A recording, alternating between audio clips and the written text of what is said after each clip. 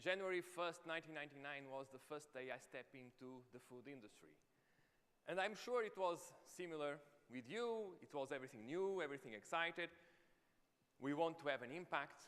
But little did I knew that after all these years, I'll be here standing in front of you. And even more important, little did I knew that after 25 years, the main challenge remains the same as I faced it back then. You know, now, 25 years after that day, I talk with food safety professionals almost daily, worldwide, you know, and I heard so many times that they are still facing the same challenge. I can't be heard. Okay, I need a process.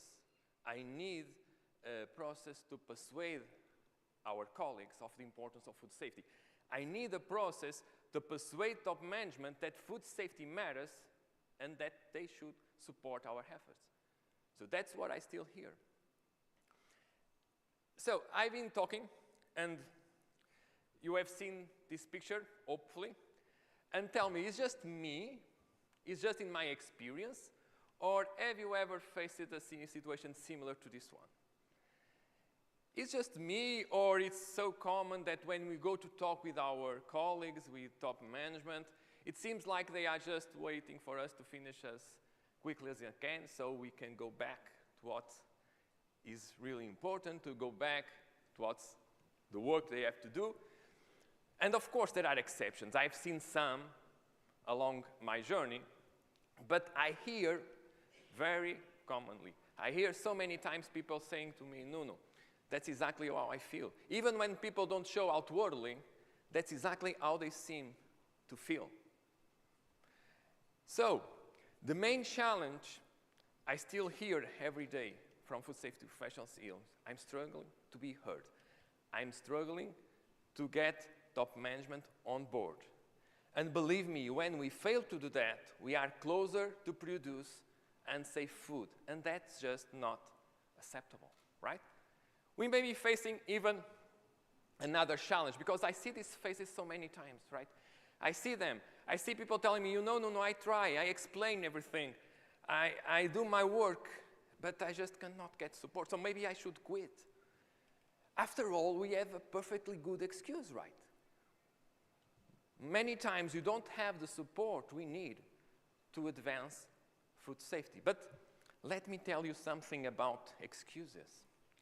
The thing is, excuses may be true, excuses may be valid, but they are still excuses.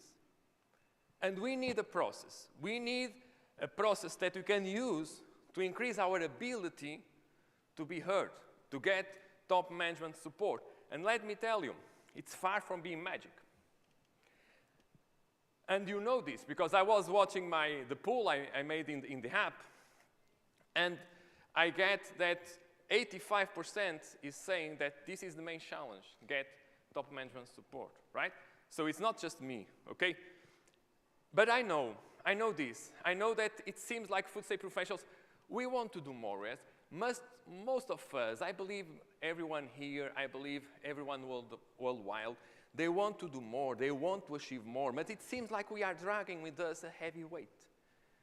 And I know what it is, you know, because I've been there 20 years. I know what it is to feel the frustration of not doing what we need, what's need to be done, what you want to do. I know what is the sense of feeling helpless because we don't have enough resources. I know what it is to feel a cog in a system, right?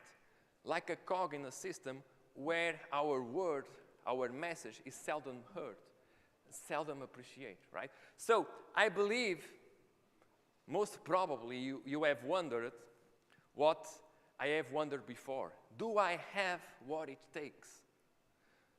I ask me that myself many times. Do I have what it takes to become an SLO, to become a saving lives officer, to become someone, a food safety professional who is able to work and contribute to produce safe food, and by that, saving humans' life? I believe many of you already know me, probably attending some of my workshops, webinars. You know I'm quite open about my feelings. And I told you, I really have asked this question to me many times. I even have to confess that I have chosen sometimes to fall into the temptation of the excuses. I asked myself many times, I said myself many times, okay, I try, I did my best, I explained. They don't care, I quit. That's their problem. Have you ever told you that? I have. I regret now, but I had said that to me.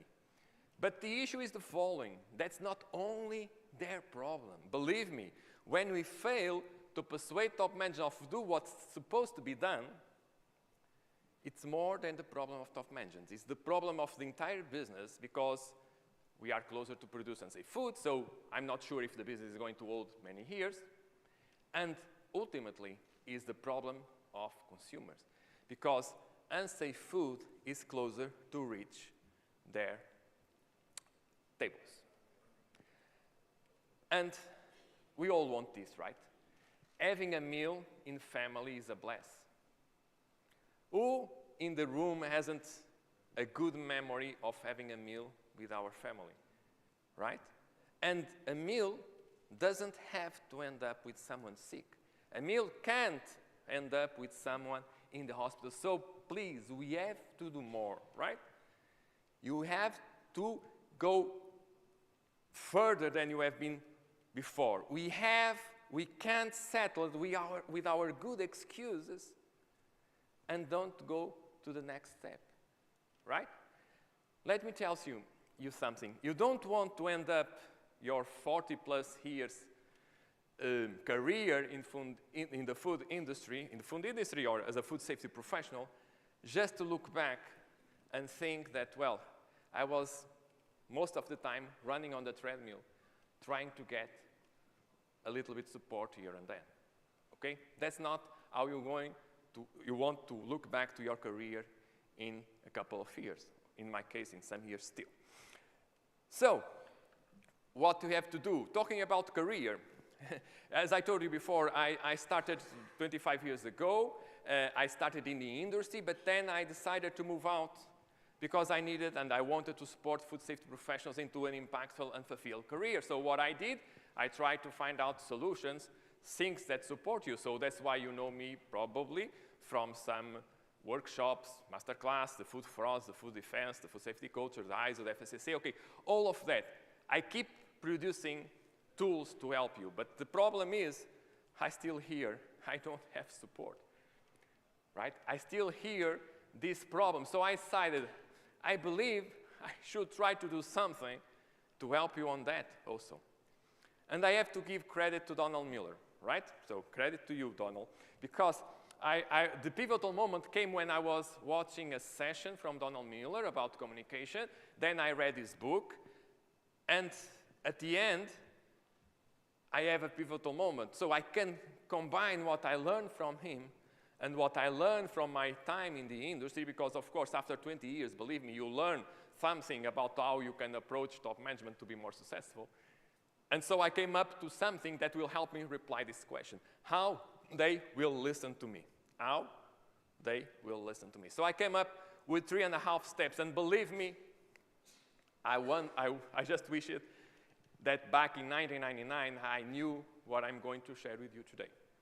How much more I could achieve if I knew back then what I'm going to share with you today. And I hope that this will help you achieve much more than you are achieving so far.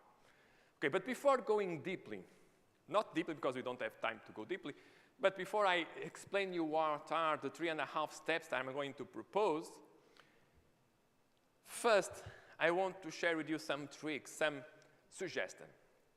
When you want to persuade top management of the importance of hearing us, of the importance of safety, that they should hear more of what we say, I advise you to invite top management into a story.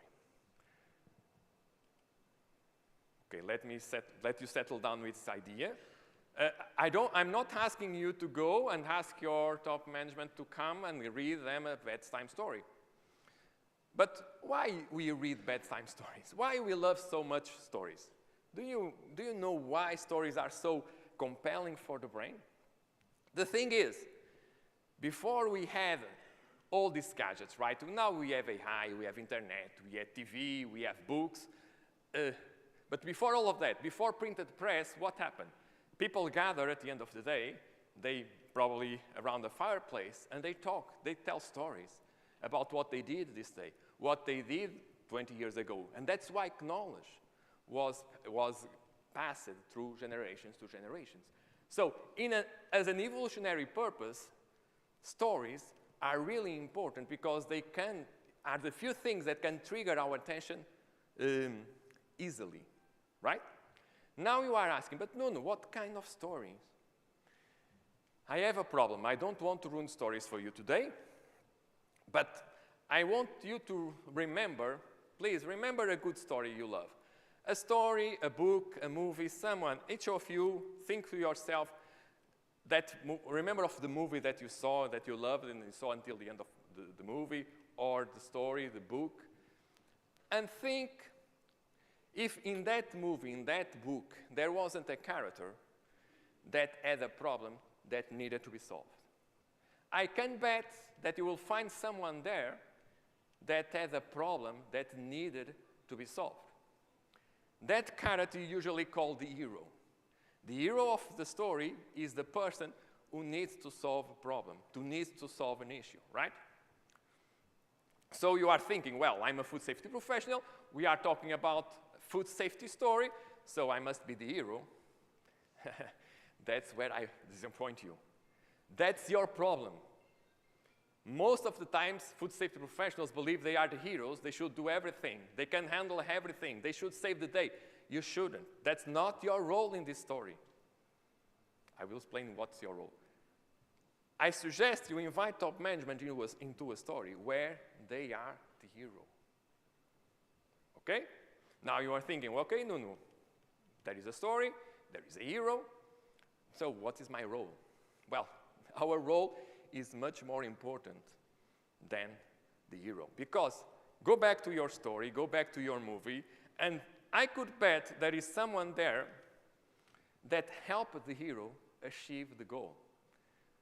I don't know which book you are thinking about, which movie, but please see if there isn't someone, a character, that was there all the way to give the hero the advice, the knowledge, the information to help them transform, to save the day. Okay, and that character is the guide. We can call it the guide of the story. And that's what we should be, right? So, we are not Daniel San. We are Mr. Miyagi. I know that yesterday I was talking during lunch, and I know that many of you still remember the original Karate Kid. Hopefully you still remember. But let me tell you, this one you should know. We are not 007. Who is the guy from 007? Loud? I don't see. Okay. Oh my God. I have one picture. You have to say the picture I have. I would say Ham. Do you agree? She's the one who was always there to support him and hear him at the end of the story and give them guidance. We are not Harry Potter. Who is guiding Harry Potter in the journey? Dumbledore. Okay, this was easier.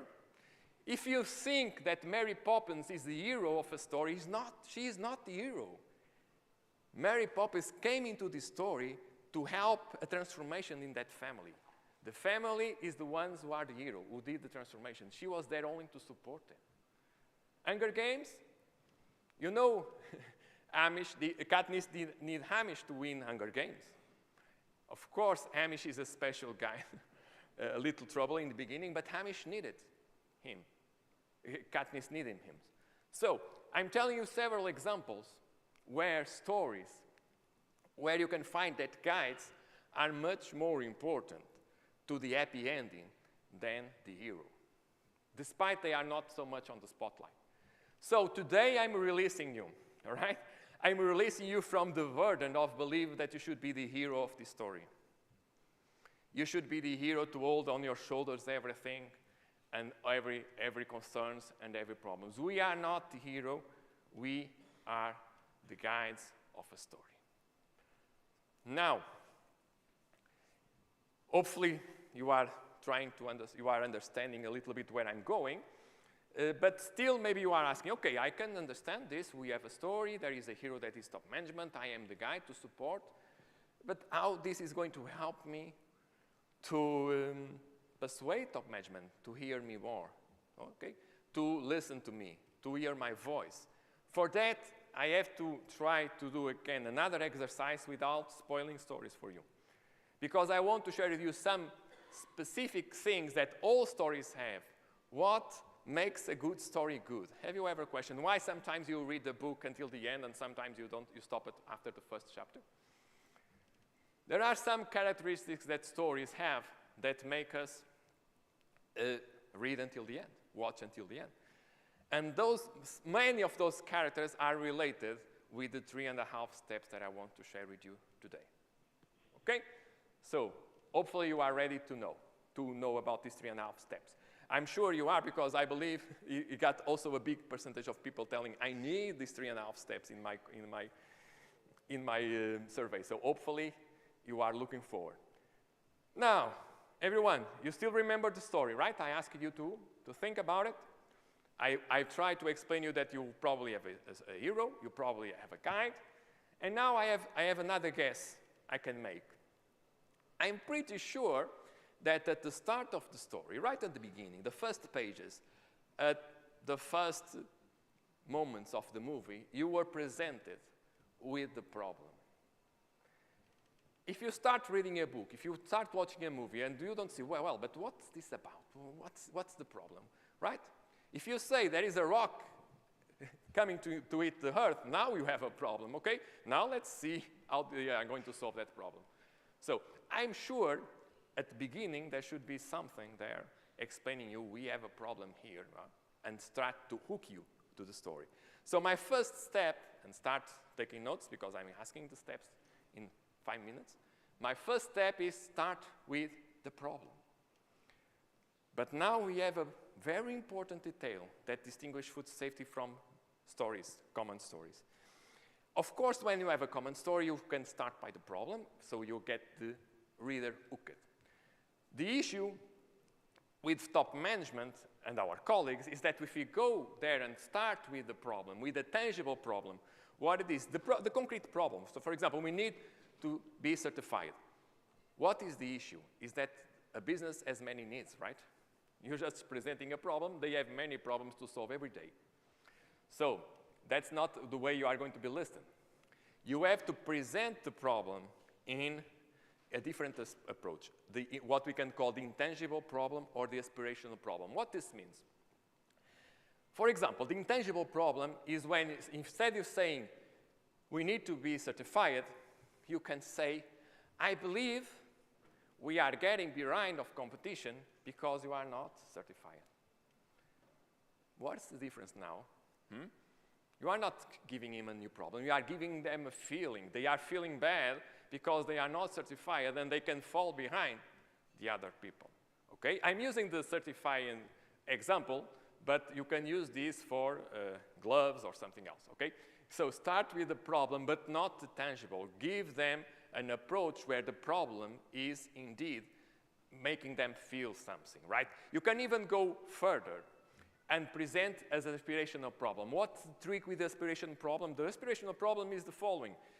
Now you are connecting this issue with an aspiration, either an individual aspiration, for example, from the top management itself, or from the business. For example, if you present the problem like this, you know how our business is known to lead the way, to be the first, to achieve new things. You know how you like to be the first to implement new things, to be innovative. I believe that being certified is the next step to achieve that. Now you are presenting a problem and they are understanding how this problem is related with something they want very much. They really is an aspiration for them, right? Or for the business, okay? So you have to start with a problem. But now as I told you, if you have a rock eating the horse, that's a big problem. But if the problem is, well, we need to move this share from here to there, are you still looking, reading the book? Are you still, well, this is not a really interesting, important problem. Yes, you can leave there. So it's not really a very big problem. So step 2 would be to state the stakes. So you have to explain what is at stake, right? Do we have a problem? But now what is at stake? What happens if we don't do anything? When we do nothing, what is the consequence, right?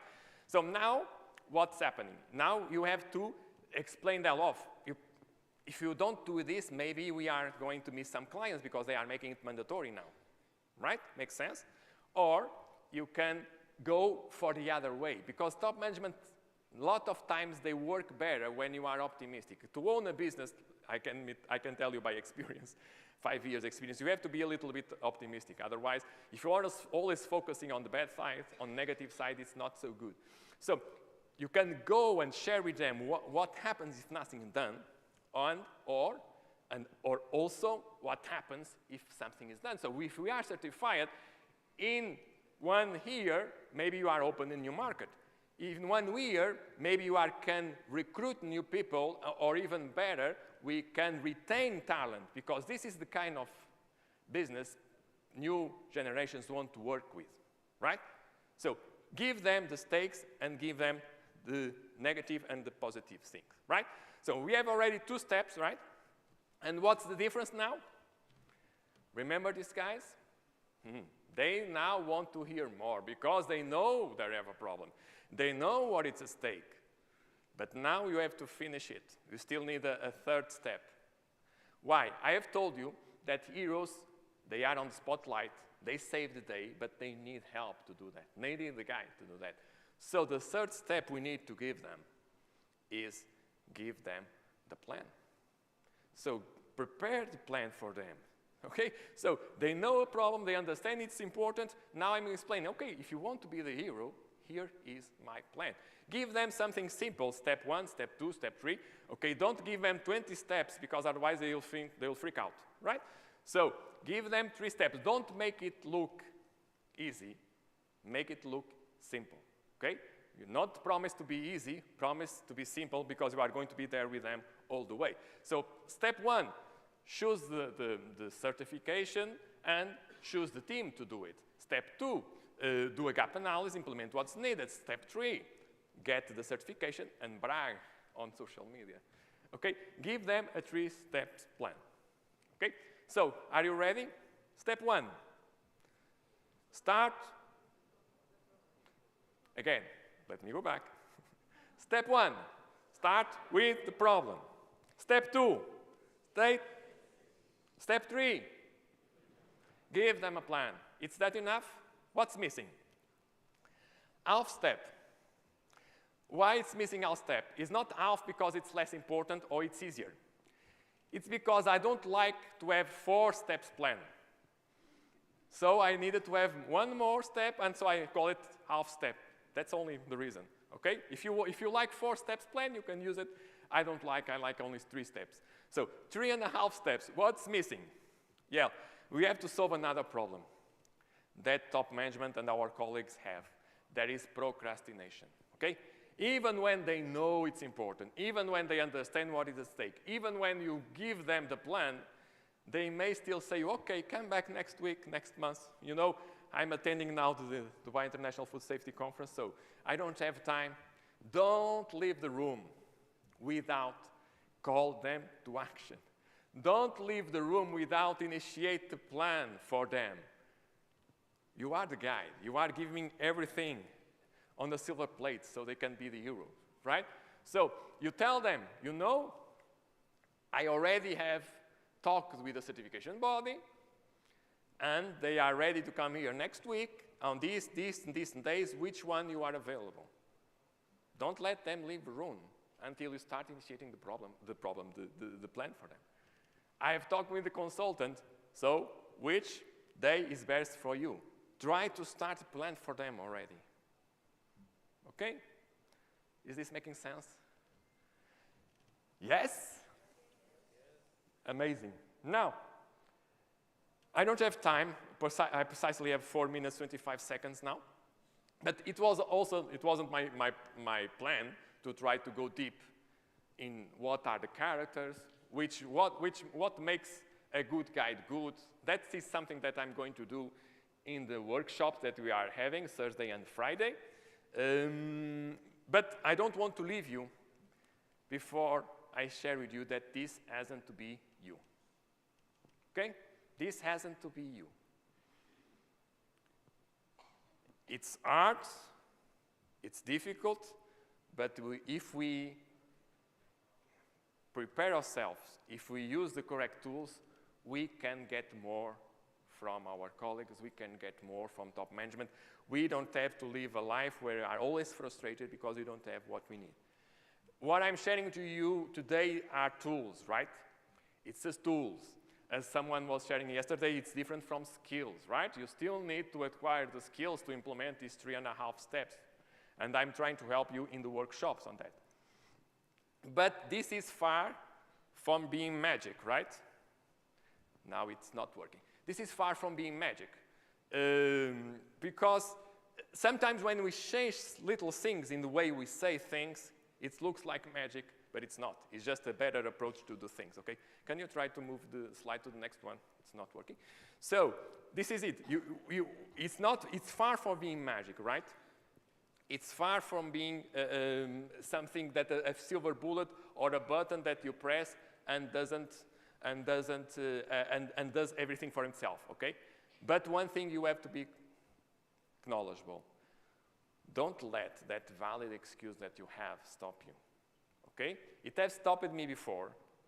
It has given me relief because I said, okay, I try everything. We can always push harder. You can always do better. And we can always try to do the best thing and the best possible things that we have available at our hands, right? So my final message would be exactly this. Go, use this 3.5 steps plan and save human's life, okay? Thank you so much for sharing your precious time with me. Thank you, bye.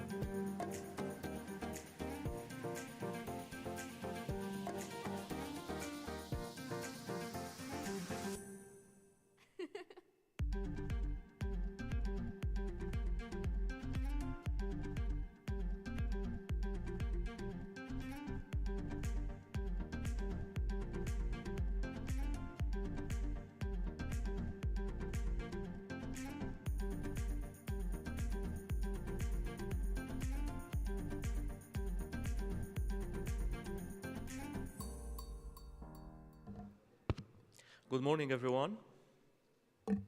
So if you please, we ask you to join your seats again so we can start our next session for the morning.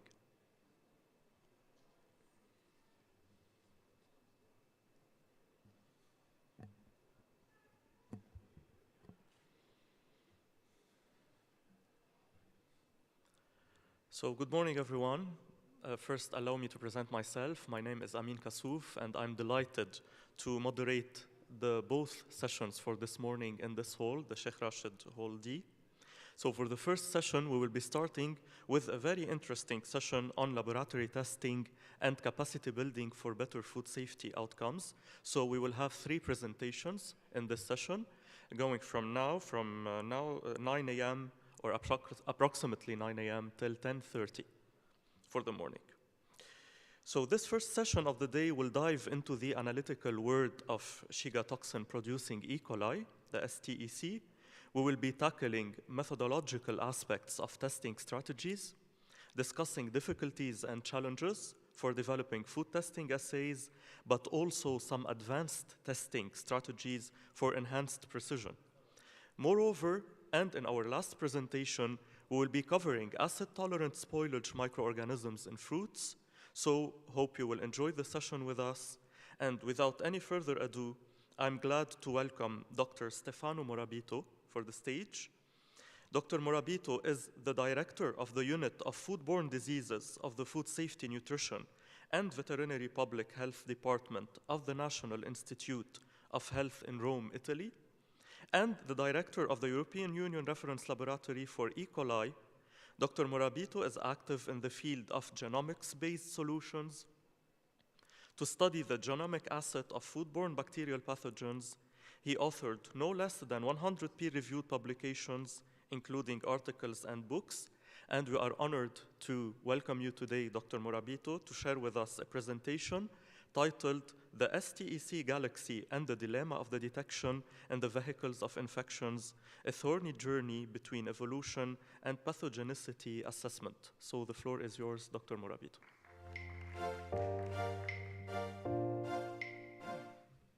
Thank you, Mr. Chairman, for the kind introduction. Thank you to the organizers for having me here.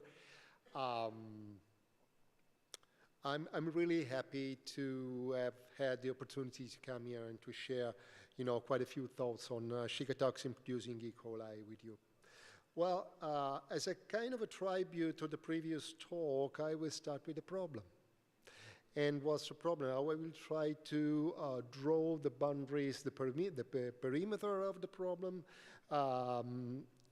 related with staph infection. Then we will go quickly through the definition of the hazard in itself, and afterwards we will try to make a kind of a pathway related to how our perception changed over the time with respect to the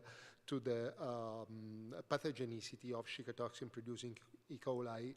And finally, I would like to share with you some thoughts and reflections that would hopefully enable a kind of a common thinking on the impact of these microorganisms on the food safety. So, talking about the problem, I'm from Italy, and I will start from the European perspective, of course. Europe has a surveillance system coordinated by the European Center for Diseases Control and Prevention that collects data from all the member states on infectious diseases, among many other things, including Shiga toxin-producing E. coli. But you have to keep in mind that Europe is the sum of 27 countries, and each country has its own surveillance system. And for Shiga toxin-producing E. coli, the systems of the different countries are not disharmonized. That means that some countries do look for all diarrheal cases, some others just look for bloody diarrhea cases, and some other countries just look into HUS cases. That means that the figures you see here are largely underestimated. In any case, in 2022, Europe has reported to ECDC some 8,000 and spare cases of staph infection with almost 950 cases of HUS. But jumping to the global perspective from Europe, I mean, there is not certainly a global surveillance system for infectious diseases, including STEC, but FAO and WHO in 2018 attempted to estimate the burden of diseases related with STEC infection, and they came to the estimate of 2.5 million cases each year, with more than 200 deaths and 27,000 deaths. For those who do not know, daily is a metric aiming at dimensioning the burden of a disease. And these metrics identify the life years lost to the disability caused by the disease itself. And 27,000 is not, a small figure. And you have to consider that this kind of an estimate is based on data which are not disaccurate nor harmonized at the global level, so it is expected to be much more.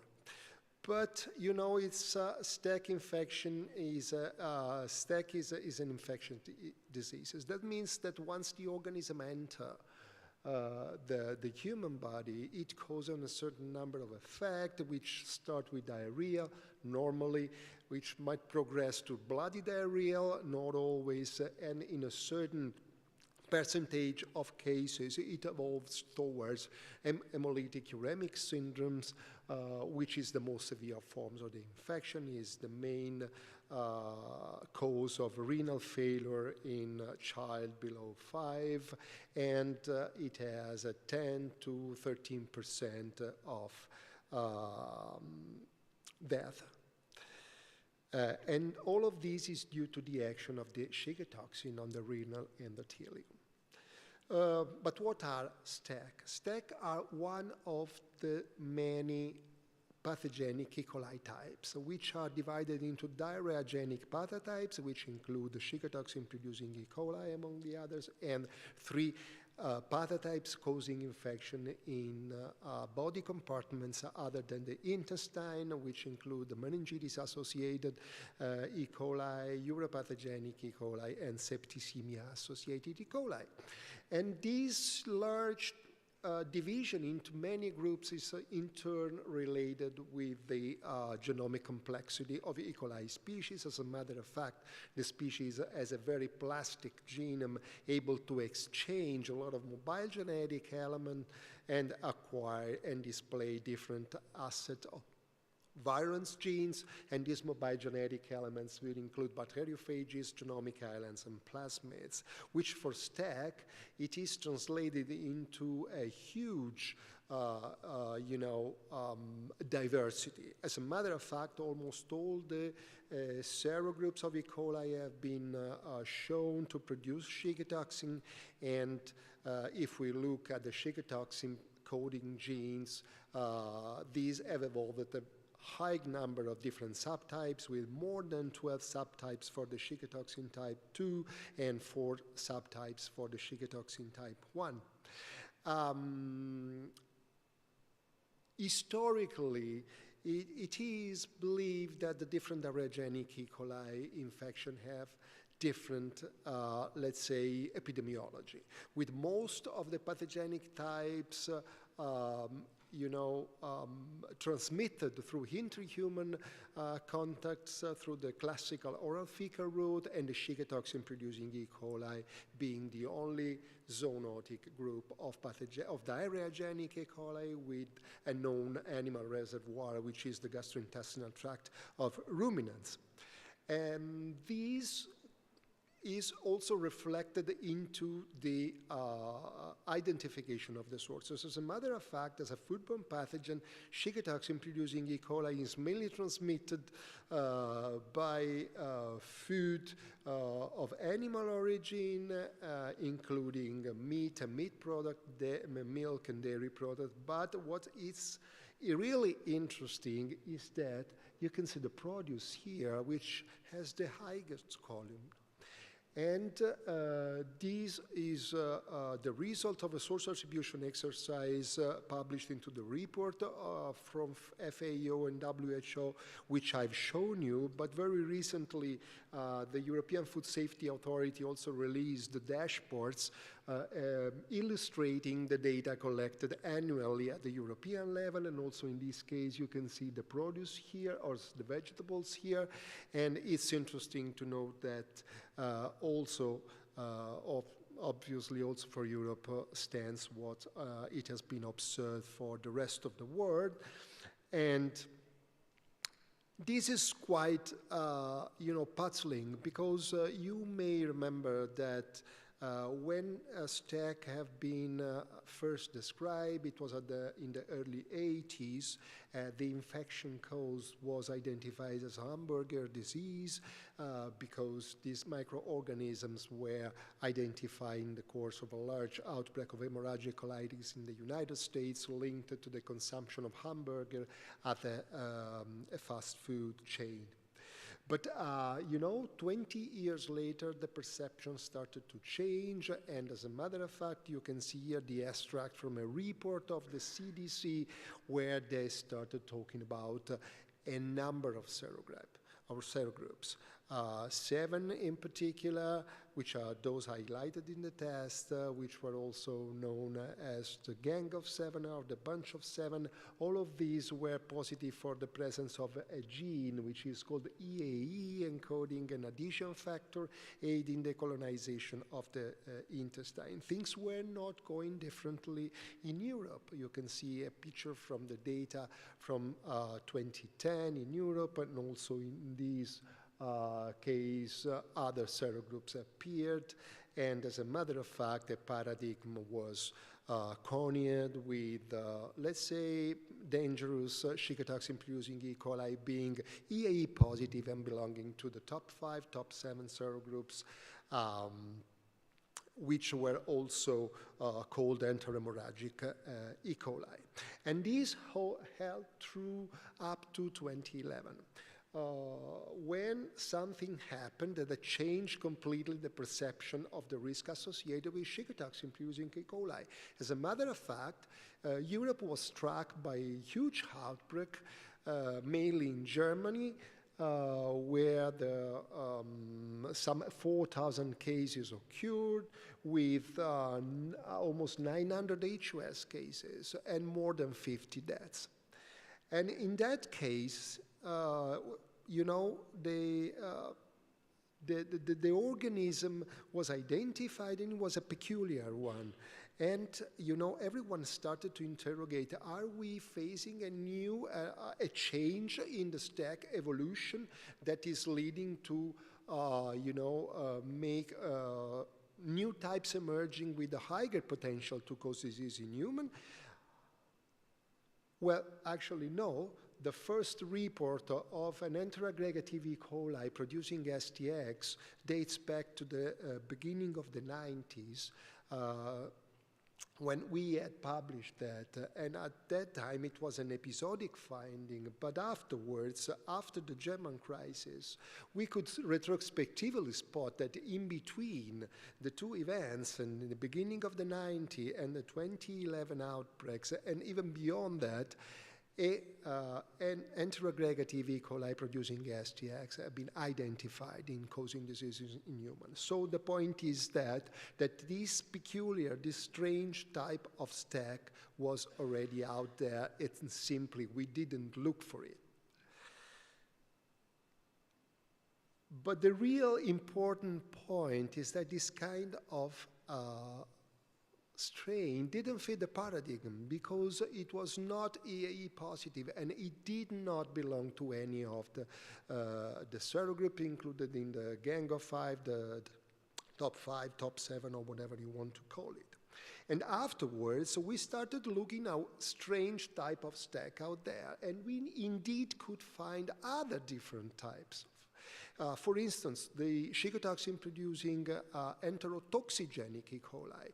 I mean, a report associated this kind of a strain to an HUS cases in 2017, but looking back, it was out there since the beginning of 2000 years. and also affecting animals. And this strain did not fit the paradigm either, because it was EAE negative, didn't belong to any of the top 5 or 7 serogroups, not to mention the more recent finding of extraintestinal pathogenic E. coli, which have been identified as producing STX and which have been isolated from cases of hemolytic uremic syndrome, first identified in France, in the first half of the 2000 years, but, and belonging at the serogroup 080. These were indeed EAE positive, but afterwards, again, these kind of strains were out there, and we simply didn't look for it. You can see a report of extraintestinal pathogenic E. coli producing STX isolated from a human disease and calves in Belgium since 1987, while the 0157H7 was first described in 1983. And again, in Italy and the Netherlands between 2000 and 2019, again, extraintestinal pathogenic E. coli producing STX with or without the EAE and belonging to multiple serogroups. And I would like to end this kind of a showcase with STX producing extraintestinal pathogenic E. coli from urinary tract infection, again, over the last 20 years. So that means that STEC are not actually evolving right now towards strange types or more dangerous types. They have been evolving all over the time, and as a matter of fact, the rigid distinction into the different pathotypes seems to not work anymore. To me, the best way to describe the relationship between the different pathogenic E. coli group is rather a cloud. It's a cloud of E. coli continuously exchanging variant genes and mobile genetic elements from which, from time to time, Shiga toxin-producing E. coli pop out. And when it happens, they cause disease in human beings, we do see them and try to look them. And this, of course, has a huge impact in food testing, because we don't actually know exactly what to look for in the vehicles of infection. And this is the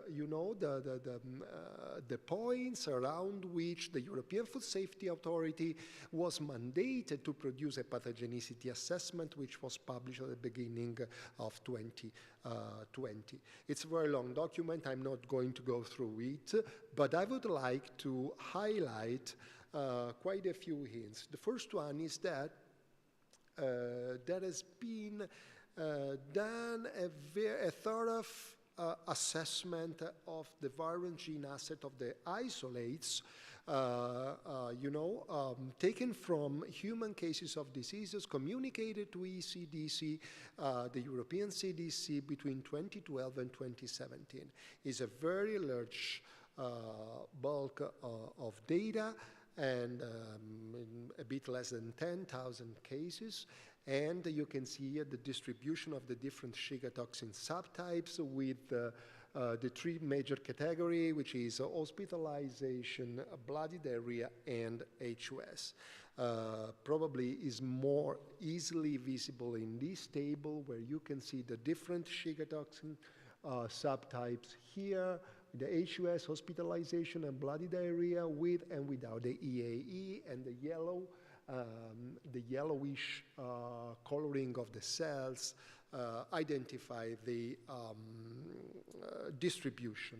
I mean, the stronger is the yellow, the higher is the distribution. The point is that EAE is not necessary for causing severe disease. It's an aggravating factor for sure, but it's not per se necessary to do that, because we have many strains without the EAE isolated from hospitalized case, which are indeed severe, bloody diarrhea, and HUS, and that almost all the Shiga toxin subtypes are identified in the isolates from human cases of severe disease, although with different frequencies, of course, with certain types more present than others. So for sure, STX2 with respect to STX1 alone is more associated with severe disease, and STX2A is the one with the highest prevalence in cases from severe disease. The same goes for STX1 and STX2, and a few other subtypes.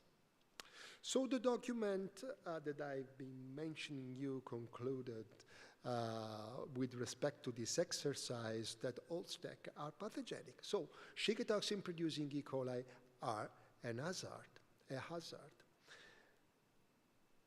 That the presence of the EAE, which was the element around which the previous paradigm was actually designed, is certainly an aggravating factor for causing severe disease, but it's not essential, because strains negative for the presence of these genes are also isolated from cases of severe disease, and that certain subtypes of STX might be a kind of discriminated between strains from more severe cases of disease than in strains from less severe cases of disease. So what? And this is when I'll try to share with you a few reflections. So the paradigm around which, more or less, the entire food safety system was built simply doesn't work anymore. I mean, we have an ISO standard which was designed around the top 5 serogroups, which seems not to work anymore. We have a kind of pieces of legislation here and there designed around that specific group of STEC as the hazard to be concerned of.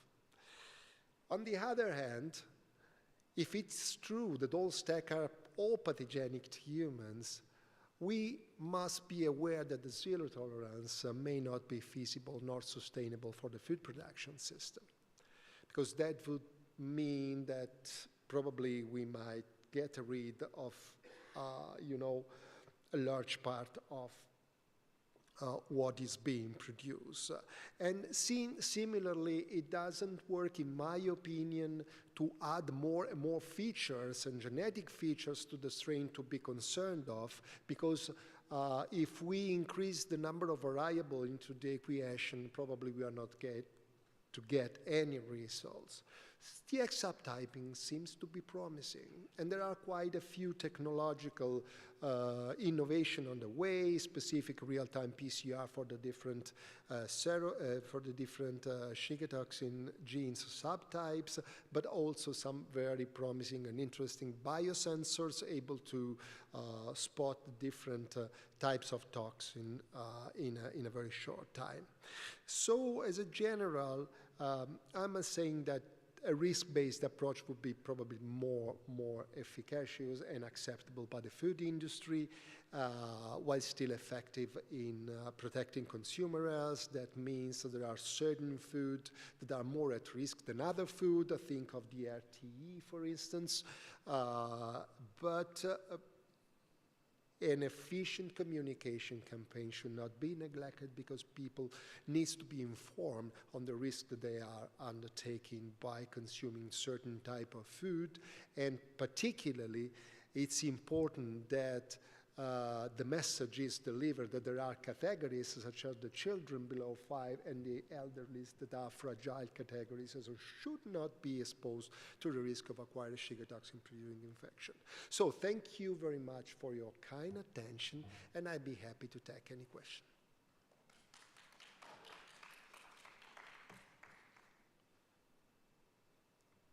I don't know if I have to stay here to take questions. Yes, we will ask if they have any questions, okay. If you may stay, yes. Thank you so much, Dr. Stefano, for your presentation. And we have some time for a few questions, so please do not hesitate to ask your question now. And we have a microphone. So we have a question here on my left. And we have another one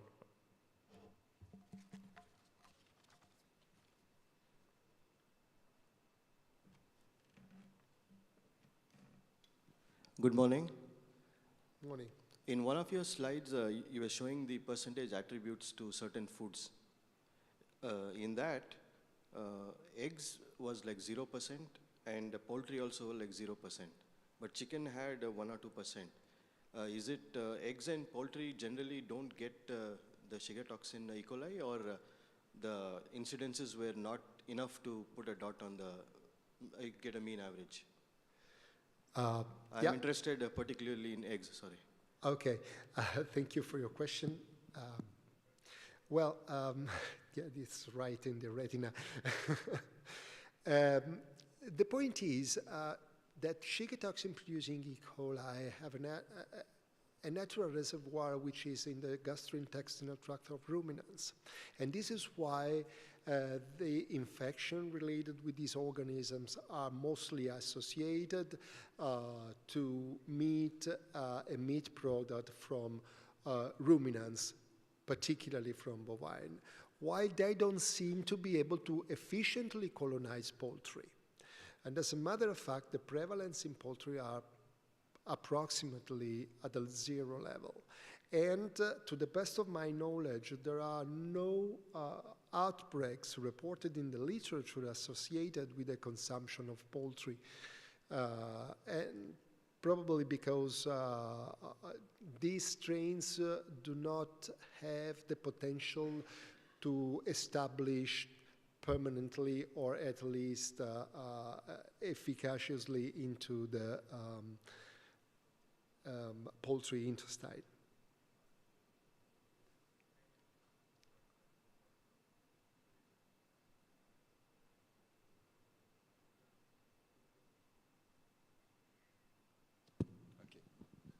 So thank you very much for your presentation. It was really clear that the approach to look for STX and EA genes is a little bit obsolete.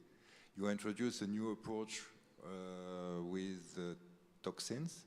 So if we look to the toxins in food, maybe the bacteria are dead and just we have the toxins. So that's a first point.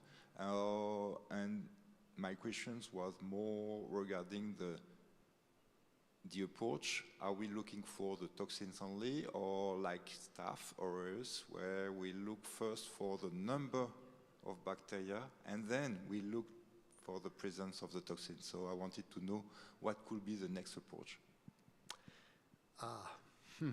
That's a good point indeed. If I had the answer, probably I would rise a business in that. No, the point is, I believe that preformed toxin in the food is not a problem, and is also barely detectable as such. So I know that there are quite a few groups that are working on the possibility to detect the toxin, but in enrichment cultures from food, because that would be the direct evidence or indirect evidence that the live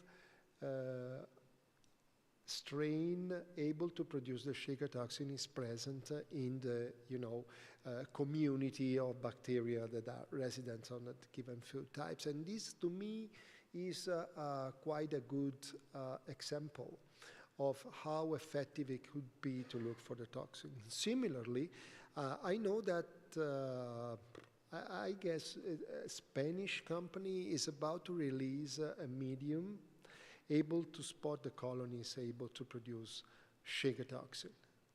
I don't know if it's already on the market or if it's going to be released very soon, but this is more or less the same strategy. Once you know that the Shiga toxin producing is out there, you can, start following your own decisional tree. That means it is the food that I'm producing prone to be consumed by the more fragile categories. It is going to be consumed without any treatment to reduce the presence of any pathogen or whatever. And in case the answer is yes or no, you might take your decision to stick just on any stack. You don't want any stack present in your food, so you can stop your testing right there.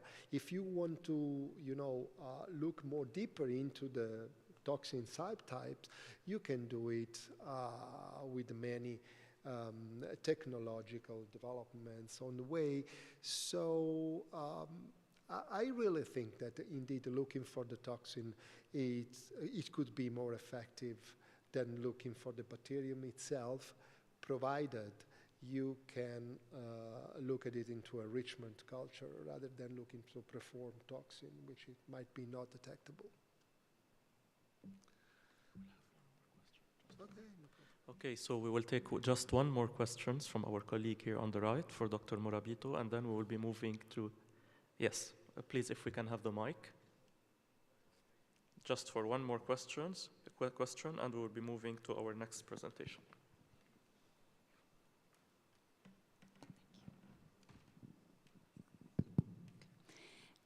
Thank you for your presentation, Dr. Morabito. That was really fruitful.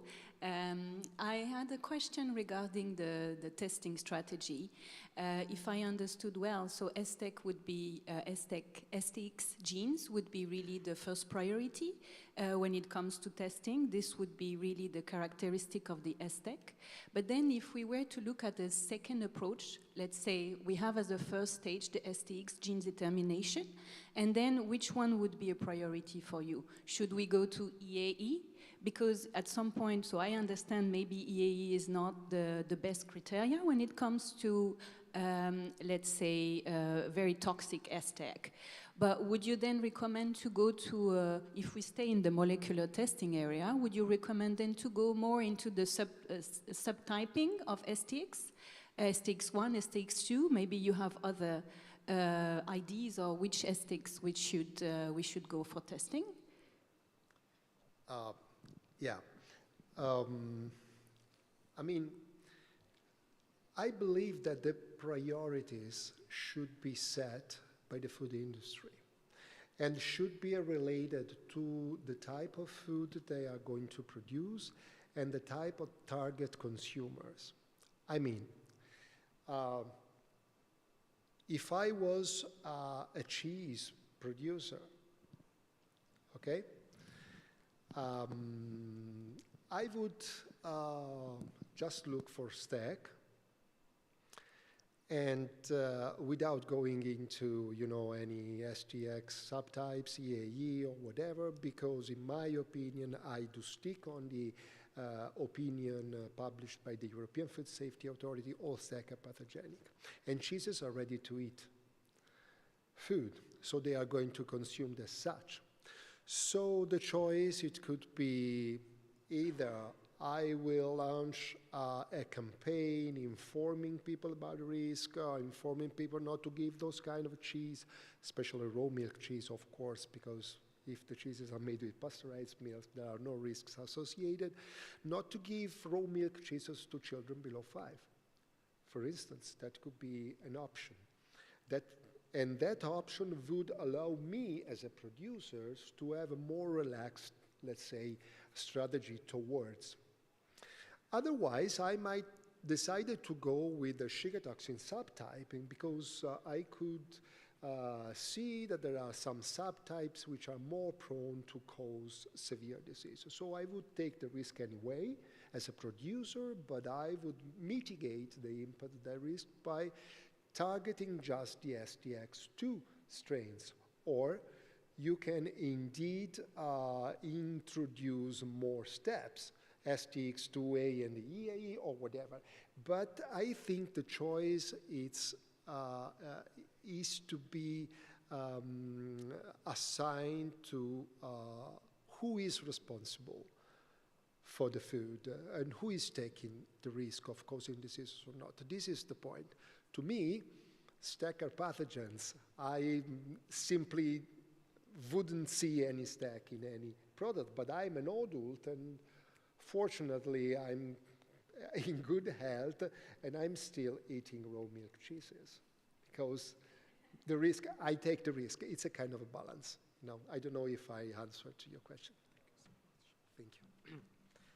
Thank you. Please, a round of applause for Dr. Stefano Morabito. Thank you so much. And we will get the chance to pursue with our discussion on STEC with our next presentation. which will be presented by Dr. Victor Bendali, who is a field applications specialist for Biorad in the Food Science Division, and Mrs. Mathilde Fournial, who is a channel sales manager for the Food Science Division of Biorad Laboratories. So thank you for joining us today to present to us a presentation titled Revolutionizing Stack Detection, Advanced Testing Strategies for Enhanced Precision. So please, the floor is yours.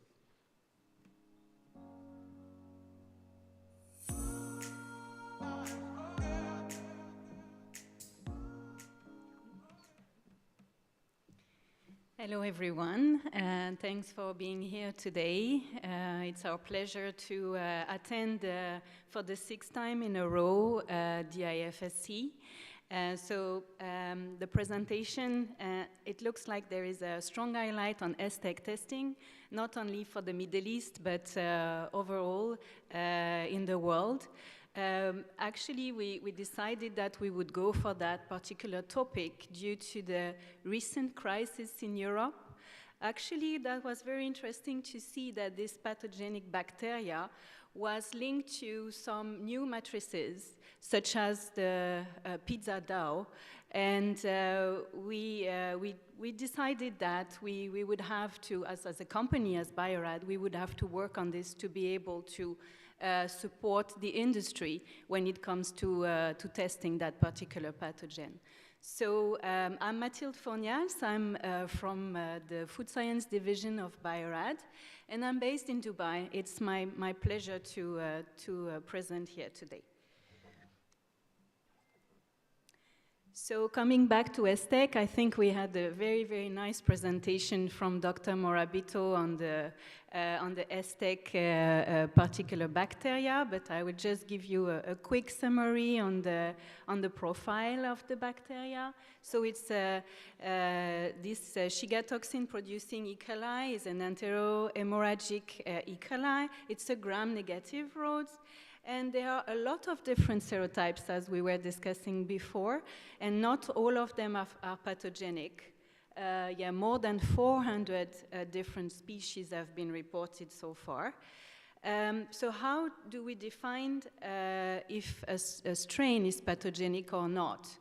It's very difficult if we look at the phenotypic feature, because there is only one differentiating parameter, which is the Shiga toxin, the production of Shiga toxin.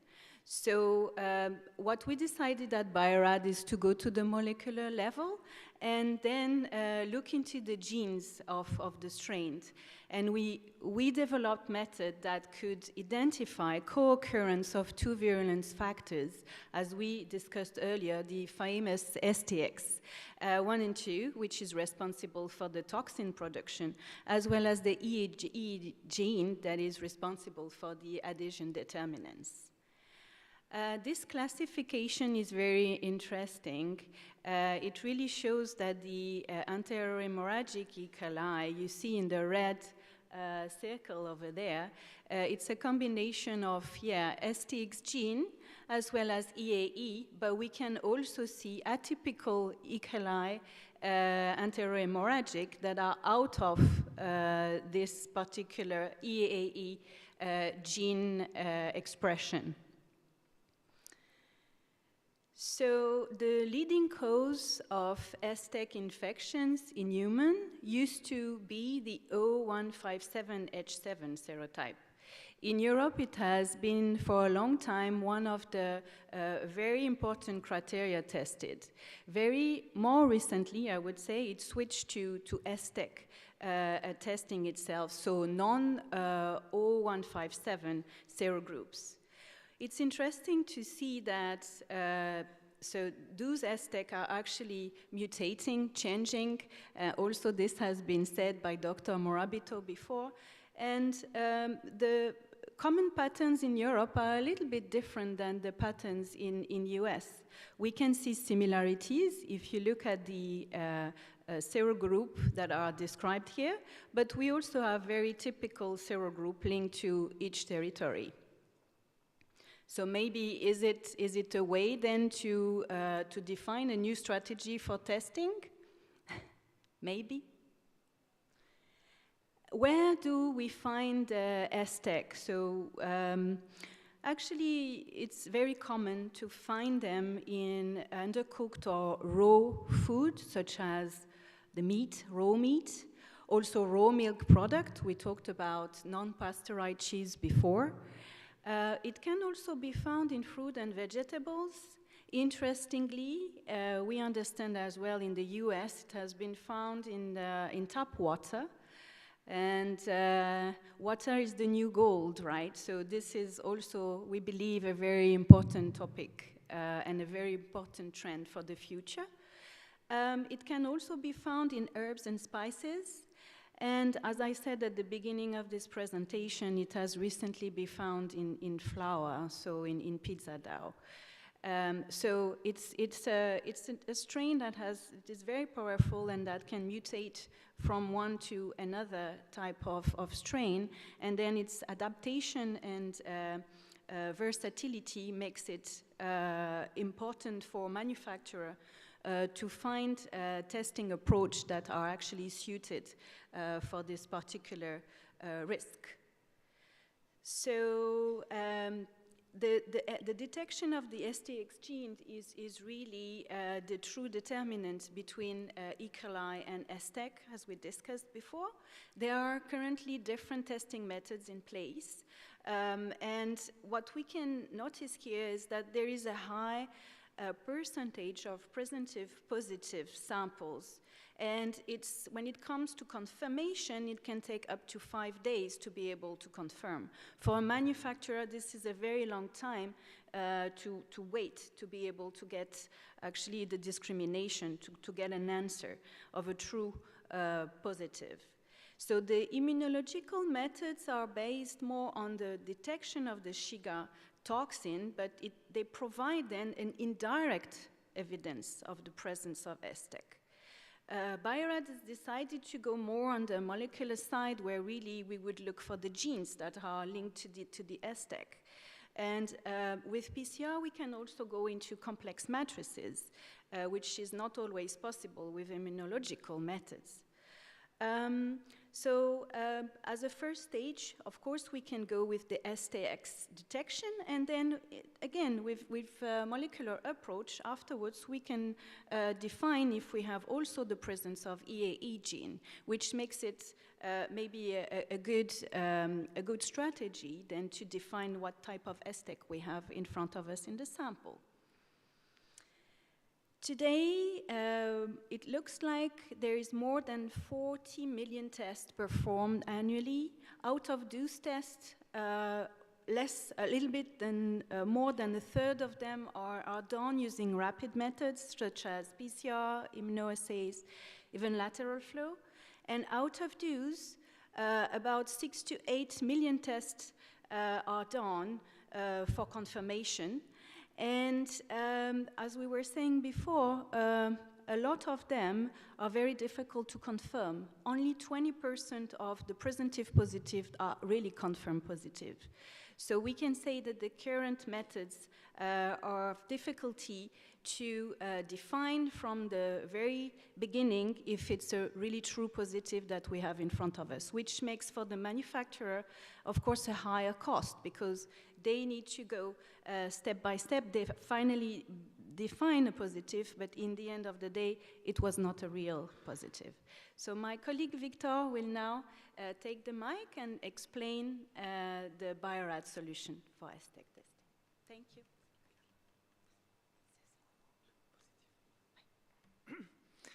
Hello. So now I will talk more about the Bio-Rad solution for STEC detection in food. And in our portfolio, we have two products that I will talk about in the next slides. So the first one is the IQ-Check STEC solution by Bio-Rad. So here we are talking about two kits, which is IQ-Check STEC Virix and IQ-Check STEC Zero. So these two are ready-to-use kits. For the first IQ-Check STEC Virix, we are targeting the STX1, STX2, and the E-virulence genes. For the IQ-Check STEC Zero, it's more for the identification of the serogroup of the TAP7. And our kits are having the internal control as well, a positive and negative control to validate all your runs and your manipulation. So in the workflow for the IQ-Check PCR stack kit, so we start always by an enrichment, which is a BPW, and we have different time enrichment depend on the matrices, and in our validation we have the shortest is for the raw meat, which is 8 hours, and then we go for an extraction, different step of extraction, which is a flexible solution for low and high throughput. In one plate, you can do up to 96 tests, and also we are able, the workflow, it's adapted, and we created to be able to test also other pathogen in the same plate. So it means that you have the same workflow. And after the extraction, we go for an amplification step by using our thermocycler CFX Opus with IDE software. And it's very easy and friendly software. So if I go more in the international validation, so we have the AOAC and Microval approved. For the Microval, we are validated recently on a broad range of food, so including raw dairy, raw meat, multi-component foods, and flour and raw out. So we are covering all the matrices. And also we have something which is very important to notice is that we are validated in the screening step for the USDA MLG reference method. So it means it's very easy for your exportation food to the US, which you have with the green card to the exportation. The second product that I will talk more about is the ddPCR. It's something that it's new and more, Bio-Rad is focusing on the ddPCR. What is the ddPCR? For starting, if we go fast, so the PCR start with the PCR qualitative, which was the first generation, is the endpoint. And then we are in the second generation, which is used in the field, which is the real-time PCR, and it's more relative quantification. And the third generation is a droplet digital PCR, which is designed by Bio-Rad, and it's the absolute quantification. What's happened? So droplet digital PCR, it's powered in the partitioning. So it means that we're dividing our sample with using a droplet generator in a small droplets. And in each droplet, we will do the amplification with a thermocycler. And then we go and we will detect and read the droplet one by one. And in this case, we will detect if you have any positive in the droplet. And in our kits, we are able to detect so the STX and the AE. So we are able also, because it's divided in a droplet, it means that we are going for a colocalization, which is one of the aim of this technology. It's to be sure that in one droplet, we will have the STX and the AE in the same bacteria in the droplet detected. So in our kit, we are going more for the proposition for using this kit in the screening method as well also for a confirmation method. It depends on how we start. So if we start by the ddPCR, it would be the screening method, and then we will confirm with qPCR. And if you go for the confirmation, it means that after a detection on an IQ-Check, which is qPCR, we can go for a confirmation and colocalization of the bacteria in the same droplet. So in the summary, we have a solution which is very flexible for low and high throughput, ready to use PCR region. We are specific detection of STX1, STX2, and DAE, and also the top 7 serogroup. We are adapted for different matrices, easy to be used and implemented. It's user-friendly and validated AFNOR, AOAC, and USDA FSIS, and one plate, one protocol, different pathogen in our solution. Thank you for your attention. Yes, thank you. Just if you want to know more, we are here also in the hall with our distributor for the UAE, Oman, and Qatar, which is Al Zarawi. So please come and join us if you want to continue the discussion. Thank you. Thank you, Mathilde. Thank you, Victor, for your amazing presentation. And we have some time for a few questions. So please, if you wish to ask your questions, start by introducing yourselves, and you are so welcome to ask questions.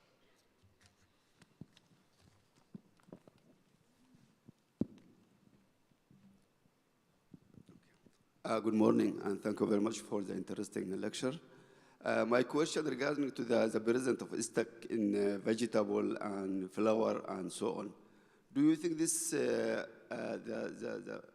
lab testing detected in Dubai or UAE or from some another country?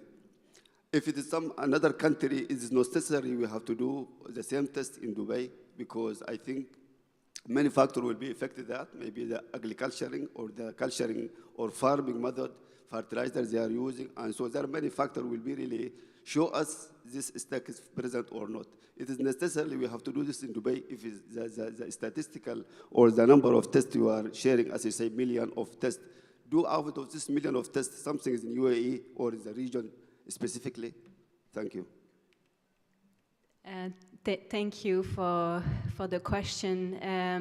I think today we live in a global world, and Dubai is actually, logistically speaking, and that's why Emirates is actually located here, right? It's very central, and it's a huge platform. So I would say if any food in the US has a risk of having STEC, I would say there is a high probability that this food can also be found in Dubai.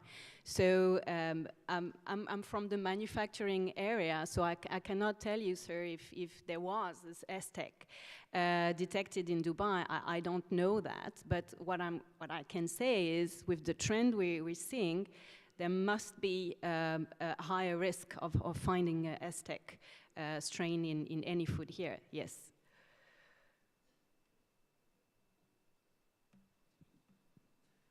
And I want to add something, that it's very important to also do the test in UAE, because if you want also to export your product, it should be accepted in the other countries. So it means that we should to follow the regulation of the other countries as USA or Europe, etc., because also you have the exportation part. So it's important to have this part of the detection to be sure that your product is safe to be consumable by the other world in the other countries. Yes, good morning. Yep, my name is Khalid Al-Omari from QCC Labs, Lebanon. I know that PCR is one of the more sensitive and quick technique, especially by Biorad, because we have this kind of lab as PCR Biorad. But we are suffering from really of detection of kinds of pathogens like STEC. When you say that fresh, yes, fresh fruits or vegetables or maybe meats, it is more reliable and it has really covered our concern. But I think it's when you go by PCR for processed juice or, I mean, heat treated, it will be not applicable because you are doing the test for the dead cells as DNA detection, so it is false positive, not negative.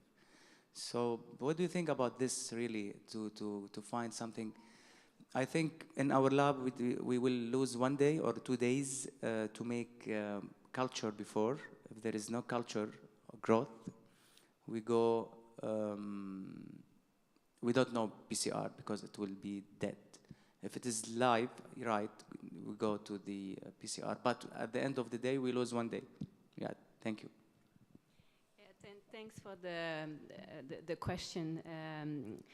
Of course, we understand that you know in the past PCR testing could be seen as a not so appropriate when it came to ready-to-eat food, processed food, Or even, you know, if you look at the environmental testing like the swabs, because you have also those samples that have been exposed to disinfectants, for instance, and where you can find dead cells. So we really deeply looked into this at Bio-Rad, and we developed a solution to manage the dead cells in the samples. So we have what we call the free DNA removal solution.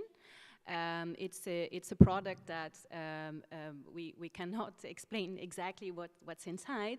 This is really a property of Bio-Rad, but it's non-toxic. It's a nuclease, I can tell you, and it would really manage in a way the dead cells detection. We developed it specifically for water testing, because also if you look at the workflow, in the water testing for Legionella, for instance, you don't have enrichment. And this really is a problem, because you are testing directly the samples, you're filtering it, and because the cells are open, there is actually interactions in between the membranes, and there is a high risk of having agglomerates and then retaining dead cells on your filter. But when it comes to food testing, and Bio-Rad has been in this world for more than 30 years, we have the enrichment.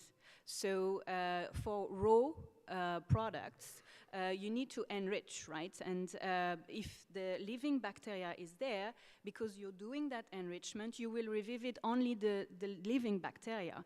There is no way, we don't have that property yet, to be able to make the dead cells alive again. This is not happening. So it means that at the end of the enrichment, you have, you know, much more cells that are actually there in your sample living than dead cells. So when you do your sampling then to do the PCR, if you find the dead cells, it really means that they were at the beginning, you know, when you took the sample, in a very high proportion.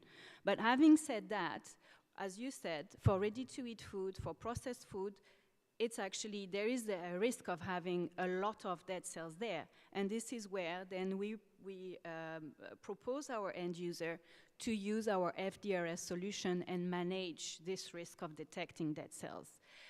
For more technical details, maybe Victor? It's only a few words. So the FDRS is a free DNA removal solution. It's a solution that we add before we go for the extraction steps. So when we take our enriched sample, we will treat it with this FDRS, which we will eliminate all the DNA, free DNA in the sample, and then we will extract only the viable cells.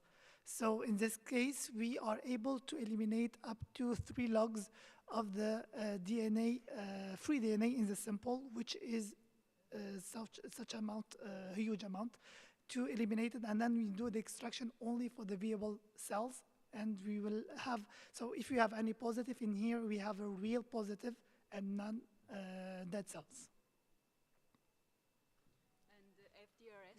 Sorry, the FDRS is also validated, AFNO or AOAC as well.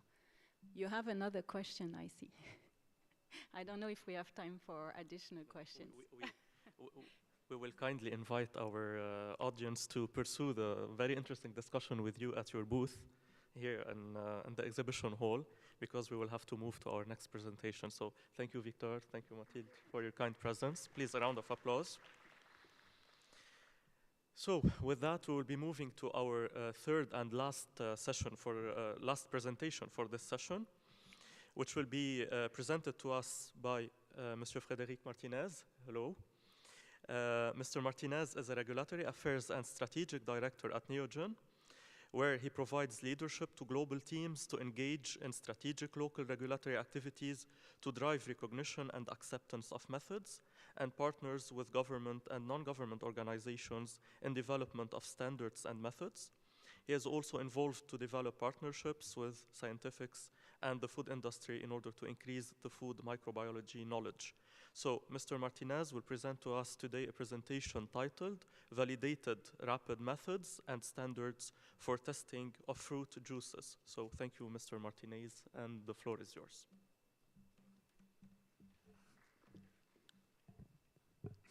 Hello, everybody.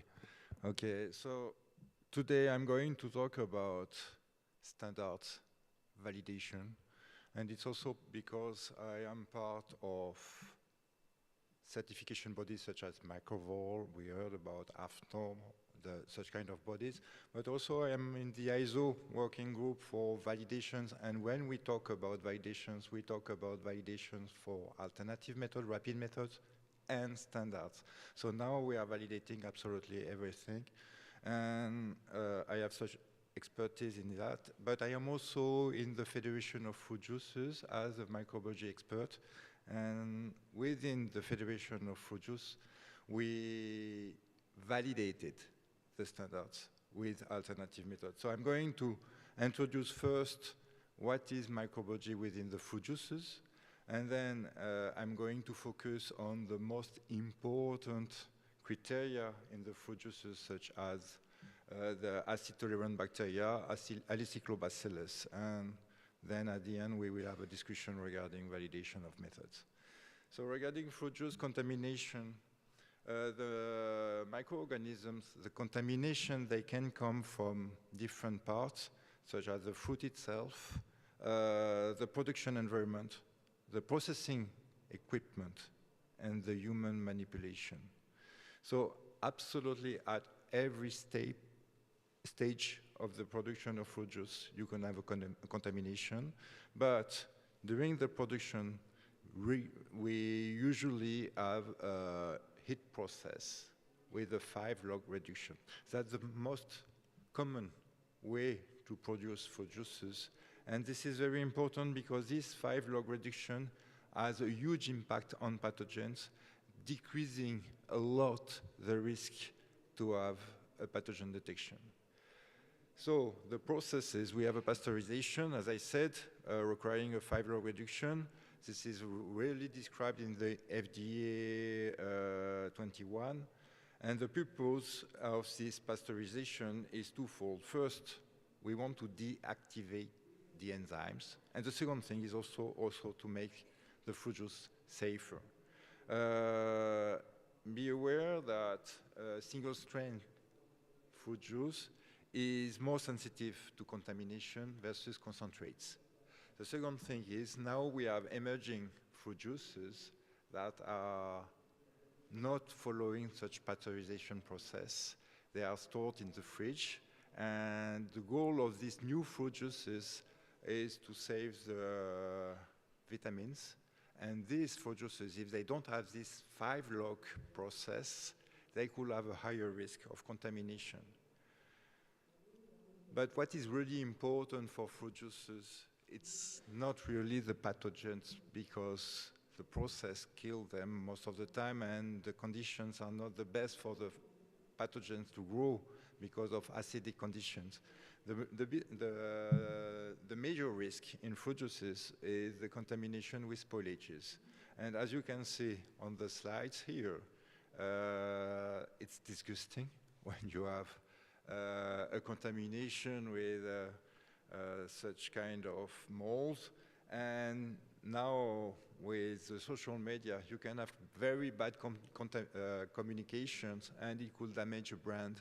When you see on TikTok, for example, the presentation of a contaminated fruit juice. The parameters to test in fruit juices are really impacted by the fruit juice themselves.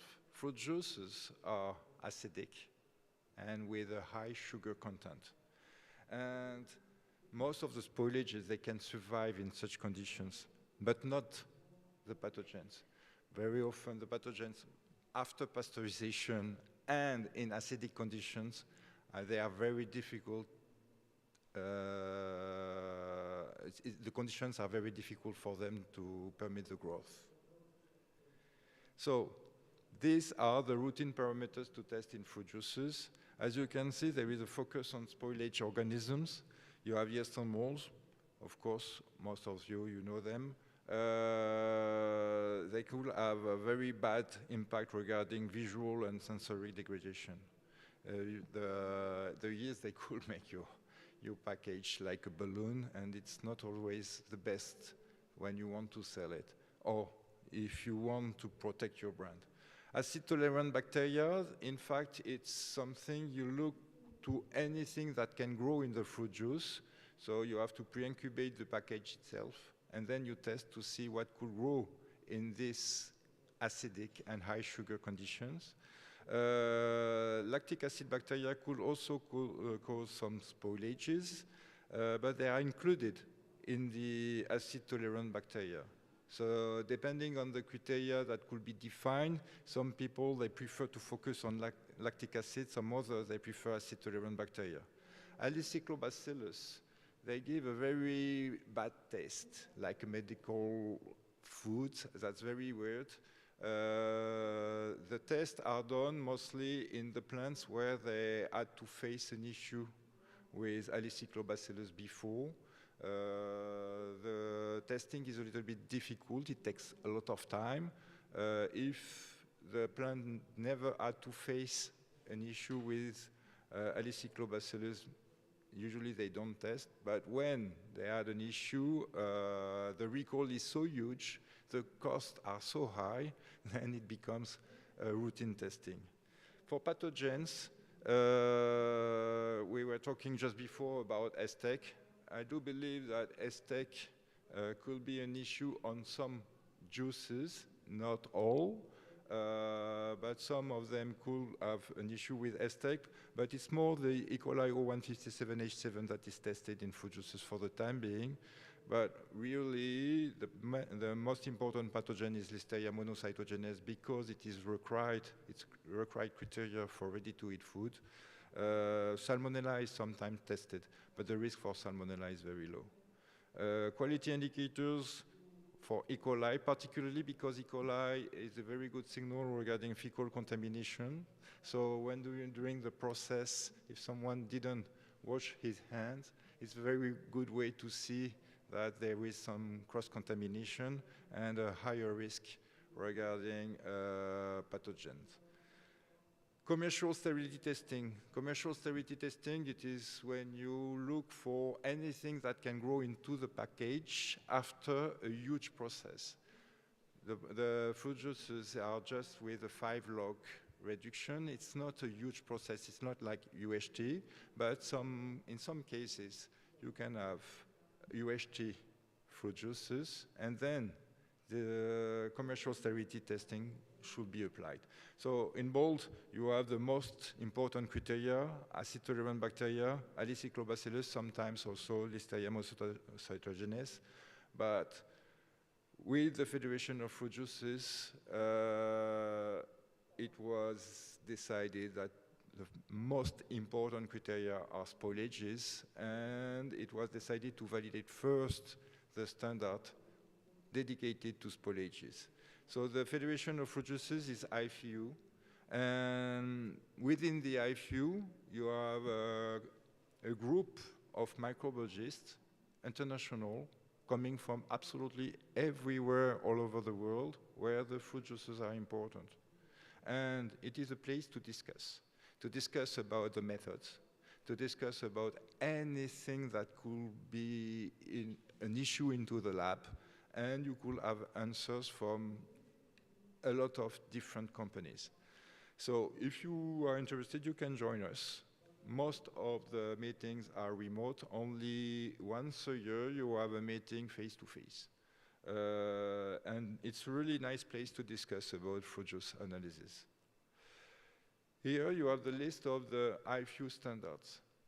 So you have ISO. This is an international organization to develop standards that are recognized worldwide. IFU, the Federation of Fruit Juices, they have their own standards. And within these standards, so you can see there is a huge list of standards. The two most important standards, the two first that have been validated, is the total count for potential spoilage microorganisms in fruit juices and related products. And the other one is for the Alicyclobacillus enumeration or detection. It's not only for fruit juices. I said previously it's fruit juice, but also concentrates, or particularly for Alicyclobacilli. It could be also for water with some fruits inside. This kind of water, so I heard about Danone before, and Danone, they have such kind of products. It's flavored water with juices, and I don't know why, but Aliciclobacillus, they really love such kind of beverage, and they grow very fast, and it gives a very bad taste. These standards had to be validated. Why? Because if you use a method with no validation, for the time being, it's not recognized the same way as if it is validated. And there is an ISO protocol to validate the standards. It is the ISO 17468. And we have, for alternative method, the ISO 16140 Part 2. And it was decided to validate these two methods and to validate in parallel a Neogen rapid method. Why to validate and verify an analytical method? Would you fly in a plane that was not validated for flying? Of course not. But verification is also important. Would you trust to fly with a pilot if nothing was verified? So if the pilot is a car driver, but not a plane pilot, it's difficult to trust it. So the validation is to be sure that the method works. The verification is to be sure that the method works in your lab and is fit for purpose.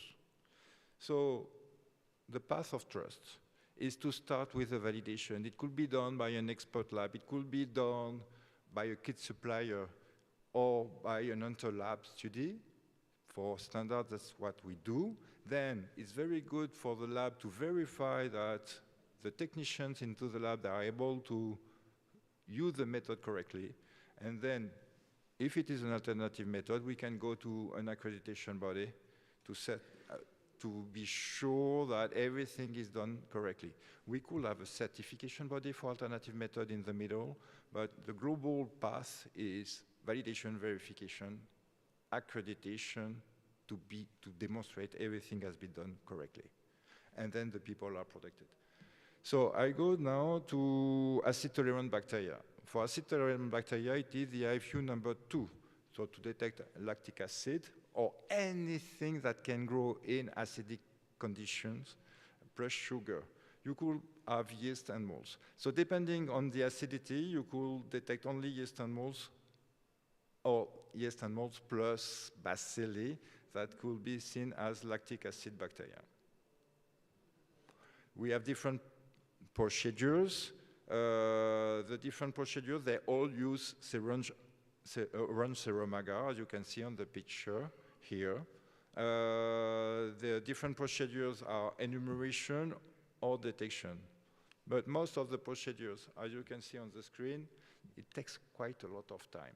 It takes time, it takes 3 days to enumerate.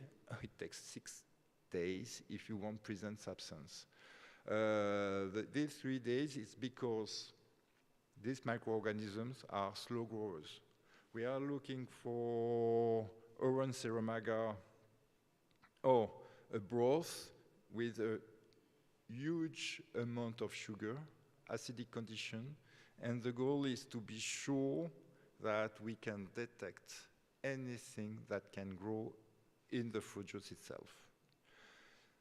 This method has been validated in 2022 with the collaboration of Neogen, and in parallel, we also validated the Solaris method, that is a rapid method. So the two methods have been validated at the same time.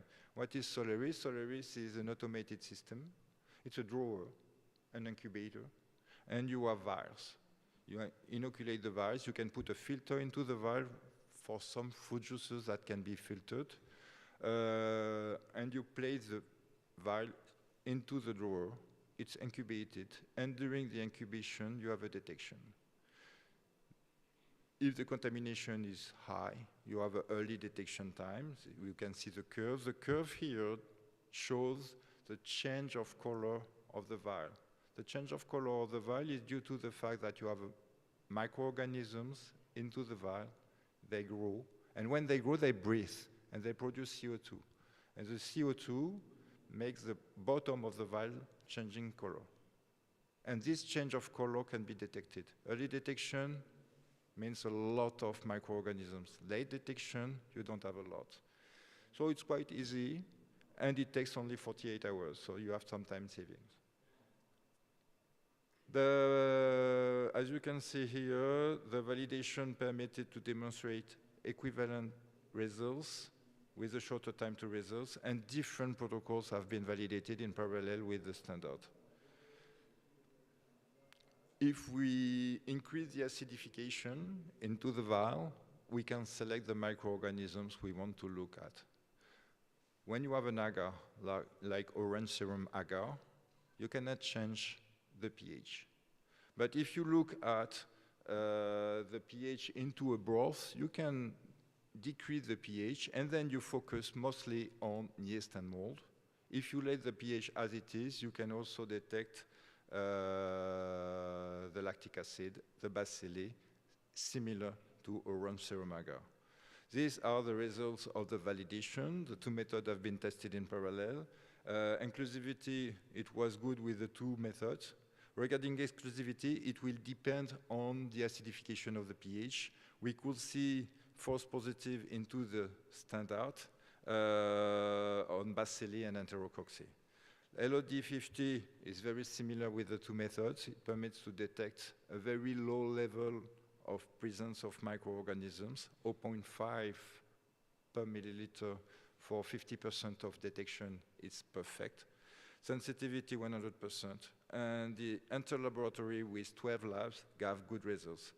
Here are the 12 labs. So all these labs are part of the Federation of Fruit Juices.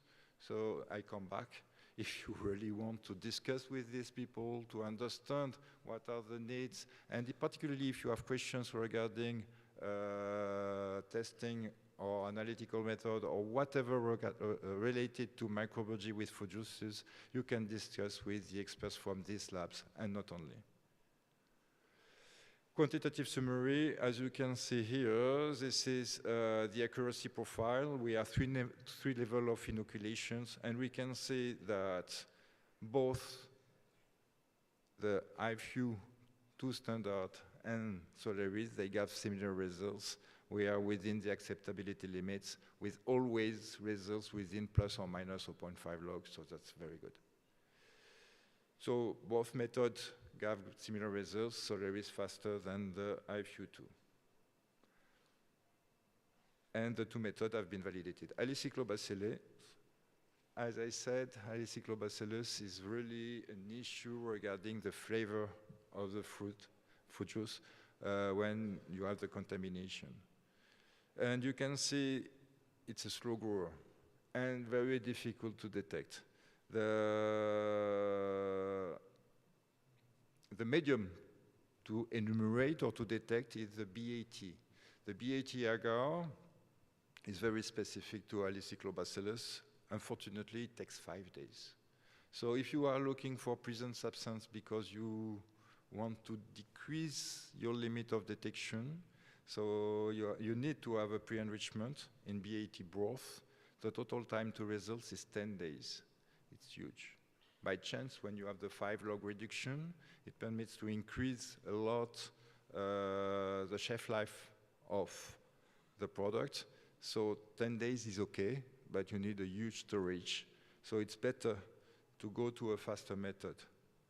And with Solaris ACB, we could decrease a lot because the time to detect is 2 days instead of 5 days, and that's really faster. We did exactly the same thing then with the IFU2. The two methods has been validated in parallel, and I can tell you that the results have been perfect for the two methods, even if Solaris is really faster. We also tested during this validation something extra. It's the enzymatic digestion of the fruit juice. You can use enzymes with orange, for example, because the oranges, they cannot be filtered. Apple juice can be filtered, and it's very good because you could save the 5 days pre-enrichment. But when you cannot filter, it's quite long to wait 5 days to pre-enrich before to test. Adding enzymes, you can make your fruit juice filterable, and in less than 24 hours, sometimes only 2 hours, you can have on your filter enough filtered fruit juice to be tested in a Solaris vial. You can place directly your filter into the Solaris vial. It has been tested also during the validation. So the conclusion and the discussion was about the fact that there is no more gold standard today. We can say that a method needs to be validated. And once you validate your method, you realize that sometimes alternative method, rapid method, could be better than the standard.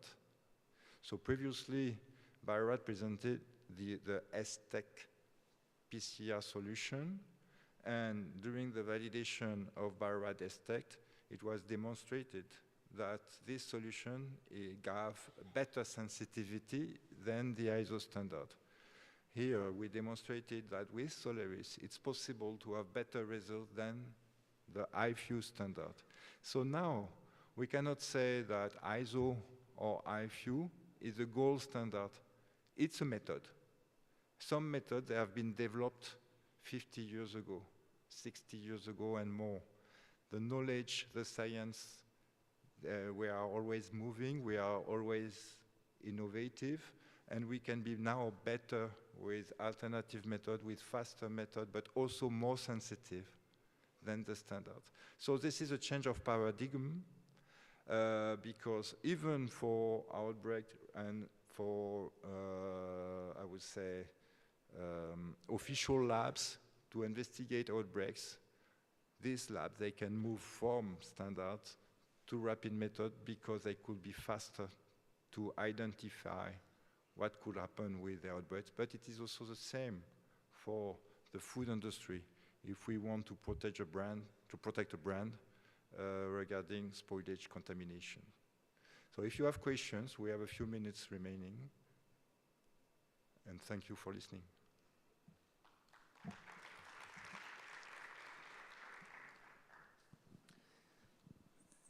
Good morning again. Thank you so much for your updated me about Solaris. One question, direct question about the yeast and mold. Do you have also covered the yeast and mold using this kind of technique? And if yes, is it validated? And how long time to be ready for results? Second question, you mentioned that Solaris, it's right now validated. What you mean I can get the ISO 17 or 25 with the assessors when asked about the validation or not? Because I think at Solaris 5 years ago, this method was not validated as I know. Correct me, please. Thank you. Okay. So Solaris has been validated for fruit juices, for the spoilages in fruit juices versus the IFU standards. As I said, the IFU2 can permit to detect yeast and molds, but not only. If you want to focus on yeast and mold only, it's possible versus the IFU2, and we have a full validation. We can provide all the validation data to you. With a decrease of the pH, you can see that we can focus on yeast and molds for fruit juices only. If the question is more general regarding yeast and molds, Solaris has been validated for the time being with AOSC on different, a large variety of food, not only fruit juices, and the ISO 16140 Part 2 with microvol is pending. So, and then it's possible to be accredited with an AOSC validation or an IFU validation. I hope I answered to your question.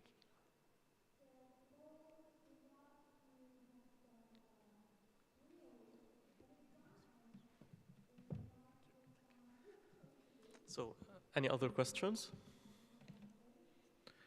Okay, thank you. So if no other questions, I would like to thank one more time Mr. Martinez for his kind presentation.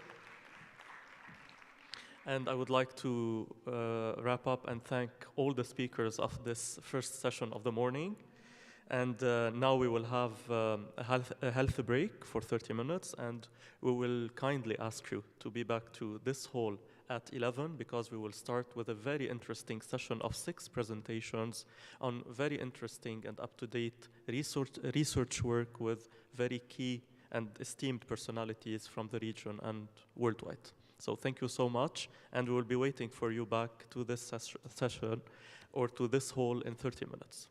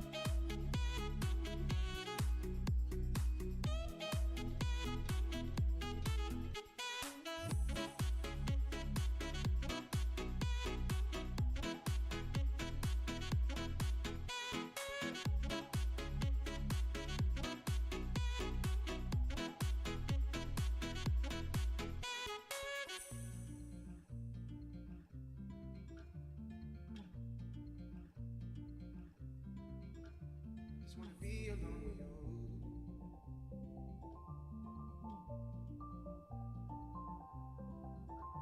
Just wanna be alone with you.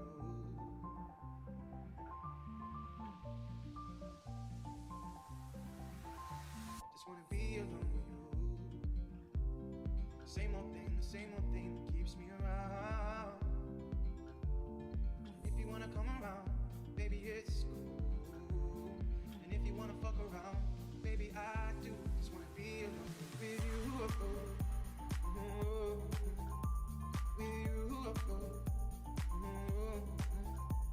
With you. With you. Just wanna be alone.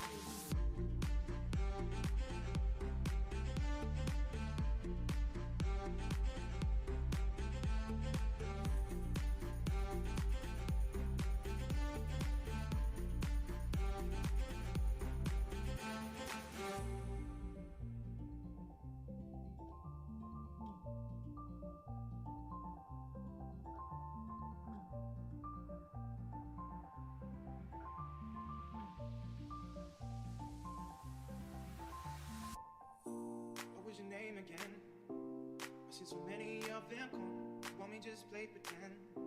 Are your girls, they just wanna have fun. But it's the same old thing that we all see, same old thing that keeps speaking. But I just wanna be alone with you, just wanna be alone with you. Same old thing that keeps me around. If you wanna come around, baby, it's cool. And if you wanna fuck around, baby, I do just wanna be alone with you. With you, with you, with you,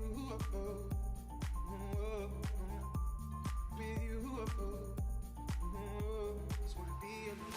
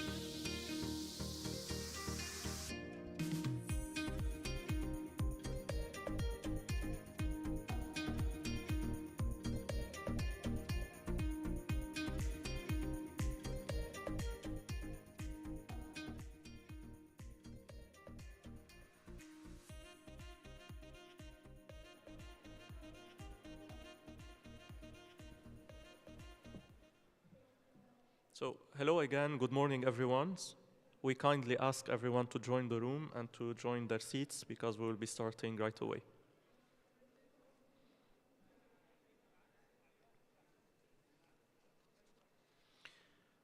Okay, so thank you for everyone for joining us for this session. We will have a very rich session for today, for this morning, including 7 presentations, very interesting presentations, and we will be starting with the first presentation with Dr. Hussein Hassan from Lebanon. Dr. Hassan is an associate professor of food science and technology and the director of academic compliance at the Lebanese American University, LAU, in Lebanon. Dr. Hassan's research interests revolve around non-microbial food safety, food toxicology, food processing, and food waste. His research has been published and presented in more than 65 high-indexed international journals. In addition, Dr. Hassan serves as a senior expert and consultant for various local and international governmental and non-governmental organizations. So, Dr. Hassan, we are honored to have you among us today to share with us 2 talks on 2 very interesting presentations, and we will be starting with the first presentation titled Toxic Metals and Organic Pollutants in Food in UAE and the Arab Region. So, Dr. Hussein, the floor is yours.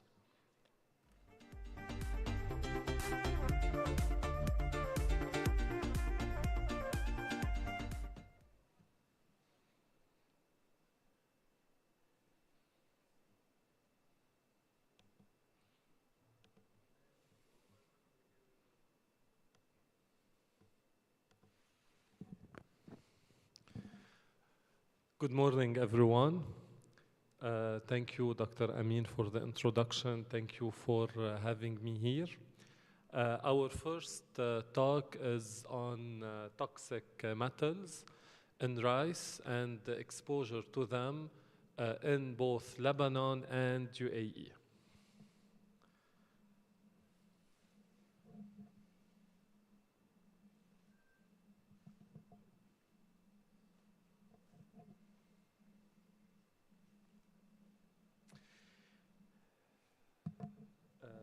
Actually, the other presentation.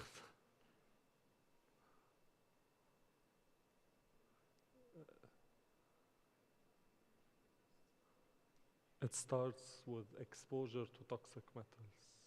Yes, this one. Thank you. So let's start with an introduction about toxic metals. So toxic metals are highly toxic chemicals to both human and environmental health. And among the toxic metals, the most studied ones are lead, chromium, cadmium, arsenic, and mercury. And as we all know, toxic metals are chemical hazards. They are carcinogens. They may cause multiple organ damage.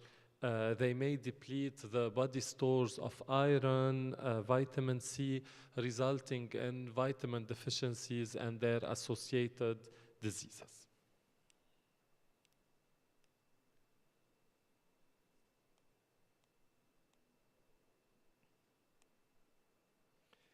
So looking at the effect of different toxic metals, for the arsenic, it is a group 1 human carcinogen by the International Association for Research on Cancer.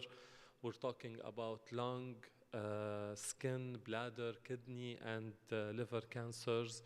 It increases the risk of diabetes, CVDs, neurological disorders, and chronic kidney problems. We have the cadmium, which is well a group 1 human carcinogen by IARC, targeting mostly lung, prostate, pancreas, renally bladder, and breast. Cadmium is involved with renal and hepatic dysfunction, osteomalacia or bone softening, and CVDs. We have the chromium, which is as well a group 1 human carcinogen by IARC. It attacks liver, kidney, and respiratory system.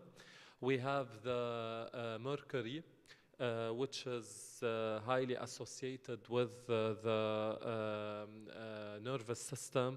We're talking about cognitive deficits, cerebral palsy, which is uncontrolled movement of the body, ataxia, or whenever you have movement without coordination, visual and auditory impairments, and seizures. Finally, we have the lead. Lead is also associated with the nervous system, with the hearing ability, cardiovascular issues, fertility, and kidney problems. So for all these reasons, we decided at the Lebanese American University and Abu Dhabi University through Dr. Nasreen Alwan to assess the exposure to toxic metals from rice consumption in both countries. Why rice in particular? Because, as you know, rice is a staple food. More than 3 billion people live on rice. It accumulates more metals than any other cereal. And it's cultivated in more than 100 countries, but mostly in Asia. So the research objective was to determine the level of the 5 toxic metals in rice collected in both countries, to estimate the exposure of both populations to these toxic metals from rice consumption, and to assess the effect of different variables, for example, packing season, country of packing, grain size, rice type, presence or absence of food safety management certification, time between packing and purchasing. So a market screening was done. In Lebanon, we identified 107 rice brands. In UAE, 129 rice brands. So these were collected in 2021. They were treated and analyzed using ICP-MS. Of course, after determining the LOQ and LOD, and we calculated the exposure daily intake by multiplying the mean concentration of each toxic metal by the intake, kilogram per day, divided by the average weight of adults in each country. These results got published recently, so due to the lack of time, I wouldn't be able to go over the exact methodology. However, it is an open access journal. You can go over all the details of the study. If we look at the results in both countries, which are quite interesting, because Lebanon is considered a developing country, while UAE is developed, yet the consumption of rice in UAE is much higher than the consumption of rice in Lebanon per capita. So looking at the different metals, if we compare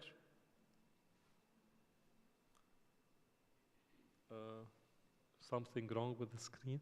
So if we compare the arsenic between both countries, we can find that they are somehow similar, close to 0.2 milligram per kilogram. If we look at the cadmium, the level in Lebanon was much higher. In Lebanon was around 0.25 versus in UAE 0.07 milligram per kilogram. Looking at chromium, in Lebanon it was around 0.3 versus 0.3 as well in UAE. For the mercury, the level in UAE was much higher than in Lebanon. And for lead, the levels were somehow similar, 0.25 milligram per kilogram.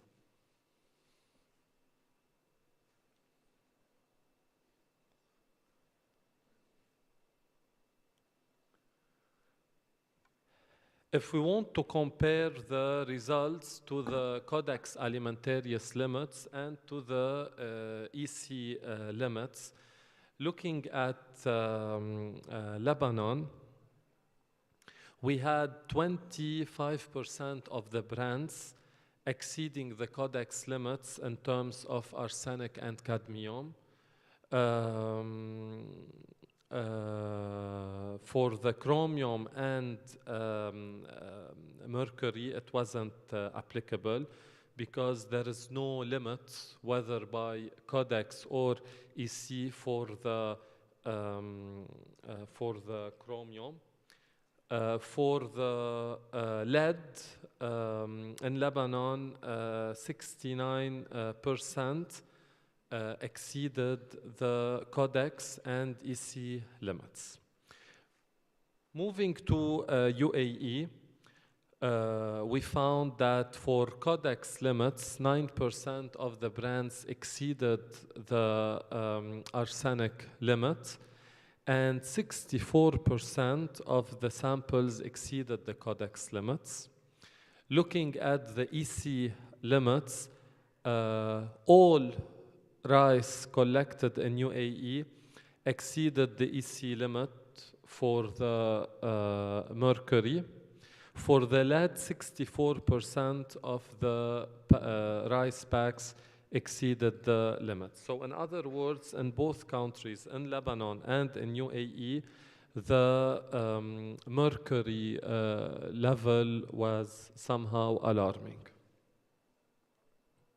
And this is a problem everywhere, not only in these two countries. The table is not very clear. It's just the effect of different independent variables on the metal contamination in rice metals from both countries. If we look at Lebanon, so we have the packing season, we have the country of origin, we have the presence of food safety management system certification, grain size, type, time between packing and purchasing, and when we collected samples twice in two different seasons, if there was a significant difference between both packs. For the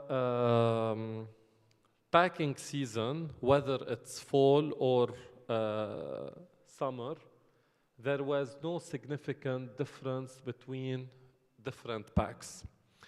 Looking at the country of origin, whether a developed or developing country, it was significant for two toxic metals only, which are the arsenic and the chromium, and the level was significantly higher in rice coming from developed countries.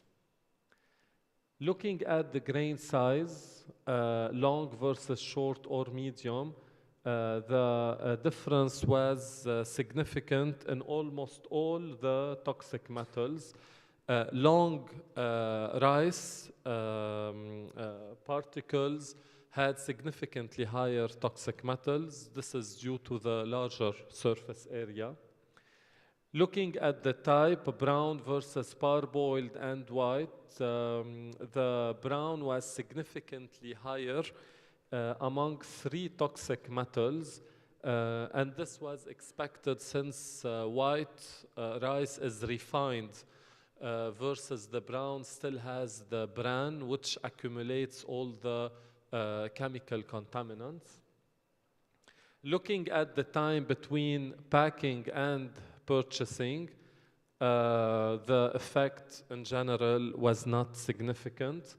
Looking at the difference in toxic metals between both collections, whenever applicable, because during the first collection, we collected rice that we may not found necessarily in the collection too.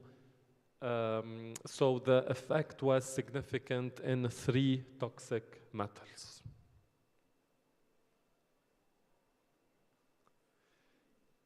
Looking at UAE, the effect of independent variables was not significant in general. For example,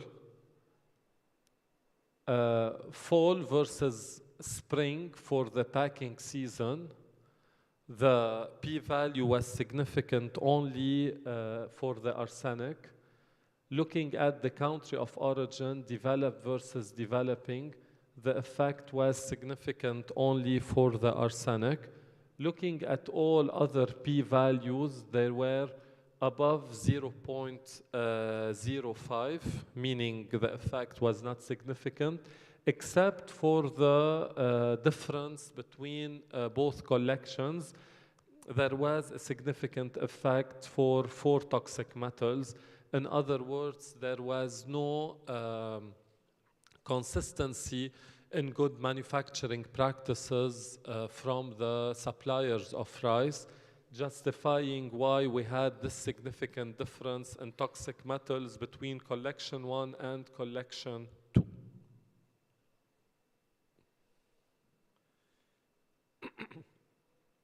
Looking at the exposure levels in both countries versus the safe levels as per FAO and WHO, we can see that for Lebanon, the exposure in terms of milligram per kilogram body weight is within the acceptable limit. In UAE, we had only concerns about the exposure to mercury. The exposure to mercury from rice consumption was around 5 microgram per kilogram body weight per week, while the safe level of exposure is 4 per week. Now, the limit is slightly higher than, the exposure is slightly higher than the limit, which is alarming. This was interesting because the level of mercury in Lebanon was higher. However, since the consumption of rice in UAE is much higher, the exposure was significantly higher compared to in Lebanon. In UAE, there is a big Asian population, and the Asian population consumes rice significantly higher than any other population. Also in this part of the world, rice is more stable compared to Lebanon. In Lebanon, our diet is more Mediterranean, so there is more focus on consumption of vegetables and so on, unlike in the Gulf countries. So that's why this level was higher than Lebanon when it comes to exposure to mercury from rice consumption. Concluding remarks. So all tested rice samples representing the market in Lebanon and UAE were contaminated with the 5 toxic metals: arsenic, cadmium, chromium, mercury, and lead. In UAE, the percentages of samples exceeding the international limits were 9, 100, and 69% for arsenic, cadmium, mercury, and lead respectively. Again, the level for mercury is alarming, and this is an international trend, not only in UAE. Among the samples in Lebanon, the percentage higher than the international limits were much higher than in UAE. We're talking about 25, 73, 100%, and 69% for the toxic metals.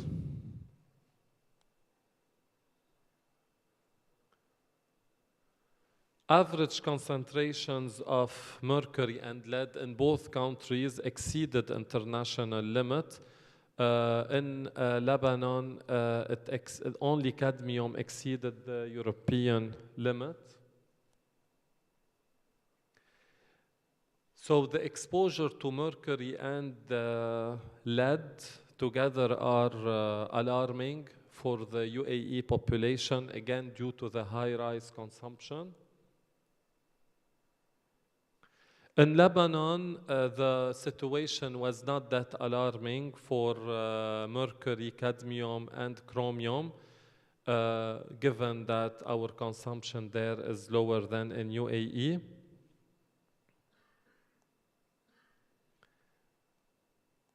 These are selected references, and for more information, we recently published this work in the Journal of Food Composition and Analysis, which is a Q1 journal, so it has all the information that I couldn't cover today, unfortunately, due to the lack of time. Thank you. Thank you so much, Professor Hassan. So we will have time just for one question before moving on to the second presentation of Professor Hassan also. So please. Thank you very much, Dr. Hassan, for this important topics, actually. Actually, I have many questions, but I need to focus on one right now. Okay, the first thing is, what is your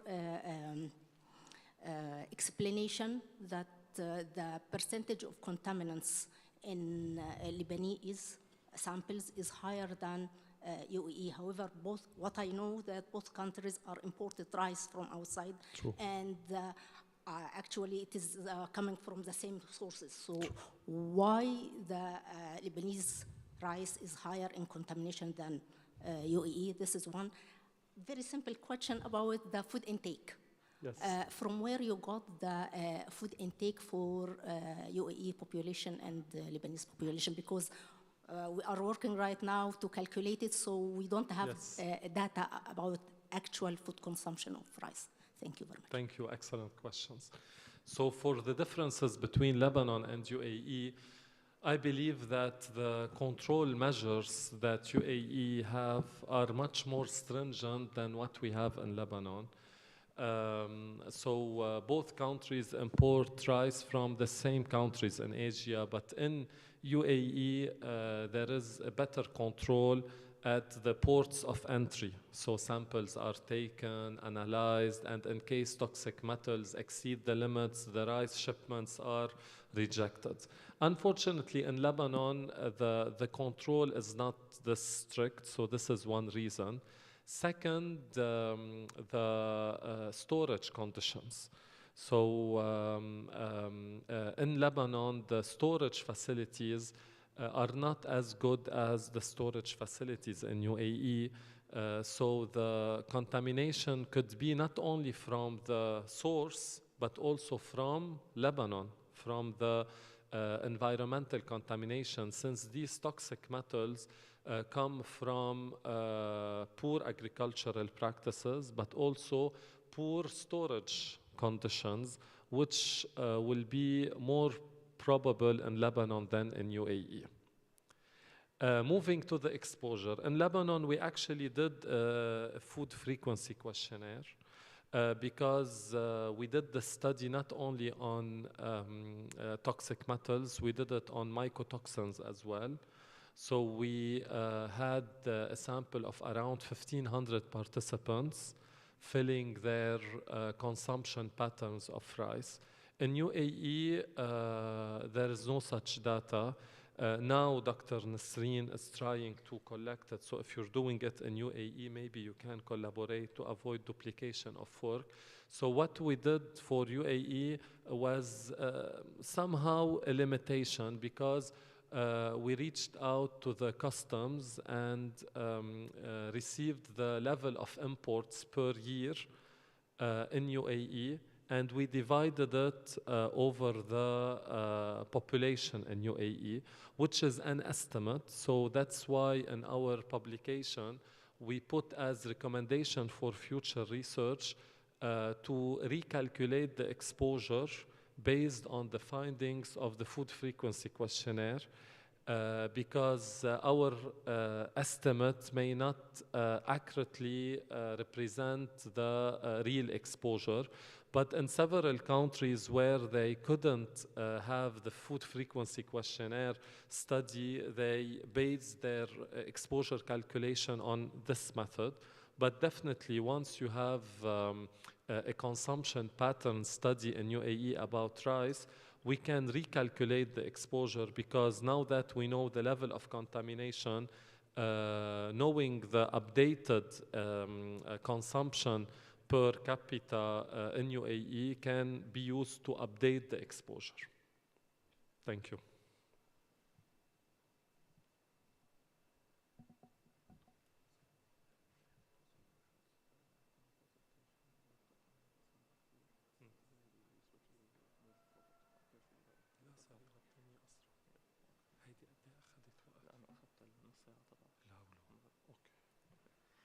So thank you for your questions. Thank you, Professor Hussein. So we will move with the second presentation of Professor Hussein also, and which will be titled Persistent Organic Pollutants, Perfluorooctanoic Acid and Perfluorooctane Sulfonate in Human Milk. So thank you, Professor Hassan, also for sharing these insights with us.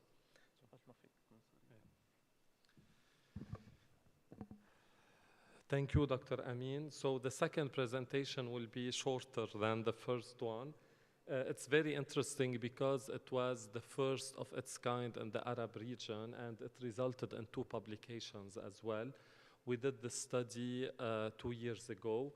It targeted the breast or human milk in Lebanon in terms of POPs, PFOA, and PFOS. So quickly,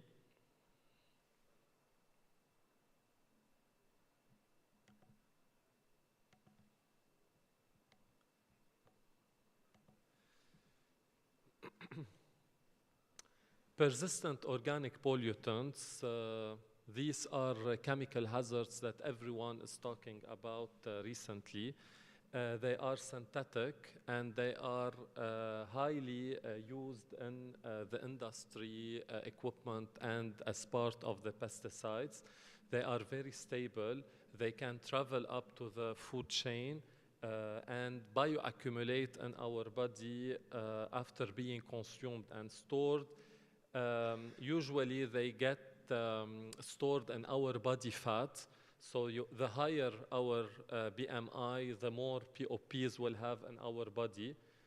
And what happens is that when the mother breastfeeds the baby, the POPs will be secreted along with the breast milk. So that's why the breast milk will have POPs whenever the mom has it stored in her body. So in POPs, we have the organochlorine pesticides, including the DDT, which is a pesticide that many countries prohibited. We have the polychlorinated biphenyls, PCBs, and we have the unintended byproducts of combustion, such as dioxins and furans. POPs will affect the reproductive system, resulting in breast, prostate, colon, and endometrial cancer or uterine cancer. And also they affect the hormones, so they increase the risk of diabetes, cardiovascular diseases, dyslipidemia, and insulin resistance. While for the PFAS, we have the PFOA and PFOS. These are 2 chemicals within the PFAS family that are the most studied. These are extremely stable, extremely used in the industry as repellent for water, grease, and stains.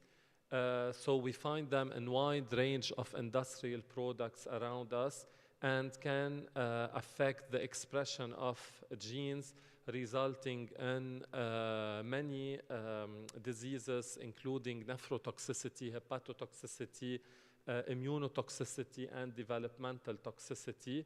They persist in nature, they bioaccumulate in our body as well. Mostly we get PFAS from the fish consumption, and the Environmental Protection Agency reported in 2006 that these contaminants should be eliminated by 2015, which wasn't the case, unfortunately. So what we did, we collected breast milk from lactating women in Lebanon, from around 60 lactating women. The study was endorsed by the Ministry of Public Health. We used a semi-quantitative FFQ to get an idea about the food consumption patterns among lactating mothers. We used HPLC to quantify PFOS and PFOA, and we used the GCMS to quantify the POPs. So this is the first article that we recently published on the POPs in the breast milk and the Journal of Food Protection. So these are the main highlights quickly. DDE, which is the derivative of the DDT pesticide, was the only POP detected in breast milk in 18% of the samples. The age and the pre-pregnancy body mass index was associated with DDE contamination. So the higher the BMI in the lactating mother, the more DDE was found. Same for age. Moms who consumed cereals at least twice per week had detectable DDE, and consumption of potatoes and beans once per week was associated with the contamination. Consumption of dairy products and fresh produce was not linked to DDE contamination. So this is a table showing the effect of different food groups intake on the DDE level. The second study was published recently about the PFOA and the PFOS in breast milk collected from Lebanon in the International Journal of Environmental Research and Public Health. So these are the main highlights. PFOA and PFOS were present in more than 80% of the samples.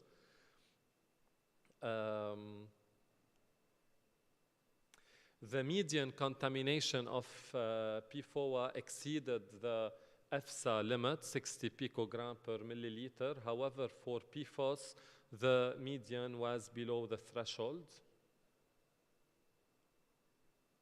The consumption of bread, pasta, meat, and chicken more than twice per week, and that of white tubers and roots at least once per week, increased significantly the PFOA contamination. Different independent variables in terms of BMI, age, level of education, and so on did not affect the PFOA. As we said, only for PFOS we had the age and BMI. The consumption of cereals at least twice per week was associated with the PFOS samples. So PFOA was the chemical of concern. It's very important to highlight, and this is what we keep on repeating, that finding a contaminant in the breast milk doesn't mean that breast milk is not safe, because exclusive breastfeeding will provide the baby with a wide range of benefits. However, the human milk is only one route of exposure to these chemicals. The infant will get those chemicals from other sources as well. Awareness is needed about the importance of choosing healthy and safe food by the lactating mother, keeping in mind that these chemicals can be present in the body of the mother before pregnancy as they bioaccumulate throughout the life. And future studies needed to quantify the POPs in the food supply. And unfortunately, in the Arab world, we don't have studies on POPs, PFOA, PFOS in breast milk. So this is an invitation to the colleagues here to consider having such project in their countries. So both publications are available as well for more information.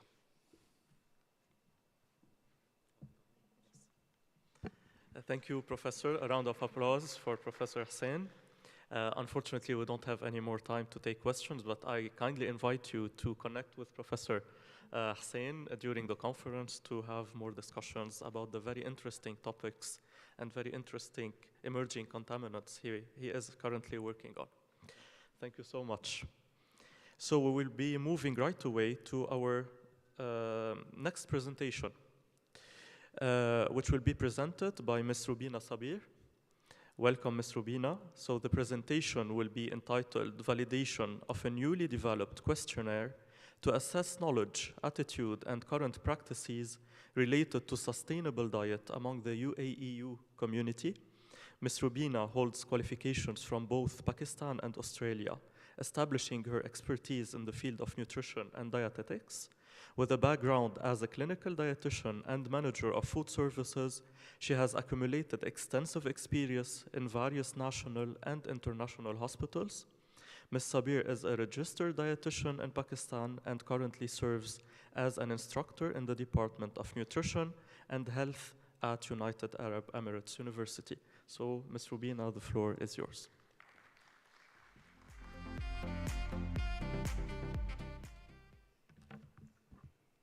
Thank you very much for this nice introduction. Everybody had coffee, and let's talk a little bit about sustainability and sustainable diets. So today I'm talking about validation of newly developed questionnaire to assess the knowledge, attitude, and current practices about the sustainable diets among the UAEU community. So this one, this is not working maybe? Okay, yeah. So sustainable diets, let's see what is sustainability. So meeting the needs of the present without compromising the needs of the future generations when we are talking about. So let's see what is sustainable diets. Sustainable diets, when we are talking about sustainable diets, FAO explain it like sustainable diets are those with low environmental impact that contributes to food and nutrition and healthy life and present for present and future generations.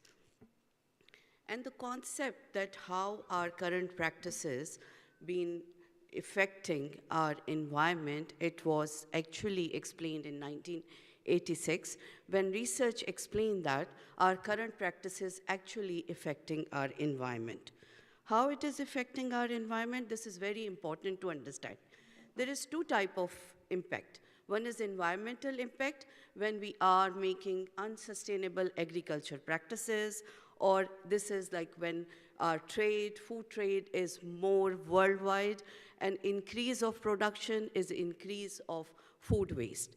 And this is where the dietary impact comes, because this is increasing the non-communicable chronic diseases, NCDs, among the younger generations, which is indirectly increasing the health expenditure among all populations around all the areas in the world.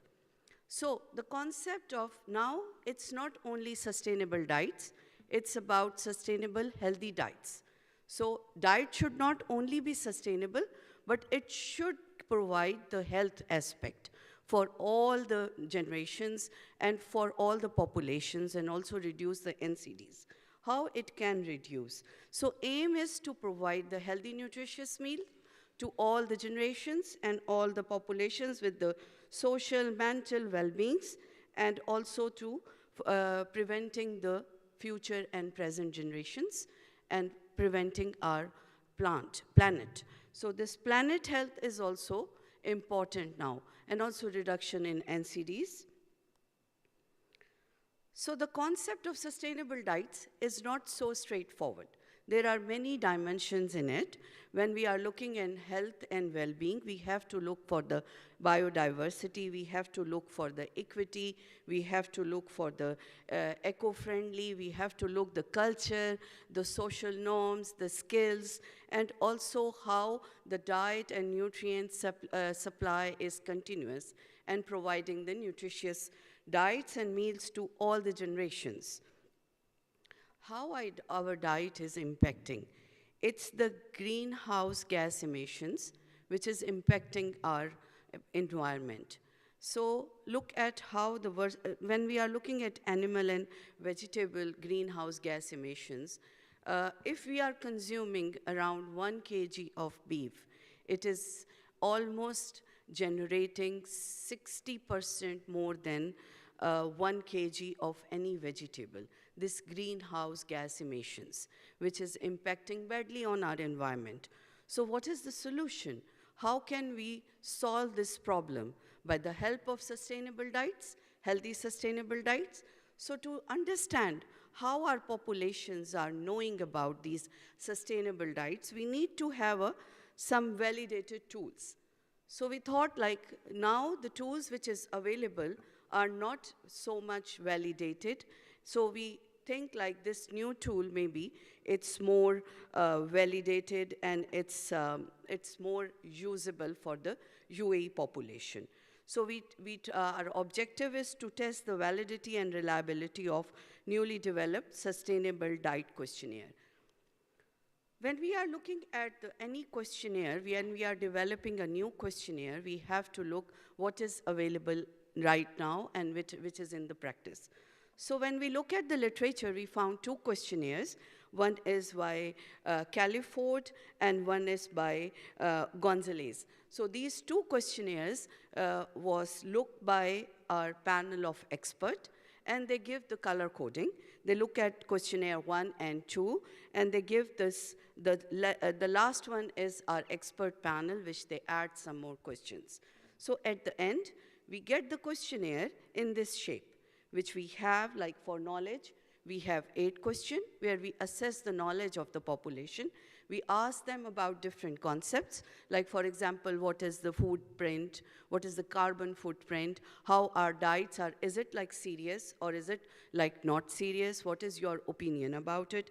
Then we ask about their attitude, how they think that this problem is, how it is going to impact our environment. Is it going to be impacted seriously or not seriously, or they hear about these concepts or they never hear about it. The last part is about their practices, where we ask 28 questions. This is related to their dietary practices. We ask them how they are consuming different food groups, like for example, animal food, meat and milk, or eggs, all of these items we ask them. So we started the data collection. We choose the UAE University community for this project because this is a pilot project. So we, after getting the ethical approval, we assess that, or we target 18 plus age group. So we target male and females both. We target 80 to 100 population for this. And we ask these online questionnaire to be administered twice with the gap of 2 weeks, so that we can see the difference between both of the replies. It's not working. Okay. So for statistical analysis, we use SPSS and version 28. We look for validation of STQ, reliability, and construct validity of these questionnaire. So let's see what was our set of the population. So socio-demographic data is total population was 86, out of which 80% was female and 20% were male. So the mean age was about 28 years, and the mean BMI was 25, so most of them were a little bit overweight. And most of them, around 62% were UAE nationals, and they were mostly single. Most of our sample size is about students, so they were high school graduate. their income because they were students, so around 31% have no income. And their family size mostly is more than 5 family members at home. And around 60% have no nutrition counseling, never get any. And they have around 55% have nutrition education. So this means that they should have some good knowledge about sustainable diets. And also one more thing, they have some kind of knowledge about the nutrition guidelines, and about 45% of the participants have this kind of knowledge. So let's see how the results were. So when we start with the internal consistency of STQ, so when we are checking the internal consistency, that means how each question is constant in its own domain. So we use Cronbach alpha. This is a test for checking the internal consistency, and the scores should be between 0 to 1. So our scores are luckily very good. They were like 0.890, 0.903, and 0.88, 888. So this is significantly correlated, and there was internal consistency was proven by these results. Then we check the Pearson correlation coefficient. So Pearson correlation coefficient is something when we are looking in each domain separately, that how these questions are interrelated with each other, and if the internal the correlation coefficient is statistically significant, that means they are each question is nicely correlated with the domain. So look at the results. We can see here in the knowledge domain, 7 questions are significantly correlated. They have good coefficient score, whereas 1 question has not been related to that.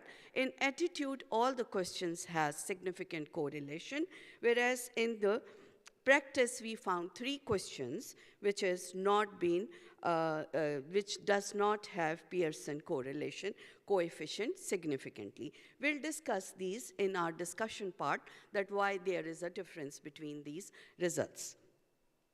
Then we have construct validity. Here we are showing 2 scores. One is the R score, which is for the correlation coefficient, and p-value is for the statistical significance.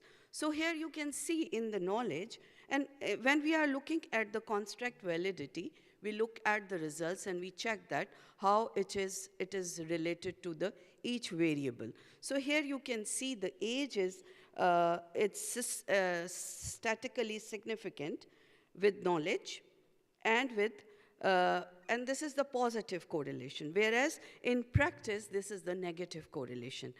Okay, then we have the BMI. BMI is only correlated with practice. That means the higher BMIs have good correlation with the practice. Then we have the marital status, which is having the correlation with the knowledge, attitude, and practice, all positive correlations. With education, we can find with the knowledge and practice, and with knowledge about the nutrition guidelines, it's only with the practice. So then we did the test-retest validity. Test-retest validity, in beginning I told you we asked them to look for 2 times test was administered. So we look at the results, and these results give us that there is a significant difference between both of them. There's no significant difference between both of the results, and the mean values and standard deviations, there is no big gap between that. So looking at that discussion, we can see that 3 domains are based on the Cronbach alpha. We can say that they are adequately internal consistency is there.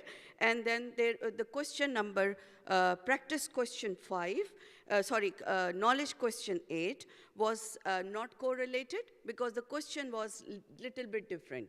It's not about the knowledge, it's about their little bit about knowledge about the food patterns. So that's why maybe there is a difference.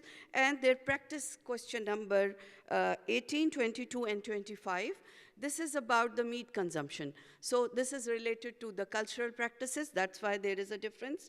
And all the results were easily saying that, we can conclude based on these questions that this questionnaire is valid and it can be used. However, our questionnaire have some strength and some limitations. The strength is it provides the comprehensive data and it's filling up the gap. We look for all three domains, KAP, knowledge, attitude, and practice. Limitation is the demographic, because there is more females, less were males, and sample size was very small, and it's from the university, so already we know that they have a good knowledge, and it's already high school graduate, and the self-reported data. So we conclude, and the next step is that we can use this data for the translation into Arabic, and then we revalidate, and then we will administer this questionnaire onto the larger sample size. These are the references, and thank you very much for listening. And if you need more details, my email address is here, and you can ask the questions. Thank you so much. Thank you.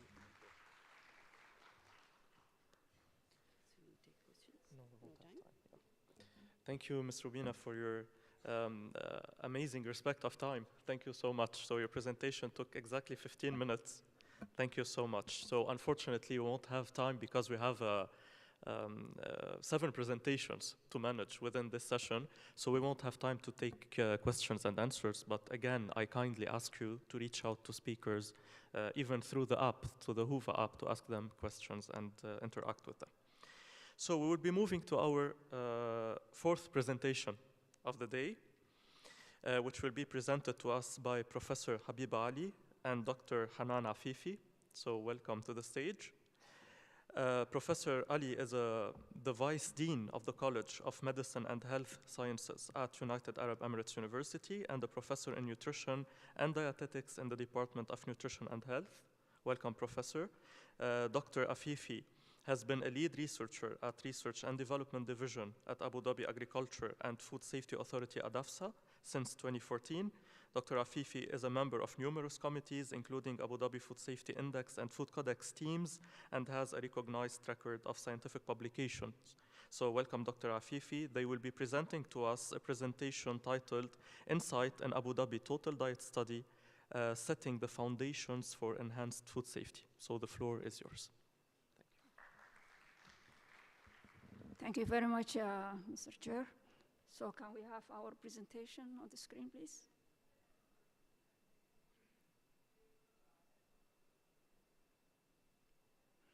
Okay. Good morning, and we welcome you to our session today.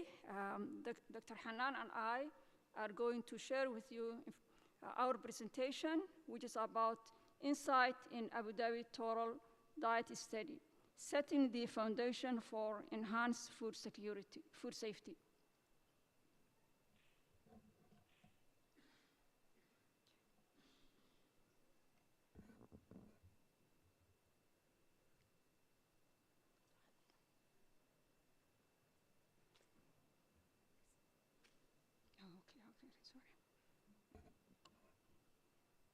So, Dr. Hanan and I, as was mentioned, we are sharing this presentation. So, and we are going to talk about first, I will introduce first the objectives of the study, and then I will speak about which is the Total Diet Study of Abu Dhabi Agriculture and Food Safety Authority.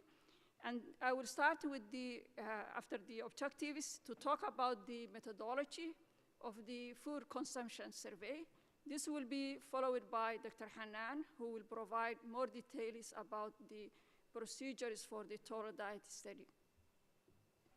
So starting with the objectives, our objectives are here 5. Number 1, we like to provide the Total Diet Study of ADAFSA. We'll provide database on types and actual concentration of chemical contaminants in food consumed in the Emirates of Abu Dhabi.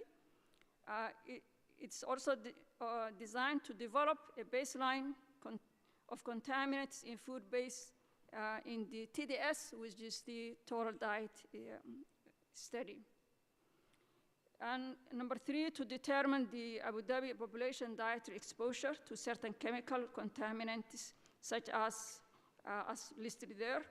And number 4, to identify the key sources of exposure of the main food groups and age, gender groups. And finally, the one I will be focused on, which is to estimate the daily food intake of the local and non-local population in the Emirates of Abu Dhabi.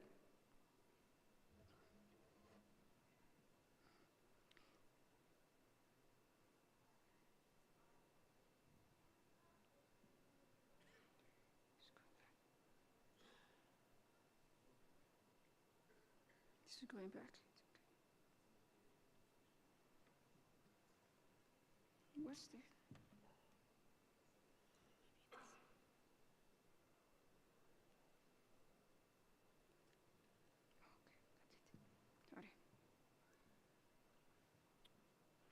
Okay, so as was mentioned this morning, there are no studies about the food consumption in the UAE. So this is an important project for us, because to be able to conduct the total diet study, the TDS, for food safety for the Emirates of Abu Dhabi, we need a reliable data on dietary intake, which is the food consumption. And since we do not have such data in the UAE at the national level or at the Abu Dhabi Emirate level, that's why we are conducting this study first, to start with the food consumption. Our sample will be a representative sample, which is calculated by Abu Dhabi Statistics Center, SCAD. And as you can see, it includes both local and non-local population. We are going to conduct 24-hour calls, 2 non-consecutive 24-hour dietary calls. And this will be conducted in the family homes. From each family, we will be recruiting 2 to 3 members. The study will be conducted in the 3 regions of Emirates of Abu Dhabi, which is Abu Dhabi, Al Ain, and Al Dhafra. So I will start by discussing the food consumption portion of this project. So what we decided to do is, instead of doing the 24-hour calls on paper, we decided to do electronic format, or develop an electronic system for 24-hour call, which is very systematic and based on a standardized format, which was developed by the USDA Department of Agriculture, which is called the multiple pass method of collecting 24-hour calls. So when we are going to do this dietary intake collection, either we can use interviewers, as we will start with this project, and eventually it's designed in a way that it can be done by the participant on their own. So that's why it has to be very standardized. So when data is collected either by different interviewers or by different participants, it will be collected in a similar manner.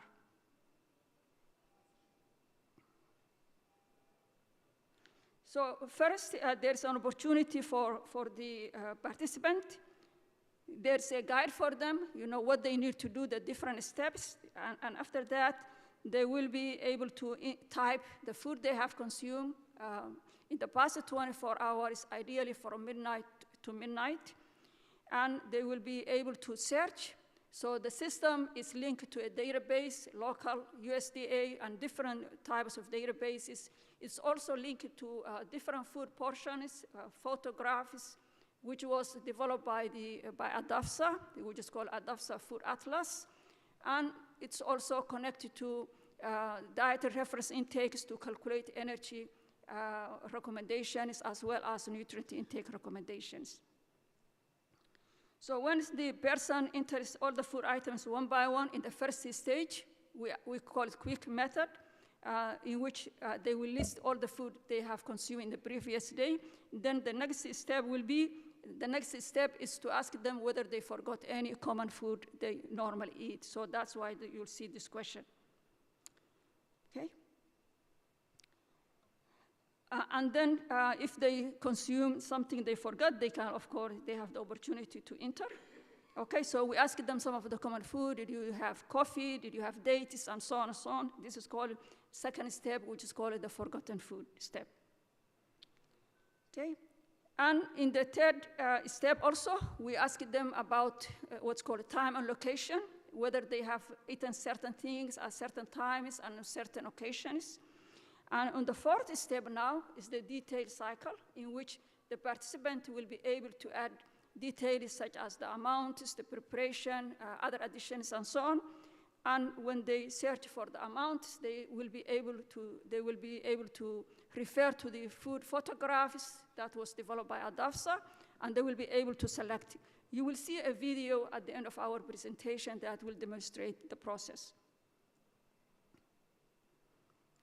Okay, so they can enter one by one about the time, okay, where they ate the food item, the location, what activity they were engaged in when they were eating. They can choose also the portion size. They will be able to see all these different options, and then they can select. And based on the food portion they select, the amounts of nutrients and energy will be calculated because it's linked to a database. Okay.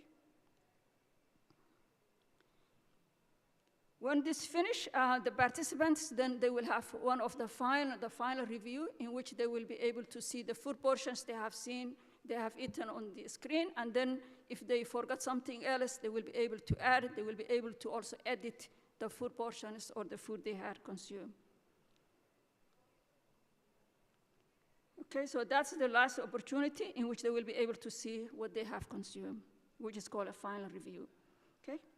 Once that's finished, actually, then they will have an opportunity in which they will be able to prepare or submit a report of their intake that will show them energy and calorie intake, energy and nutrient intake, and how it compares with the dietary reference intakes and their recommendations for energy according to age, gender, physical activity, etc.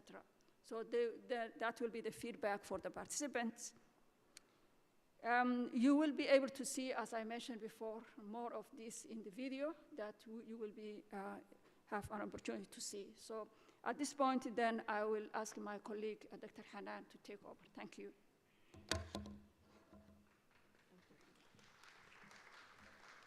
Thank you very much, Dr. Habiba.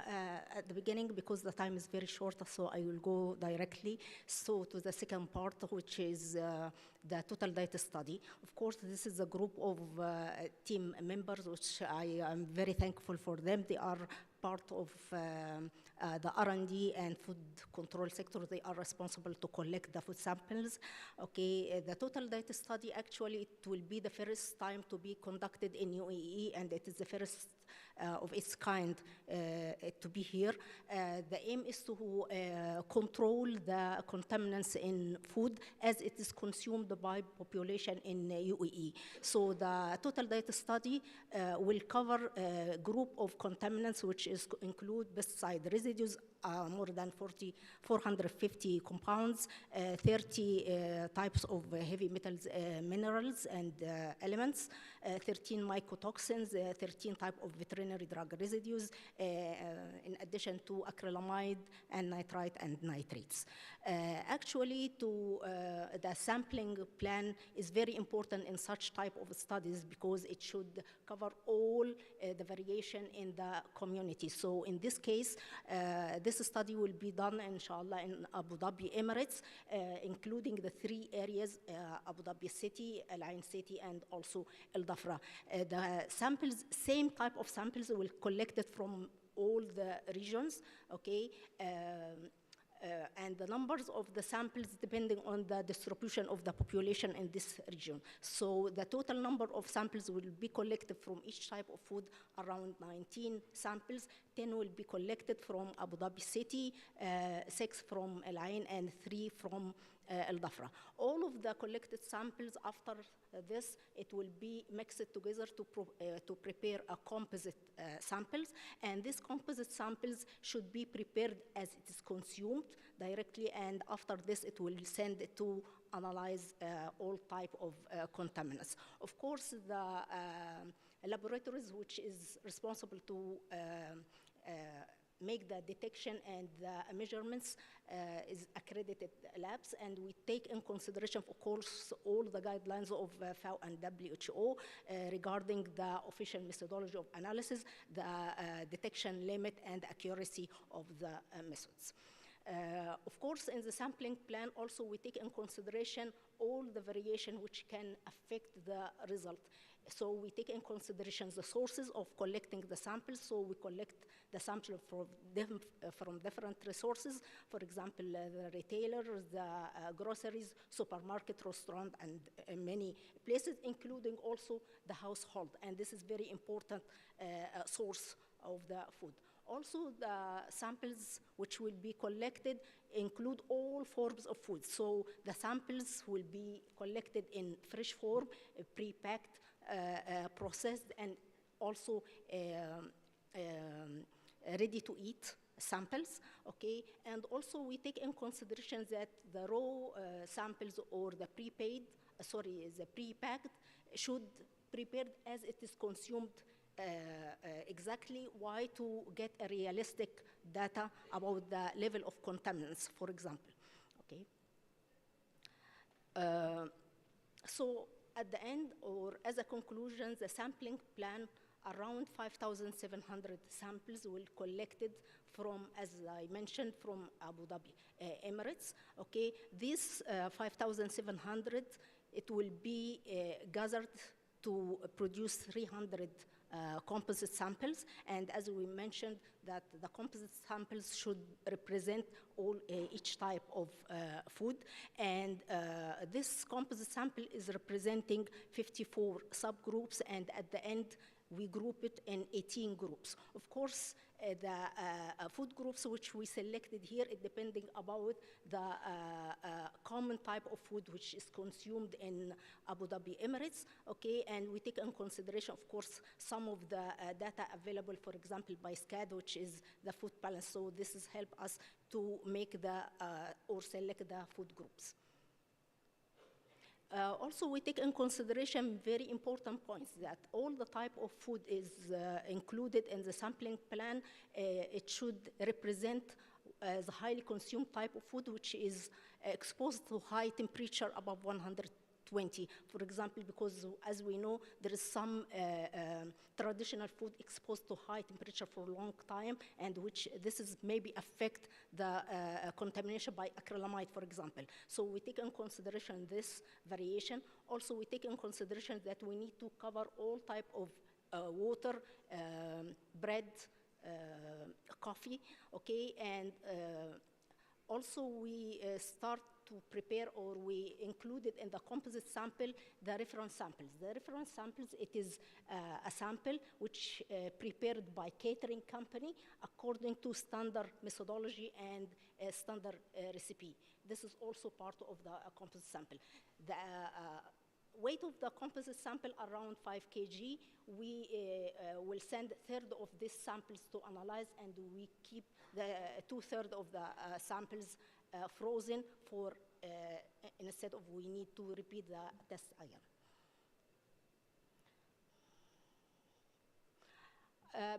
By the end of the study, inshallah, we'll be able to calculate the exposure assessment exactly in all type of food according to the different group of population, because by the end of this study, we'll be able to have all the data related to the food intake, which we get it from the 24-hour recall, and also we'll be able to have all the data related to concentration of contaminants. So by the end, we have the ability to calculate the exposure assessment.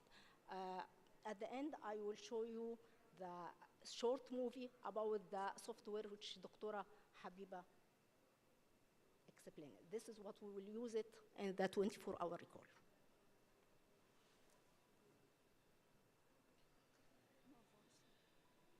There is no...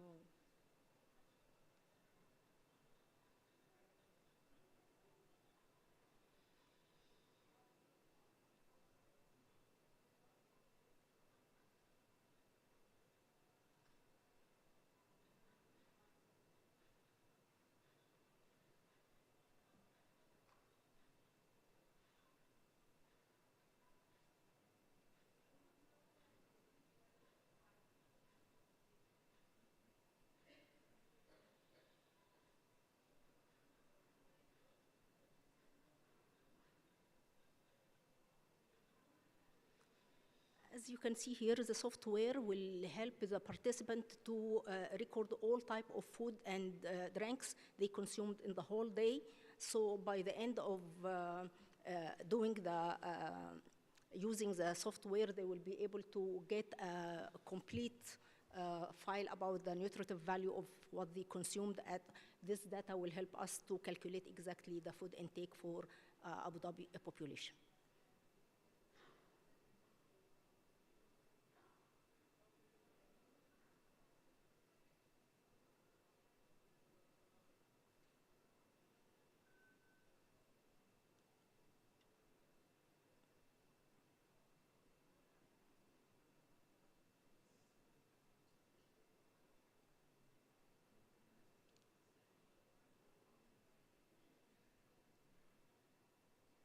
So this is the final report, which the participant will be able to print it and get it.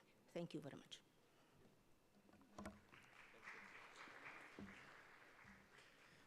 Thank you so much, Professor and Doctor, and what an interesting topic to tackle, doing a total diet study and having food consumption data that we eagerly need in our region. Thank you so much. So for our next presentation, we will be moving right away to Mrs. Mariam Ben Said. Hello, Mariam, and welcome with us today. Mrs. Mariam is a food safety and quality assurance lead at King Abdullah University of Science and Technology, KAUST, at the Kingdom of Saudi Arabia. And Mrs. Mariam will update us on food safety and sustainability initiatives which are currently undergoing in KAUST. So thank you for being with us, and the floor is yours.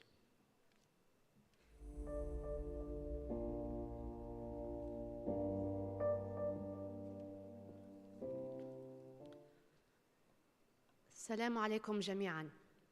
Good afternoon, everyone. It's a real honor to be with you today. Thank you for Dubai Municipality and all organizers for giving me this opportunity to talk about food safety and sustainability at KAUST.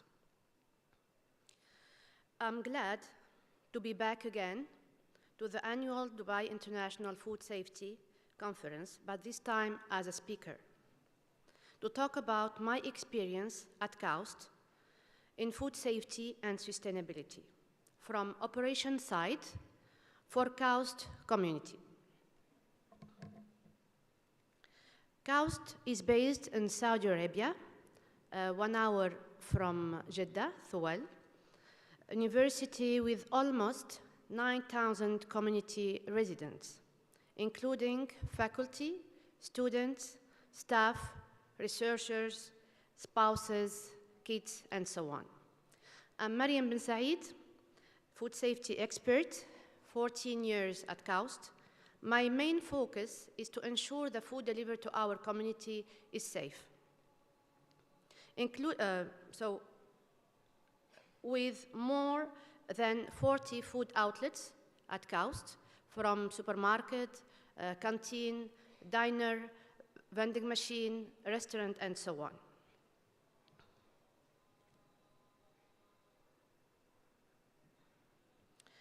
Allow me now to talk about KAUST and to congratulate our researchers. KAUST was recently ranked as the first university in Arab world in Times Higher Education, robust research in different aspects. Back to August 2023, His Royal Highness, the Crown Prince Mohammed bin Salman, has launched the new KAUST strategy, and we are all proud of that. Future of KAUST research aligned with the Saudi Vision 2030, which also aligned with the global United Nations 17 SDG goals. 4 main pillars being discussed. One of them was sustainability. Climate change is the main focus globally, and I'm glad that this year we are talking about this topic in Food Safety Conference. Let's talk about sustainable environment and essential needs. What do you mean by that? Why? and how does work. I think it's important to balance to support the well-being of today and future generation. Why? Because we have many challenges like water, food, and energy. How does work? I think altogether we can work in many solutions and different conditions that will allow us to be more sustainable. For example, to modify the living style, the living condition, reuse, recycle, replace, and reduce. Promoting business practices that have sustainability at their forefront, such as sustainable architecture and renewable energy production. I think it's also important to talk about innovation, to talk about startup projects in this sustainability initiative. Last but not least, opt for sustainable lifestyle and focus on the high carbon footprint. So we have to reduce the carbon footprint. Let's not focus at food safety expert to talk about our main roles and responsibilities. Our main role is to ensure food delivered to our community is safe. Our main role is to define quality standards, to talk about food safety standards, to talk about compliance, to talk about training delivered to our food handlers, to talk about the system that being in place, to inspect, to audit, to retrain, to enhance and work on SOPs, and so on. But at the same time, when you talk about food safety role, there is a direct alignment with the sustainability when we talk about food safety management system, hygiene best practices, waste management best practices, pest control, the origin of the raw material. So traceability is also part of the sustainability to know from where we have received any kind of raw material. Sustainable food sources, approved sources. Food labeling as well is very important when we talk about SDG number 3, which is the health and well-being. Storage, control of temperature, which also participating and part of how we can reduce food waste. Increase of the shelf life, this will also be part of sustainability. The menu, so when you talk about the menu, it's very important within university to have varieties of different food items, different products. This will also be part of the sustainability, and have like a cycle menu. Data, I think the word data being discussed many times today and yesterday in from different speakers, how important it is to talk about the data will allow us to talk about and focus on the corrective action plan. Now I want to share with you a few examples when an action plan for sustainability when we talk about food safety. Like we have been involved at KAUST operation site within KAUST to support different startup projects. Those startup projects, they are in food sectors. I can share with you a few examples here. Red Sea Farm. Dr. Mark Tester, he's the owner, he's the CEO of Red Sea Farm, producing the cherry tomatoes from salty water. The second one, like Wayakit, you can go and Google it. Also, it's another startup project at KAUST, which is a bio-cleaning product that can be used in food premises. Another example, which is Idama. Idama is one of the successful startup projects at KAUST, which is mainly focusing on the organic waste and reducing the volume of food waste, composting, and using this for second life for plants. Second one, as an example, approval, local vendors. I think it's very important today to encourage and focus on the local production.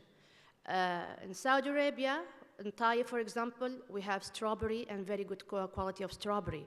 In different regions, talking about dates, honey, pomegranate, so there is a really rich and good quality of fresh produce. So it's very important when we talk about high carbon footprint is to support the local production. Promote vegetarian and vegan options. This is also another thing, not to stop eating meat, but it's also very important to support the vegetarian options and the vegan options that has to be available in any menu in university or everywhere. Next one, reduce portion size. Contractually, we can also talk about contractor compliance obligation and have this as a commitment for service provider to limit the weight of the portion size. And this is what was done at KAUST with some service providers, food service providers. In the end, will be to reduce food waste. Education and awareness. I think it's also very important to educate our community. It's very important to communicate with our KAUST community to talk about how important is sustainability even at school and for the whole community and stakeholders. The meat origin, we have discussed that it's very important, again, to, as a traceability as well, to talk about the origin and be transparent for the origin of the meat and be transparent with our community to provide them this information if needed. Second life of food products. I think there is a different ways to support sustainability and to reduce food waste. Two examples, food bank. We have been collaborated with a Saudi food bank called It'am, and to have, last one was during Ramadan, Ramadan basket, food basket, as a donation for people in need. And this was successful collaboration with It'am, and we will continue to work with Saudi food bank for second shelf life of the food production. Compost, this is another example because we are working with startup project at KAUST like Idama for composting. So what we are doing at the food safety and quality assurance team at KAUST, we are working very closely with the service providers to show them and to educate them how we can support and how we can, be more sustainable. Celebration is also another thing that we need to support, and it's important to collaborate with community members, service providers, and so on. Celebration Earth Day, Food Safety Day, and so on, talking about how we can reduce food plastic, simple-use plastic, and so on. I'm sorry, we don't have enough time to go through the whole details, but I will go through two more examples. Green Restaurant Award, I think it's very important to talk about, for example, Food Handlers of the Month or Restaurant of the Year, to encourage them to be more green and more sustainable. Reduce and monitor energy. I think we have to continue to be more as an application and smart approach and think before you print, so paperless system. Last but not least, lots of efforts been done at KAUST School in terms of school kitchen and edible school guard to use the fresh product and to involve students in sustainability. I will just in this slide talk about one successful event that was done back to October 2023, which was in Riyadh collaboration KAUST with NEOM in MIWA, Minister of Environment, Water and Agriculture, talking about food future. And this was a day to launch and to talk about what is the future of the food and how we can be more sustainable, specifically in food sector. And there is many things that we can continue to work together. I'm inviting you all. Maybe we can have like a meeting, not only for Saudi universities, but GCC region and more different stakeholders to talk about how we can collaborate, sharing different ideas and work together for faster, for better solution. This is, again, Idama, a picture. Uvera, it's another successful story with a device increasing the shelf life of strawberry. Another one with a leva, with the weevils eating the organic waste. So this is another way to reduce food waste, called organic waste management solution. They all have a website, and you can go through, and we are here to support them. Just last slide, talking about, don't forget the challenges that we have faced during COVID-19. This was a very tough time for all of us as a food safety experts, and we have been paused all efforts in sustainability, going back to plastic, going back to see all the waste of the plastic gloves and PPE and so on. All the climate change, of course, we are talking about climate change, food security conditions, the water consumption. Saudi Arabia is one of the 80% of imported items like GCC within the GCC region. So all those challenges needs to be considered, needs to be discussed together to see what is the best solution to be more sustainable. Thank you all, and you can scan to have more details and share with me any email and collaboration together. Thank you.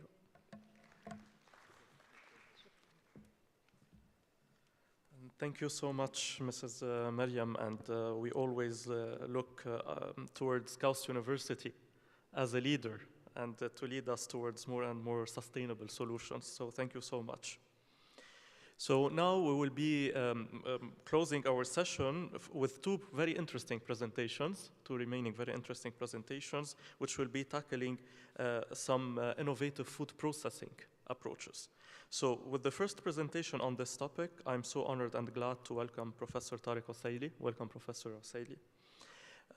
Professor Tariq is a full professor of food safety at the Department of Clinical Nutrition and Dietetics and Vice Dean of the College of Health Sciences at University of Sharjah, United Arab Emirates.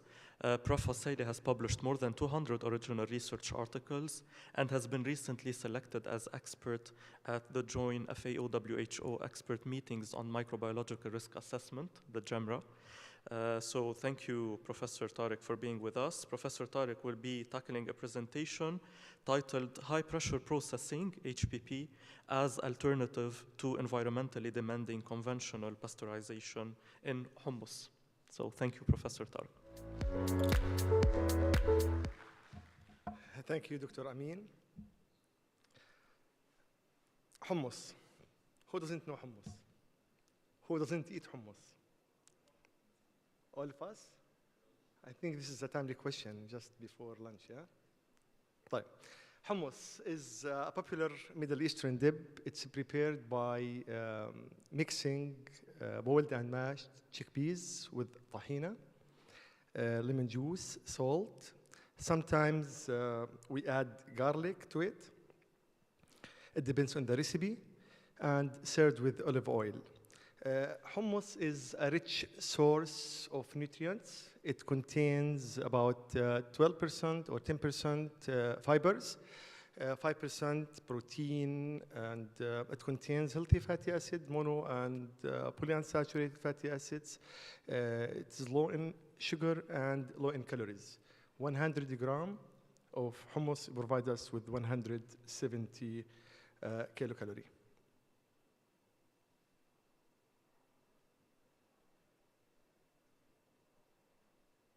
How can I move to the next slide?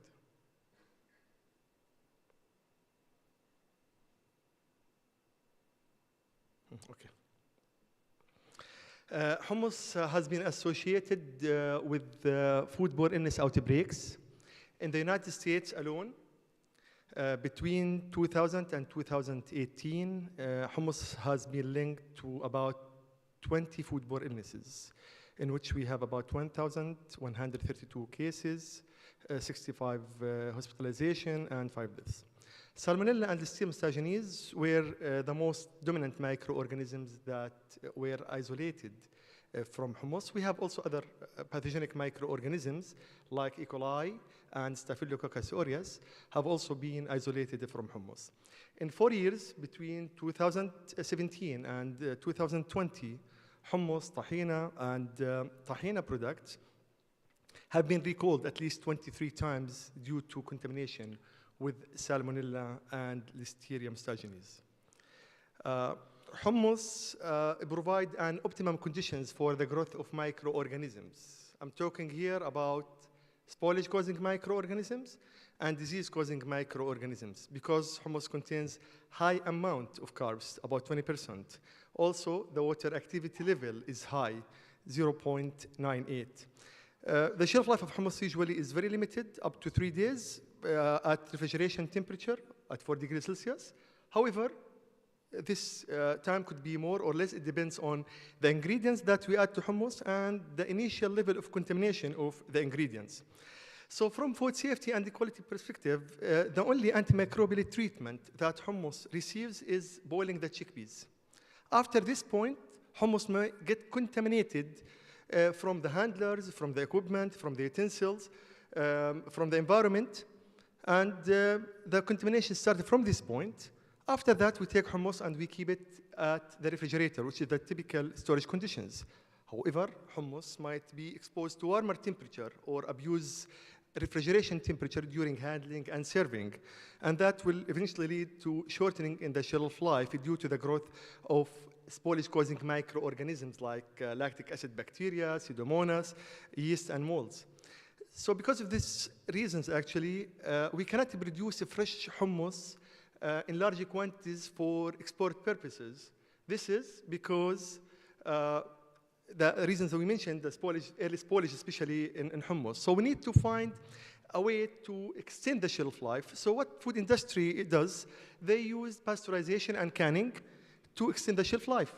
However, these methods might have a negative impact on the organoleptic properties of the food, and also negative impact in the environment.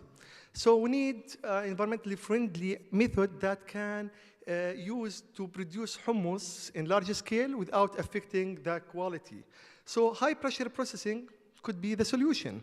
What is HPP, or high pressure processing? It's non-thermal technique. We don't use heat. It's called cold pasteurization. The food products which usually packaged, and the type of food that we use here, usually liquid or semi-liquid, are packaged in specific type of packaging materials and exposed to high pressure. This high pressure is created through water. HPP is used to extend the shelf life and enhance the safety without affecting the organoleptic properties of the food. We use different levels of pressure. It could be from 100 megapascal up to 1,000 megapascal, but in industrial level, usually we don't use more than 600 megapascal. So this slide shows the machine, the HPP machine. As you can see here, the food is placed in this carrier basket. We put the food here.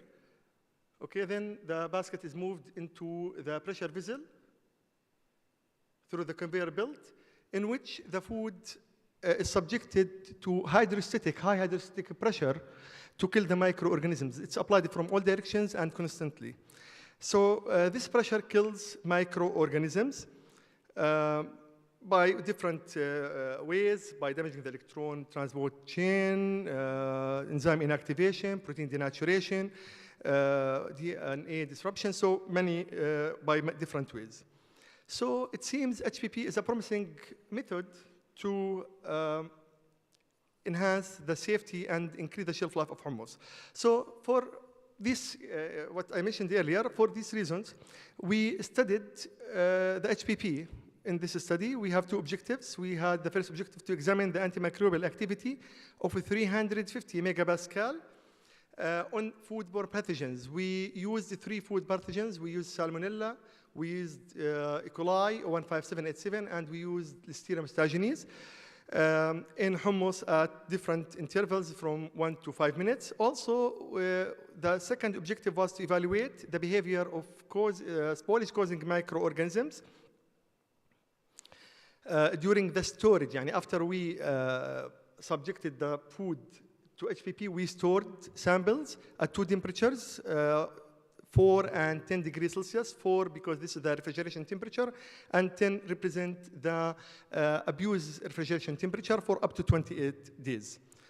Moving to the methodology that we used, hummus was prepared by boiling, or first soaking the chickpeas, boil it, then mashed it in blender, sterile blender. Then the ingredients were mixed: tahina with hummus, with the chickpeas, sodium chloride, citric acid, and water. This recipe was obtained from local producer, hummus producer. After that, we prepared the culture strains. We use, as I mentioned earlier, Salmonella. We use 2 strains of Salmonella, Salmonella typhimurium and Salmonella Copenhagen. We use also 2 Listeria stagiones food isolates and 2 E. coli 015787 food isolates. A fresh cocktail culture of each of these bacterium were prepared by combining equal volume of the strains. These bacterium used later on in part of the study, which is inoculation study. We took part of the prepared hummus and we inoculated individually with these pathogenic microorganisms in order to calculate the d-value. We have another part of the hummus which was uninoculated, used to determine the shelf life of hummus by counting the total plate count. Another part, which is also uninoculated, was used to conduct the sensory evaluation. Now, the hummus, either inoculated or not inoculated, the samples, 25-gram samples, were vacuum packaged in plastic bags. Then the samples were subjected to HPP. We used 350 megapascal for up to 5 minutes. Now, why we selected these parameters? Based on preliminary studies conducted in our lab, we found these are the suitable parameters for the study. Now, moving to the storage study, the HPP treated samples were kept, the uninoculated one. The uninoculated one were kept at 2 temperatures, 10 and 4 degrees Celsius for 28 days. After treatment or after storage, the samples were combined with 75 ml Pepton water and from appropriate dilutions, 100 milliliter. From the dilutions were plated on selective media for the pathogenic microorganisms or on theta plant count agar to count the spoilage-causing microorganisms. After that, we did sensory evaluation. Sensory evaluation carried out by 40 panelists. They were asked to rate the color, flavor, taste, overall acceptability of, for sure, uninoculated hummus after HPP treatment 4 different times. Regarding the d-value calculations, we calculate the d-values of the pathogens individually using the survival curve and using the linear regression model. Main finding, this curve shows the survival curve of Salmonella in hummus treated with 350 megapascal for 5 minutes. From the linear regression model, we calculated the d-value and was found to be 2.1 minute. This is for Salmonella. For Listeria, the d-value was higher. It was a 3.8 minute. And for E. coli was lower than Salmonella. It was 1.5. So it's obvious that Listeria stagionee is more resistant against HPP than Salmonella and E. coli. And this is expected since it's a gram-positive bacteria, and the gram-positive bacteria basically more resistant than the gram-negative bacteria toward physical and chemical, even antimicrobial agents. This table shows the total plate count in hummus after exposure to 350 megapascal for different times.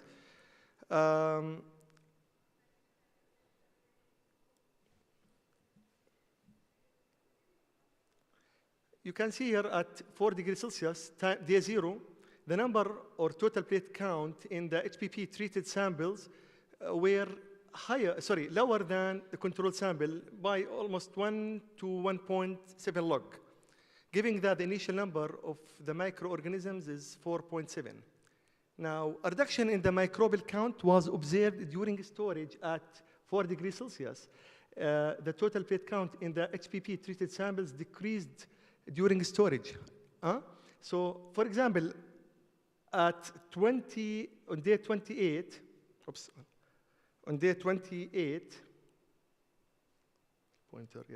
28, we have more reduction compared with the time 0 in the HPP treated samples for 2 to 5 minutes by about from 0.4 to 1.2 log. However, in the controlled sample and in the HPP-treated sample for 1 minute, we have increase in the count, not decrease, increase by 2.7 to 2.9 log. Now, if you focus on these two samples, after 20 days of storage, they reach the unacceptable shelf life limit. They exceeded the acceptable shelf life limit in hummus, which is 10 to the power 6 CFU per gram. However, here in the HPP-treated samples from 2 to 4 minutes, even after 28 days, they're within the limit. The same trend was observed in the samples stored at 10 degrees Celsius. Controlled sample reached the unacceptable shelf life limit after 1 week, while HPV-treated sample, they reached the unacceptable shelf life limit after 14 days. Sensory evaluation result shows that there is no significant differences between the HPP-treated samples and the control sample in terms of color, taste, texture, flavor, and overall acceptability. Finally, the conclusion, HPP at 350 megapascal can effectively eliminate food pathogens from hummus. Optimum storage conditions after HPP treatment is 4 degrees Celsius in order to extend the shelf life. And here in this study, we tested up to 28 days. But if we extend the study, we might get also more or better shelf life. HPP treated preserve organoleptic quality of hummus. And finally, we recommend this method for hummus producers, especially for if you want to produce fresh hummus and for export purposes. At the end, I would like to thank University of Sharjah and Smart Food who funded the project. Also my colleagues, Dr. Riyad, Dr. Danish, and Ms. Faiza, who helped me in this project. If you have any questions, I would be glad to take them. Thank you.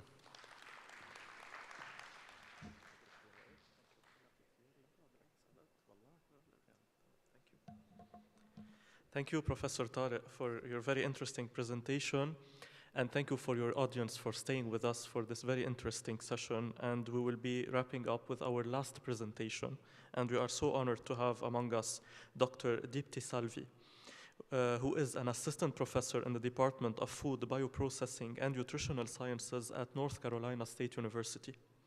Dr. Salvi's research is focused on thermal and non-thermal food processing technologies, and she will be discussing with us yet another very interesting food processing approach through a presentation titled Sustainable Cold Plasma Technology to Ensure Microbial Safety of Food and Food Contact Surfaces.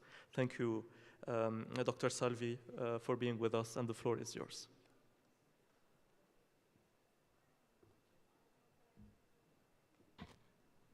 Thank you very much for the introduction. It's my pleasure to be here with you all, and thank you for staying this long. I know I'm between you and the lunch, so I'll try to make it more interesting and be on time.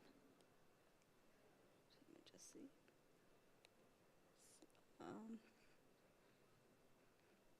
Slides.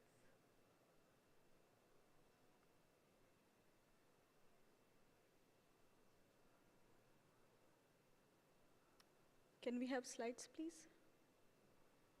Okay, I think while they're setting up, maybe I can ask you a question. Can you hear me at the back? Yeah, okay. Do you guys know what plasma is? How many of you know plasma? You can raise your hands. Okay, a few of you, so that's good. I have a good introduction about plasma, so as cold plasma. Yeah, perfect, thank you. Yeah, so today I'll be talking about sustainable cold plasma technology to ensure microbial safety of food and food contact surfaces. So brief outline, I'll be going over an overview of plasma technology, and I'll be talking about 3 different examples of how we are using plasma in our lab. First project on direct plasma treatment for inactivation of bacteria and bacterial biofilms on conveyor belt surfaces. In second project, I'll talk about in-package plasma technology. And on third project, I'll talk about plasma-activated water for inactivation of mixed species biofilms on, again, food and food contact surfaces. I'll wrap up my presentation with current challenges and direction for future research. So let's start with a brief overview of plasma technology. So let's look at what is plasma. Plasma, is something that we are very familiar with. 99% of the universe is made up of plasma. We are surrounded by plasma. We see plasma in the nature, terrestrial plasma such as northern lights or aurora borealis or lightning. These are some examples of plasma. Our stars are made up of plasma. So we know that these are some examples of plasma in the nature. We also know artificially produced plasma. The neon signs that you see in the supermarkets or restaurants, they use plasma. Plasma cutting is used in the metal industry. We also use plasma for plasma TV, your computer screen, so we are surrounded by plasma. So let's look at the official definition of the plasma. Plasma is the fourth state of matter. So when you add energy to solid, it converts to liquid, and you add more energy, it converts to gas, and when you apply energy to gas, it becomes partially ionized gas, or ionized gas, which is considered as plasma. In plasma, you have positive ions and negative electron, and it is the plasma that we are going to talk about is cold atmospheric pressure plasma. So what is cold atmospheric pressure plasma? So cold plasma or non-thermal plasma is plasma that is not in thermal equilibrium. That is, electrons can be at higher temperature, but the ions and radicals and neutrals are at room temperature, making overall temperature of the plasma closer to room temperature. So plasma can be generated by applying high amount of energy to gas. Energy can be provided by providing electrical energy or microwave.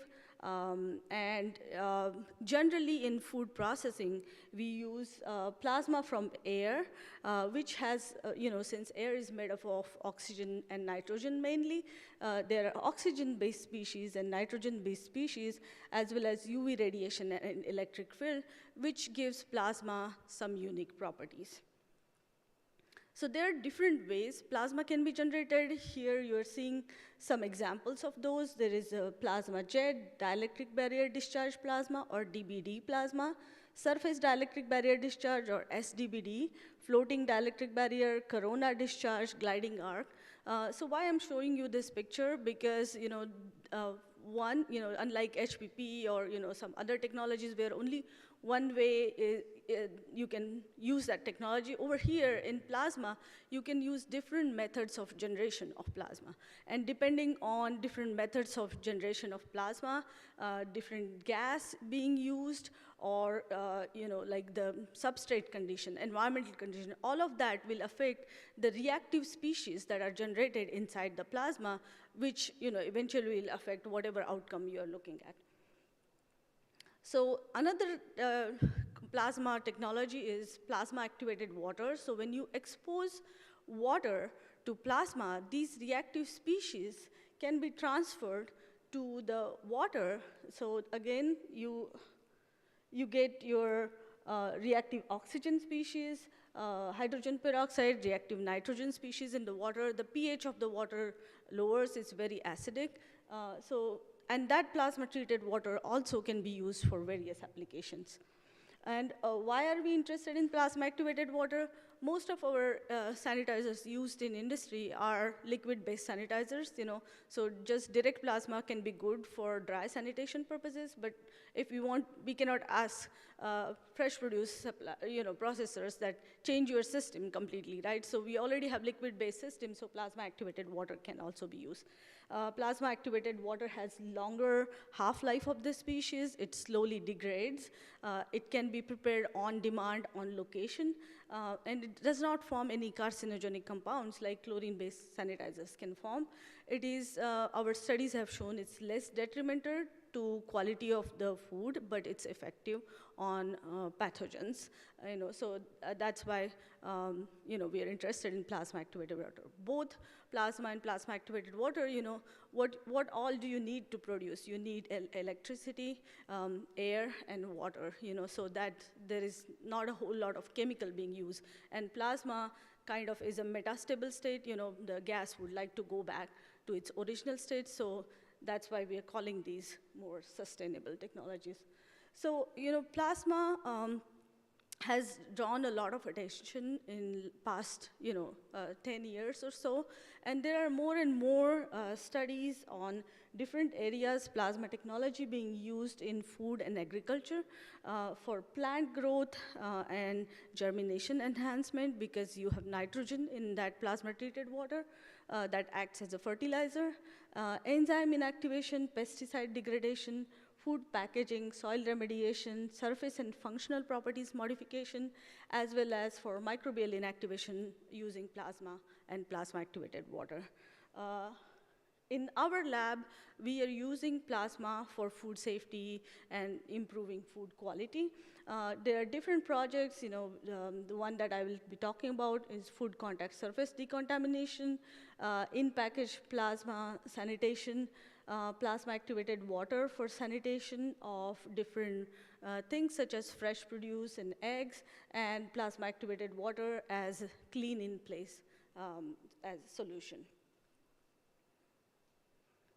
We have also used in our lab plasma-activated water as fertilizers in hydroponic farming, as well as in soil-based farming. So coming back to today's presentation, the project that I'm going to talk about, the first project is on cold plasma for inactivation of bacteria and bacterial biofilms on conveyor belt surfaces. In this was a NSF-founded center, CAPS-funded project, and these are my co-PIs, Dr. Stapelman, Dr. Lavon, and Carly Wang was the postdoctoral researcher who worked on this project. So the idea was to use cold plasma or plasma technology for inactivation of attached E. coli as well as the biofilms for inactivation, and look if plasma is also modifying the properties of conveyor belt surfaces, because we are dealing, these are food contact surfaces. We don't want any modifications in that. So give you a little bit of background, to remove the biofilms, you need to use large amount of water, detergents, and labor. So we are looking at this cold plasma technology, which is waterless. It's rapid, no chemical residue, and contact-free, and low energy consumption, and more environmentally friendly to use for biofilm inactivation. This is our equipment in our lab, open air plasma jet from Plasma-Treat, and here you can see, the stainless steel coupon and PVC coupon being treated with plasma. I also have a video of, the treatment going on. So, the whole idea is to use this jet, on conveyor belt. It can be mounted on robotic arms and, moved to clean the surfaces. Yeah, so here we're looking at the results, and I'm not going in details of the methods. This paper is published. You can reach out to me if you need more information. So here we had a treatment distance of 3 centimeter. We are looking at inactivation of attached E. coli bacteria or bacterial biofilms. You're looking at reduction in microbial load as a function of plasma activation time, 60, 90, or 120 minutes. The gray bar represents inactivation on stainless steel, and black bar represent inactivation on PVC surfaces. We saw that generally, as treatment time increased, the inactivation increased. For stainless steel surfaces, within 90 seconds, we reach limit of detection for inactivation of E. coli. In case of biofilms, we saw that they were a little more difficult to inactivate as expected. The inactivation efficacy, and as expected, 24 versus 48 and 72 hours grown biofilm, they were more and more difficult to inactivate. Again, the same trend was seen that PVC was a little more difficult to clean compared to the stainless steel surface. Overall, we were able to see that plasma can be used for inactivation of bacteria as well as biofilms on stainless steel surfaces. We also checked if it did modify the surface properties, and we did not see a lot of changes in the surface, which is a good news considering these can be food contact surfaces. So it's a promising waterless technology that can be used for sanitation purposes, especially dry environment where you need to not use water, and this would be a promising technology in the future. Next, I'll be talking about in-package cold plasma technology. So this is the USDA NIFA funded project. Collaborators are Dr. Mazzio and Dr. Stapelman, and there are a lot of researchers who are working on the project. This is an ongoing project. So in this project, we are trying to use different newly designed electrodes which can be used for in-package treatment of fresh produce, and we'll look at effect on safety, quality, and nutrients of fresh produce, also optimize and characterize the plasma in this project with help of our nuclear engineers. So just to give you some background, as I said earlier, there are different ways to generate plasma, and dielectric barrier discharge is one of the methods that is popular method for in-package plasma generation. So why we want in-package plasma? So that we can have our plasma generated inside, and once you sanitize the produce, there is no cross-contamination. So if you apply high voltage between two electrodes, the plasma can be generated, and the reactive oxygen and reactive nitrogen species, as well as ozone, can be generated, which can help sanitize the fresh produce. So DBD, or dielectric barrier discharge, is one of the methods that's commonly being used.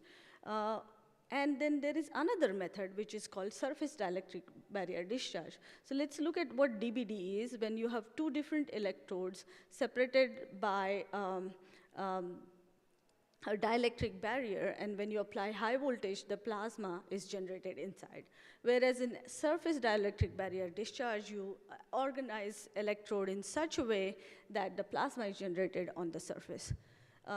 There are not a whole lot of research on surface DBD, and both of these electrodes are rigid. And then for DBD, as the distance between the two electrodes increases, the amount of energy you need to use also increases. So, we as a team came up with a newer type of electrode which is not dependent on the distance between the electrode and can be used for in-package application. So these are our first and second generation electrode. First generation electrodes were paper-based electrodes with 3 layers, 2 metal layers separated by a dielectric, whereas the second generation electrodes are 5-layer electrodes, and these are Kapton or PET, and when you apply high voltage, you can see the plasma, cold plasma being generated on the surfaces.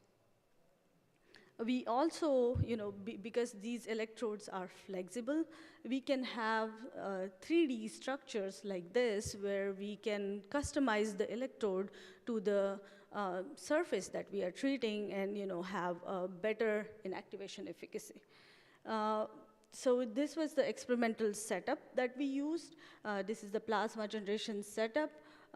Then you can see here spinach leaf and mushroom being treated, or the Petri plates being treated. We also had comparison with volumetric dielectric barrier, the regular dielectric barrier discharge method. In terms of analysis, we looked at microbial inactivation, food quality, as well as the nutrient analysis. Here you're looking at the results of inactivation of E. coli DH5 alpha and Listeria inocua on Petri plates, and you can see as plasma treatment time increased, the reduction also increased. Within 5 minutes, we reached limit of detection, whereas Listeria, as earlier presenter also found out that it was more difficult to inactivate, but it also, as the treatment time increased, the inactivation increased. We then continued these studies on fresh produce, baby spinach using a flat circular electrode, and tomato using a cone electrode. And we looked at inactivation of E. coli, represented by darker color, and the lighter color represents Listeria inaqua. In case of spinach, we didn't see significant difference between the treatment times and between the bacteria, but variation was high, and this might be due to the surface structure. In case of tomato, we saw that it was again easier to inactivate E. coli compared to Listeria, and the treatment time played an important role. We also looked at the visual appearances and quality during 7-day refrigerated storage. Tomato sample did not have any changes, whereas for spinach, we saw that as higher the treatment time, more deteriorations in the quality, which was also observed by color change measurements. We also looked at the weight loss, percent weight loss, as well as the change in the pH. No change in the pH, but spinach lost significant weight. And further, the newer electrode that we developed, the Kapton-based electrode, we looked in activation of bacteria as well as bacterial biofilms. And we saw that biofilms were difficult to inactivate, but we were able to get up to 2.5 to 3 log reduction and up to 4 log reduction of bacteria using these flat, the second generation electrode. We compared this electrode with our paper electrode and also volume DBD. When we compared on Petri plates, we saw that the second generation electrode performed better than the first generation electrode, but a little bit less than volume DBD. And for inactivation on mushrooms, which is represented by, I think it's a greenish color, teal color, you can see there is no significant difference in inactivation. Overall, we were able to develop these electrodes, which are flexible and can be used for sanitation of fresh produce. They're made up from packaging materials, so and they can be recycled. So there is again good promise of this plasma technology for produce sanitation purposes.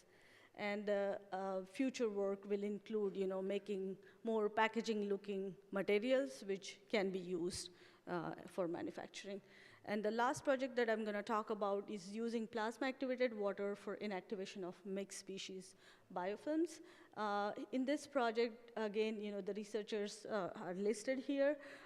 We looked at using plasma-activated water for inactivation of mixed species biofilms on fresh produce as well as stainless steel surface. We also looked at reusability and how does plasma-activated water perform in presence of organic matter. So again, reminding you, plasma-activated water, when you treat water with plasma, then the pH changes and the antimicrobial species are generated, and those are the one that help in inactivation. So in this study, we use different produce. We use lettuce and spinach and stainless steel and looked at inactivation. So when we tried single species of E. coli and Listeria, we saw that 2.5 log reduction was observed. Then we compared plasma-activated water 2 minutes, 5 minutes, 10 minutes, and 15-minute treatment with chlorine-based sanitizer for 15-minute treatment. And we saw that plasma-activated water and chlorine, there was no significant difference in inactivation of biofilms, which is a good news that plasma-activated water can be a good sanitizer. We also confirmed the presence of biofilms on the produce surface, to make sure that the biofilms were being formed.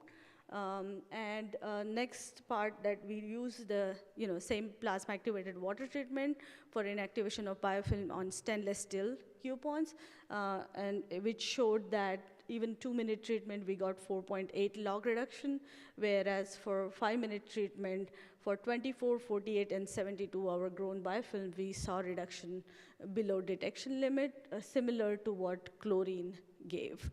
For all those 3 types of biofilms. We then added organic matter to complicate things further, and then we saw that plasma activated water and chlorine without organic matter had similar inactivation. This is on spinach leaf, and again the 2 different bacteria, E. coli E. coli 0157H7 and Listeria innocua. And when we added organic matter, though, chlorine performed better than plasma-activated water. But for chlorine and PAW, spent wash water did not have any bacteria, whereas DI washed had bacterial load in it. Next, we did the similar experiment for stainless steel coupons, and again here we saw that 15 minutes chlorine and plasma-activated water treatment both inactivated bacteria below detection limit, whereas when organic matter was added, we saw that chlorine did better, 1 log higher reduction than plasma-activated water. And again, spent wash water had no detectable bacteria, whereas DI washed coupon had bacteria in the wash water. This is a good news. Then the plasma-activated water won't cross-contaminate the produce or the food contact surface that we are trying to clean. So overall, plasma-activated water is a good sanitizer. When you look at the results. And it is a chemical residue-free sanitizer, which has also shown effectiveness on mixed species biofilm, which are more difficult to inactivate. So, looking at all these 3 studies, I just want to say that there are some current challenges. Plasma is relatively new technology, so, we need to be mindful about, some of the challenges we have. So, characterization of those reactive species is a very difficult challenge, because every plasma equipment generates different cocktail of chemical species, so characterizing those is a challenge, and it needs a lot of equipment. Standardizing terms and dosage and comparing the results throughout the literature is again challenging. Reproducibility of the treatment, because some of the equipment is made in the lab, so making the studies reproducible can be sometime challenging. And we don't know a whole lot of, are there other chemical reactions happening? What about the toxicity? So all these things needs to be studied because this is a new technology. Plasma, when you generate plasma, there are reactive nitrogen species, NOx are created, ozone is created, so emission and high electric voltage, that's a safety concern. So if we are going to utilize this technology in industry, these things should be considered. Scale up is a challenge, but I see a lot of promise, a lot of startups and plasma companies are coming up with scale up operations. And currently it's high cost like any new technology, it's expensive, but again, we are working with some of the equipment manufacturers, on these areas. For the direction of future research, we need to do more studies on understanding the mechanisms of inactivation, how are these bacteria getting inactivated. If we know the mode of action, it will be easier to define a dose. Standardizing plasma analytics and dosimetry, that's another challenge considering, different plasma units can generate different species concentration. Design and scale up of cost-effective equipment, process control via non-invasive and rapid methods, and regulatory approval. These are also direction for future research. With that, I thank you all for allowing me to be here. Thank you to the funding agencies, researchers who worked on it, and the organizing committee and Dubai municipality for having me over here. I'll be happy to answer any questions.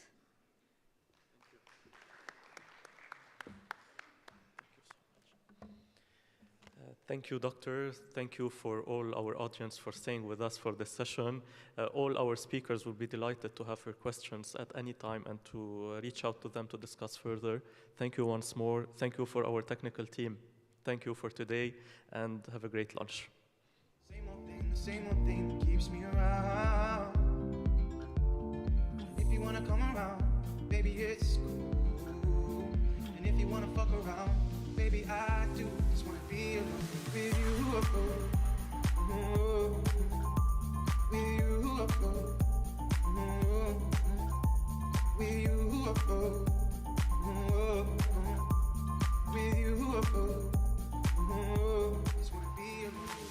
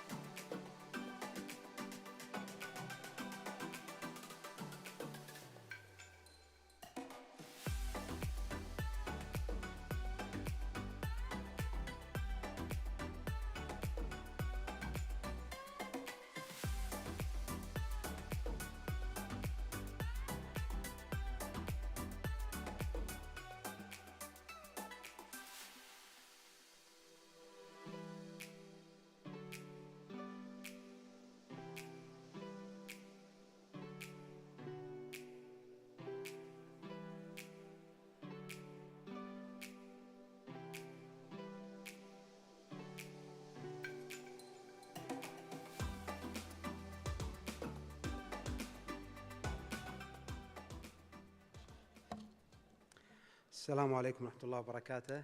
Good afternoon. I think we should start on time. And, you know, to just kill the time a little bit since some of the speakers are not here and the audience are not here. I would like first to, on behalf of my name and the speakers, to thank the organizing committee of Dubai conference of giving us the chance to have this special session on culture meat, although the topic is new and we gave them short notice, but they were kind enough to host us. Thank you very much, Dubai conference. And this topic is a bit strange or new for us, so expect that we have different thoughts and views, so should give room to everyone to express himself freely. There is no restriction in that. I would like to start giving a general, Dr. Uday, تعطيه presentation? هناك presentation. I'd like to start with an opening remarks. As we know, there is an increasing recognition of the challenges related to feeding a growing global population, which is expected to reach from 9 to 11 billion by the year 2050. And at the same time, we would like to produce food more sustainably. So we have two different parts of the equation. So the first disclosure of making meat differently by culturing animal cells in vitro, which is in lab, was made in the year 2013. This novel meat now being marketed as meat that can be grown without hormones, steroids, and pesticides, and antibiotics in facilities with cleaner condition than conventional meat processing facilities, thus reducing the risk of both foodborne illnesses and zoonotic diseases. According to new life cycle assessment, cultivating meat results in less land use and air pollution than conventional production. In this way, we can feed more people using less resources. The cell-based food sector still has miles to come. However, in 2020, cultivated meat and seafood moved closer to our plates. Now, companies producing facilities partnership were formed. There are now currently more than 156 companies with activities in cultivated meat industry in 26 different countries. This sector have generated more than $2.8 billion since the year 2016. Despite that, currently only one country is selling cultivated meat in the year 2022, many companies in the right time are holding private testing events for policymakers, investors, journalists, and other stakeholders. Consumer awareness and willingness research surveys found that only 32% of respondents were aware of cultivated meat, and more than 60% of the respondents were willing to try it. Moreover, young generation are more likely to try and purchase this product. Consumers would most likely ask whether this culture meat is halal, safe, ethical, and what is the consumer acceptance of the final product, how much it will cost, and how it will be regulated. Therefore, this session will provide information on cell-based meat, safety aspect of it, food industry challenges for scaling up the process, Islamic perspective on culture meat consumption, and how the GSO will regulate the novel food. Before starting the sessions, I would like just to give some guidance. We will not take questions after each presentation, but we will have in the end discussion panel, so feel free to write down or type it in your mobile the question you have. We will have enough time to raise your questions, and we have very distinguished speakers to answer your thoughts and suggestions, whatever you have. Again, I'll provide the introductory talk. So my name is Hussam Al-Amira. I am a research scientist. Now I am a full-time member at the Public Authority for Food and Nutrition. I will be providing an introductory presentation, very short, just to pave the way for the other speakers to tackle some of the issues I will be discussing in more detail. So what it is, what this concept, what this product is, and how it's made. So these, some people are aware of it, but some are new to this concept. So briefly, cultivated meat, we have an issue.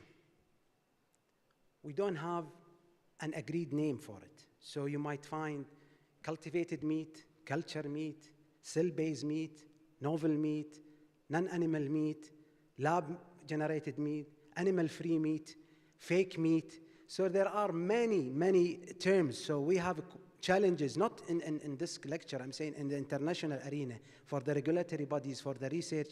You might find alternative terms for this concept because it's new and everyone has its own issues. So this culture meat is basically, in a simple term, is growing meat in a sterile condition in incubators or bioreactors from animal cells. And these animal cells could be muscle cells or fat cells or another type of cells, but in very sterile condition. Basically, this is the culture meat. This is a systematic diagram of the process. You can find you have the bioreactor. This is the very small scale, but I'm just giving you, simplify the concept. This the bioreactor, here the cells will be growing, the selected cell will be growing these bioreactors.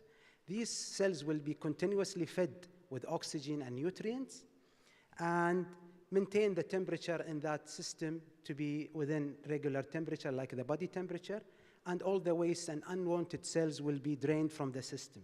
So a very isolated system, very sterile, so that's why they are not using antibiotics or any kind of chemicals. The harvesting time, but don't be confused, harvesting time different than generating the cells. Harvesting times, depending on the cell types, the final product, may take from 2 weeks to 8 weeks, depending on different variables. And different kind of meat can be generated. Could be red meat, chicken, fish, shellfish, eggs, and even milk. So basically, there is no limits of what kind of protein can be generated using this technology. If we go more in detail to the process, so once you have the cells isolated, they start to divide by different environment. After dividing, you have to add certain of scaffolds to give the shape or the texture you want of the final product, but these are edible ingredients.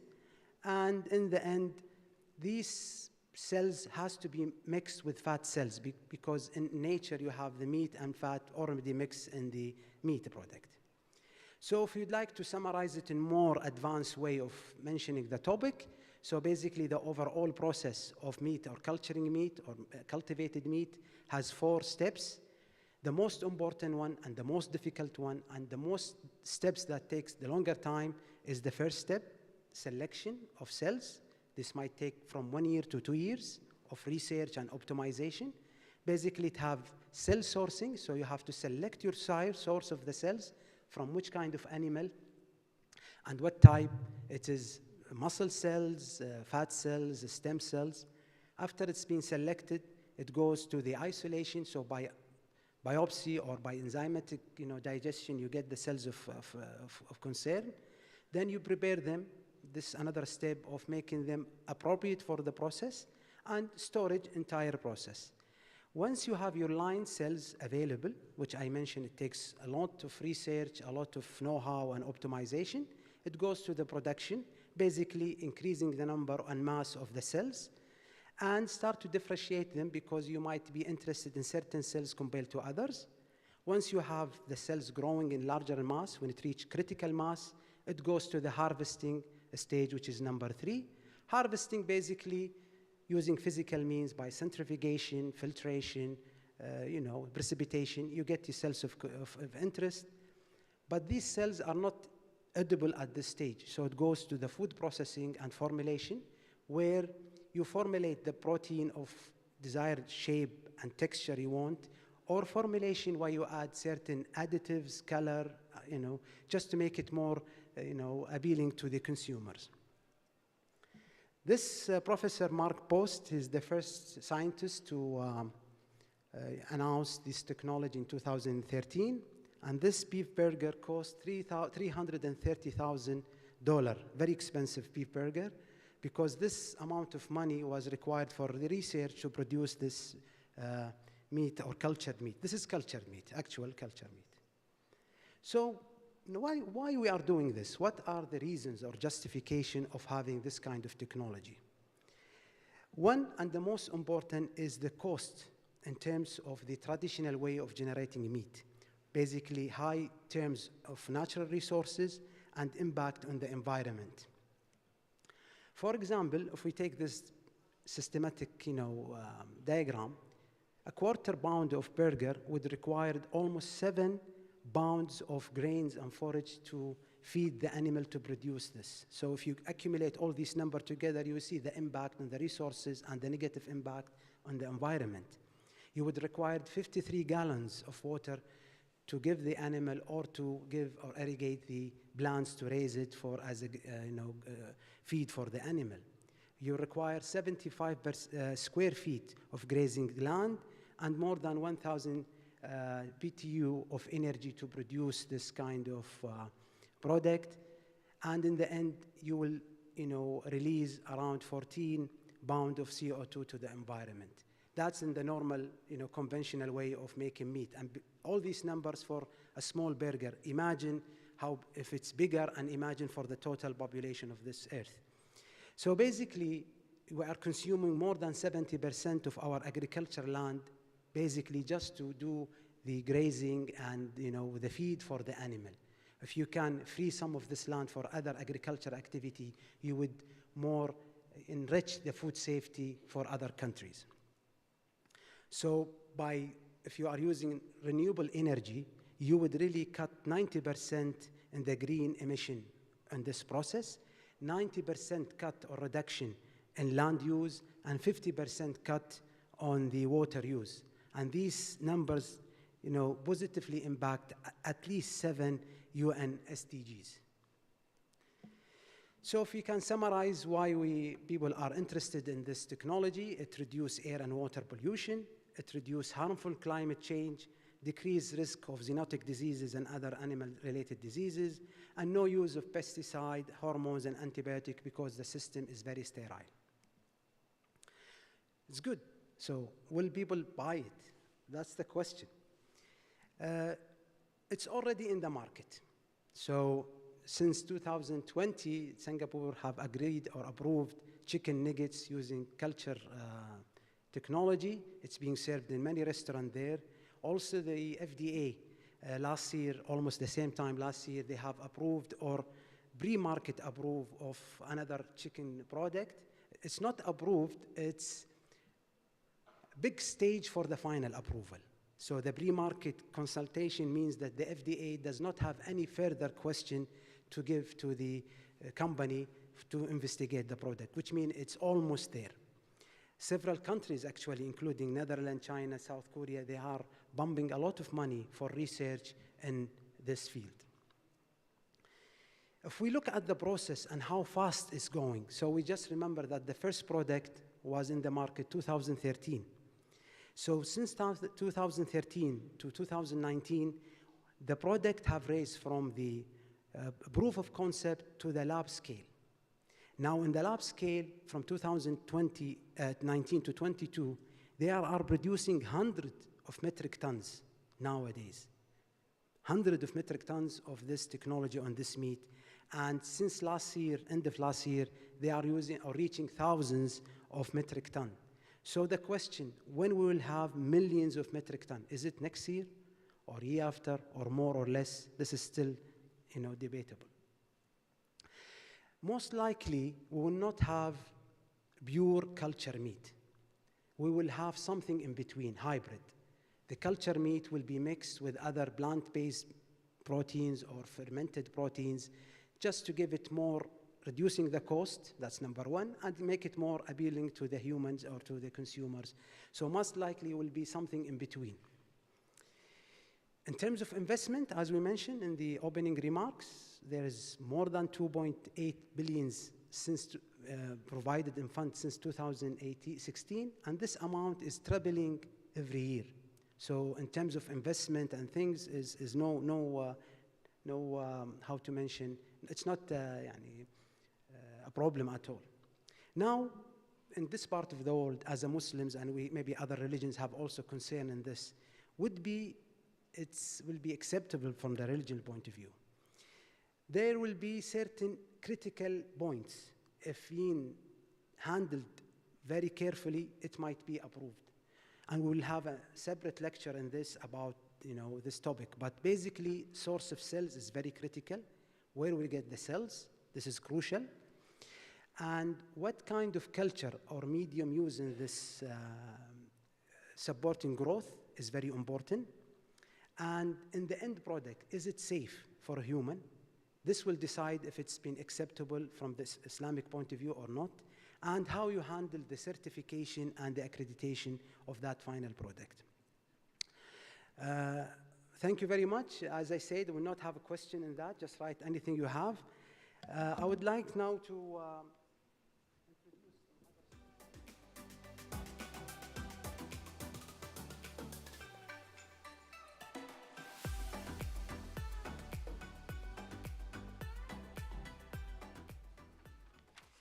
we're very lucky we have in this session very distinguished speakers in different kind of part of the subject.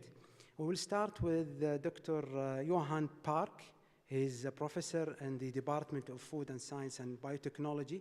I would like to not to write or read the full biography for the speakers. It's in the website and things like this. Just to cut on the time, I would like to give you more time in discussion and things. But just briefly introduce the speakers. He's expert in food safety assessment, and he acts particularly or interest in the research side and in the regulatory side. So he has two hats. It's in the research and in the regulatory.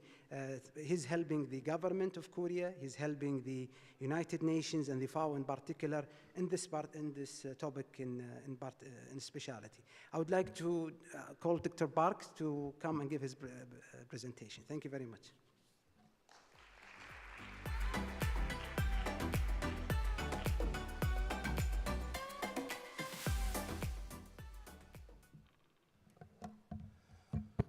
So, good afternoon. So, thank you for having me here. Special thanks to Dr. Alomira. I only have 4 or 5 friends in here because this is my first time attending the conference, and also this is my first time visit Dubai, and so I was kind of lonely yesterday.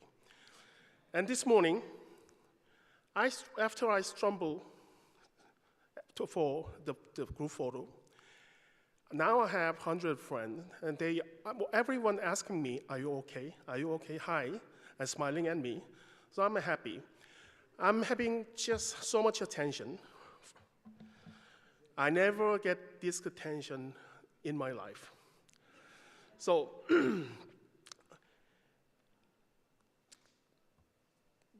see.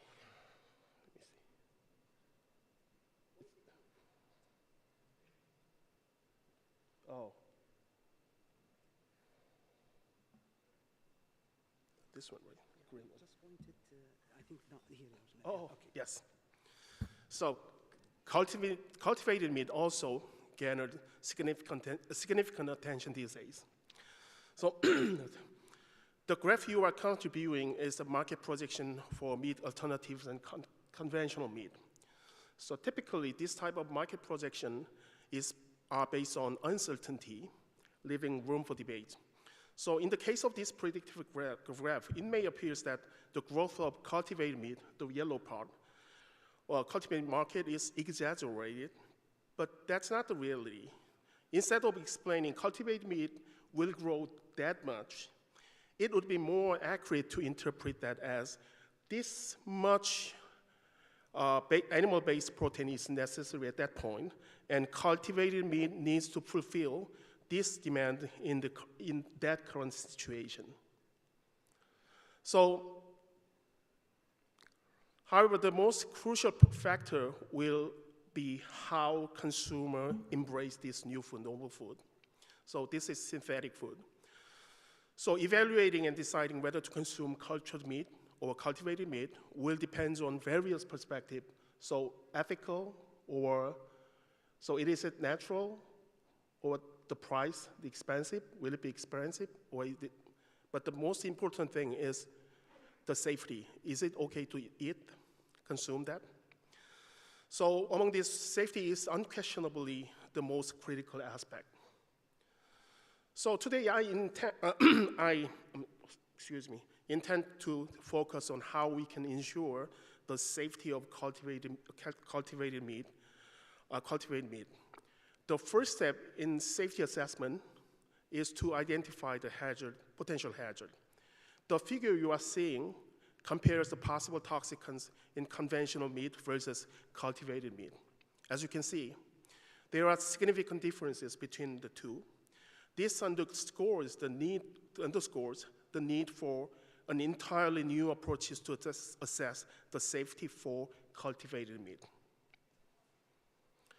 So, as a first approach to ensure the safety of complex factors in this synthesized food, it is important to focus heavily on component-by-component assessment. It would be beneficial to divide this component into 3 and consider safety assessment method for each one. Therefore, I have identified 3 key components and brainstorm appropriate safety assessment method for each of them. So let's step into, before that, let me explain that cell lines, the seed we will grow, and culture condition, that is, in other words, that is just culture medium, and culture facility. I'm not going to talk about culture facility because we are all well know about the culture facility, culture tanks, and etc. So let's delve into each of these components. The first one is the cell line. I'm not going to just explain every detail of how they set up or just develop a cell line. The key concern with the cell line is how to ensure the safety when establishing or set up the cell line using innovative technology. Looks innovative, right? So in most cases, it is essential to confirm genetic stability with the minimum mutation during the lineage development, cell line development. For most mammals, such as pigs or cows, in this context, their genetic stability can be verified through whole genome sequencing, more specifically resequencing, since we know their just genetic map. So the reason I'm using the past tense is because I'm speaking based on the data that has been somewhat secured. And next, we need to consider the mutations that occurs during the culture. So besides of genetic stability, it is crucial to check for potential expression of unexpected proteins, especially allergens. So analyzing allergens individually, analyzing every single protein has been expressed is not that practical, and it is impossible. So instead, it would be more efficient to reduce the final analysis targets through pre-validation at the translation stage. So as you can see the picture, using targeted method based on the expression potential obtained through RNA sequencing and confirming it through the proteome and metabolome analysis would be a reasonable approach. So for allergens, it is possible to utilize existing allergen databases. We do have so much powerful databases. So of course, in the event of unforeseen situation, such as de novo sensitization, so it is just believed that post-market monitoring can be conducted for products that have entered the market. So next one is cultural condition, cultural mediums. To put it simply, as culture media, it's really clear, but this is an area with the most significant challenges. Whether the chemical used as an ingredient are listed in so-called food code is crucial. If they are not listed, so first one, listed as food ingredient, it's okay to use. If it is not listed in the code, we have to find suitable alternatives or establish residue limit based on toxicity level and adhere to them. So the final one, the strictly prohibited, for example, the just substance with genetic toxicity, we are not going to use it, and no one can use that. So, based on the investigation into the use of ingredient among South Korean startups, maybe 6, 7, that 50% of the ingredient they are using was listed. And it is expected that the similar trend or pattern exists in other countries as well, with no significant differences anticipated. So, while this is not directly related to the nutrition level, there are several factors that must be considered. The first and foremost one is the expected nutrient level from cultivated meat. Indeed, the people's expectation for nutrient level can vary, but one non-negotiable factor is protein contents, because we are having protein sources. When it comes to protein sources, so it depends on the people, and the expectation depends on the people or the ethnic background sometimes. So anyway, the non-negotiable one is a minimal amount of protein that just bears. But when it comes to fish, especially oily fish, the situation can vary significantly. When consuming them, people often expect to benefit from not only protein, but also other elements like fat-soluble vitamins and functional fatty acids, such as omega-3 fatty acid. However, it is essential to recognize that the cultivated fish meat may not meet this expectation. The reason is that the omega-3 fatty, for example, omega-3 fatty acid, they are not synthesized by themselves. They are bioaccumulated. From what we have discussed so far, you may have noticed some limitation of cultivated meat.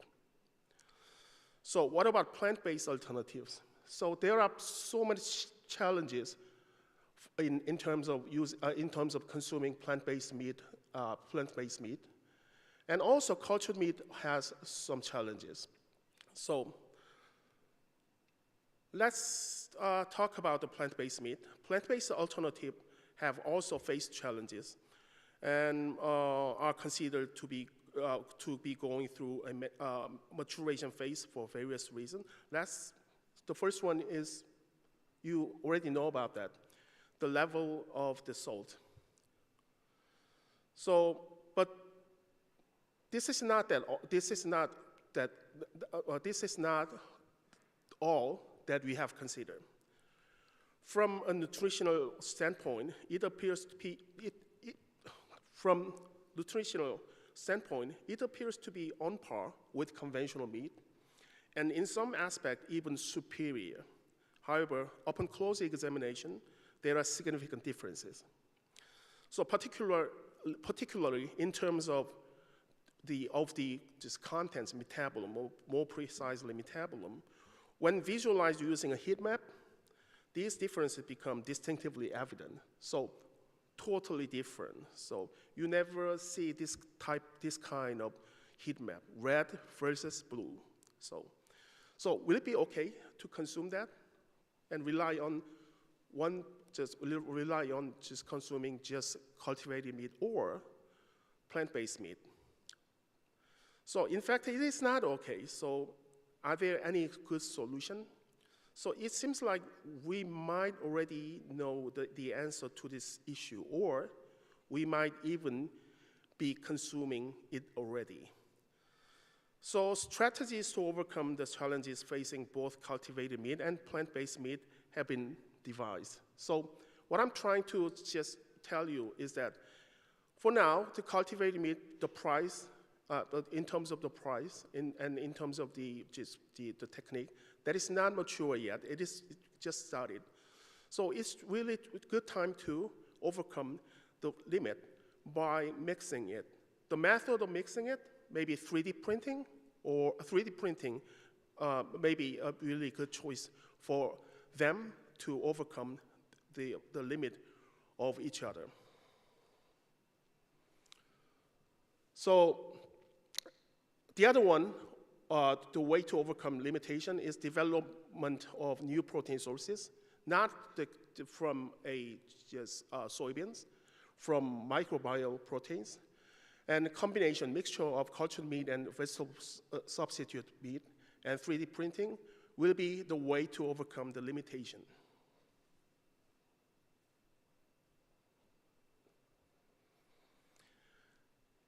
Finally, I would like to conclude my presentation by showing a recent published other consideration.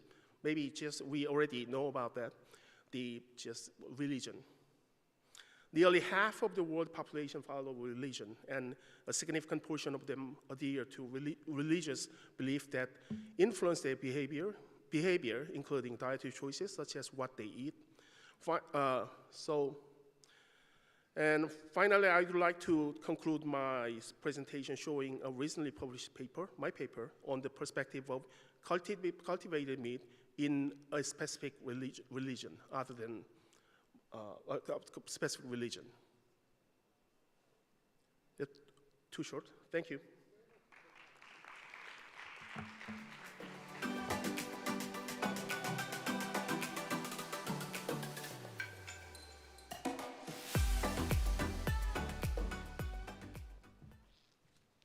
Thank you very much, Dr. Professor Park, for the enlightenment into the know-how and the science behind it and the challenges. It's my honor to introduce the third speaker. Our third speaker is Dr. Greg Lidley. He's the head of the strategic knowledge development at Camden BRI in the UK. He's a food industry professional with more than 30 years experience in food manufacturing and providing consultancy to the industry. He's really into the new technologies for food manufacturing. So he's the right guy to tell us what the challenges is being faced by in reality now in terms of the food industry. Please, Dr. Greg.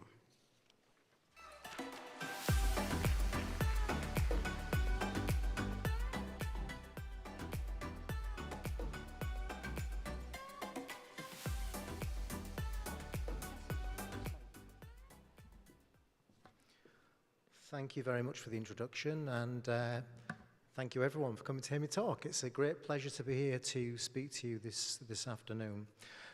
So as the chair said, my name is Craig Ledley, and I work for a UK-based food science and technology consultancy called Camden BRI. And I'll talk a little bit more about Camden BRI in my next slide. But in my session, I just want to give you my perspective on some of the practical challenges of taking cultivated meat from laboratory scale to industrial scale food production. So very briefly, Camden BRI is food science technology consultancy. As I mentioned, we've got a very broad range of services around analytical testing and also manufacturing support, basically anything to do with food manufacturing. And I would invite you to come and visit us on our stand at G7 if you'd like to have a chat with us. I love to talk about cultivated meat. I love to talk about new technologies in food manufacturing. So please do come and have a chat with me. So I said I wanted to give you my take on some of the challenges for scaling from the laboratory to industrial manufacturing. And I wanted to start by just giving you a bit of context as to why I say my take. Because I'm not a biotechnologist, I'm not a tissue engineer. What I am is a food technologist, and as was mentioned, I've been in the food industry for about 30 years, and I think it's a really important point to make that I'm going to come back to in the presentation, that however fantastical and whiz-bang and new technology like this process appears to be, we must never lose sight of the fact that we are in the business of manufacturing food. And as I say, I will come back to that later on, because I think that is potentially one of the challenges we need to address, to get that mindset into people that we are manufacturing food. So Sam has kind of spelled out the context really, really well already as to why we might be interested in cultivating meat from animal cells, because it seems like quite a weird thing to do, really, doesn't it? But ultimately, we have this massive challenge of having to feed a growing population. We've got to feed more people, but using fewer resources. So we've got to do more with less. So we have to find some sort of solution to provide more calories and more protein to that global growing population. And cultivated meat is going to be one part of the solution. Certainly not the whole solution, and I'll talk about why I see that as a challenge shortly. So Dr. Park has gone through some of the really micro-scale challenges that we have around cultivated meat, and there are many technical challenges that we need to address. But if you really zoom out from it and look at some of the macro challenges, these are what I see as the big challenges for taking cultivated meat from laboratory to food manufacturing, industrial food manufacturing. How can we scale and produce the product at a commercially viable cost? And I believe we are some way away from that currently. How can we navigate the rather complex regulatory framework that exists around the world, because we have a lot of uncertainty about how that is going to work? This issue of building a food manufacturing culture, a food manufacturing mindset, I'll come back to that. And then finally, and probably most importantly of all, consumer acceptance. How do we actually get consumers to adopt this technology and accept it? So let's go into each of these in a little more detail now. And we'll start with some of the issues around the scale-up and cost challenge. So in my opinion, and I think Dr. Park and Sam have also said this, it is simply not going to be feasible to think of cultivated meat completely replacing the conventional meat industry. Maybe in 50 or 100 years' time or something, I'll be long gone, but I can't see it happening in my lifetime. And this is just a little illustration as to why I say this. So we have a cultivated meat startup company in the UK called Ivy Farms. And on their website, they say that their intention is to reach a production scale of 12,000 tons a year. If you look at something like global beef production, it's something like 60 million tons a year. So just to try and replace the existing beef production, we'd need something like 5,000 Ivy Farms around the world. So that equates to about 26 of these facilities in every single country in the world. That is just to match existing beef production. Then we've got all of the other types of meat that we'd need to try and match, and we've got to increase production to meet that global population growth, as I've already mentioned. And even if we could magically make all of these facilities appear with a snap of the fingers, and we had all of these things set up around the world, we literally would not have enough ingredients to produce all of the media that we need to produce the meat. So it is not going to replace conventional meat production. It will be one part of the mix, though. I think we all acknowledge ultimately we have to encourage a more plant-based diet. We have to reduce meat consumption. But where we are going to eat meat, we might have conventional meat and some cultivated meat as part of the mix. And also blending cultivated meat into plant-based products, as Dr. Park mentioned.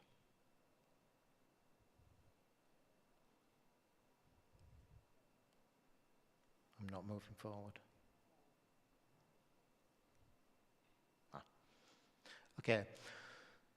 So we've talked about some of the scaling challenges, but we also have to be able to produce meat at a commercially viable price.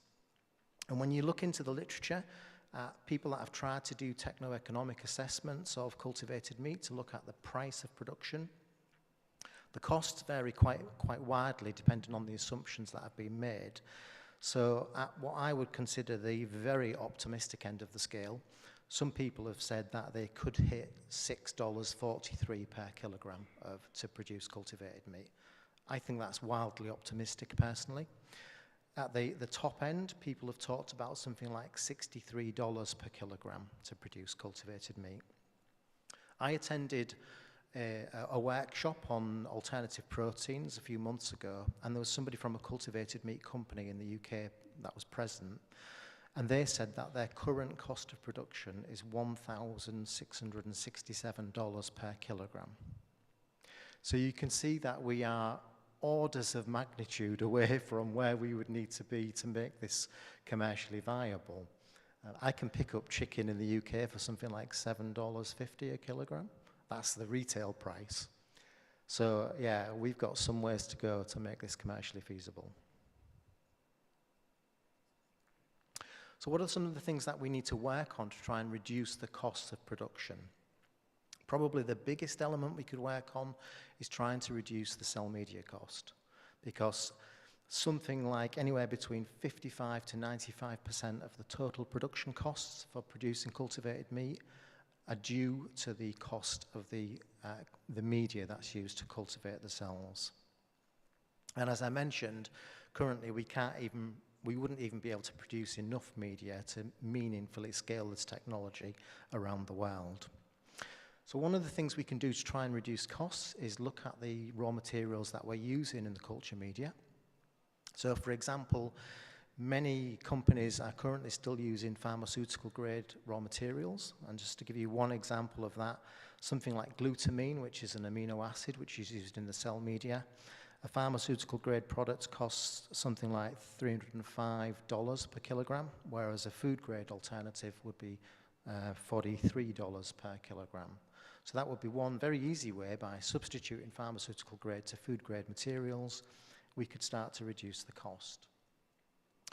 There are still companies using fetal bovine serum, which is very, very costly. Some companies are starting to develop media now that is fetal bovine serum free. That needs to become the norm because it's so expensive, and it also poses some interesting ethical challenges in terms of where that material is sourced from.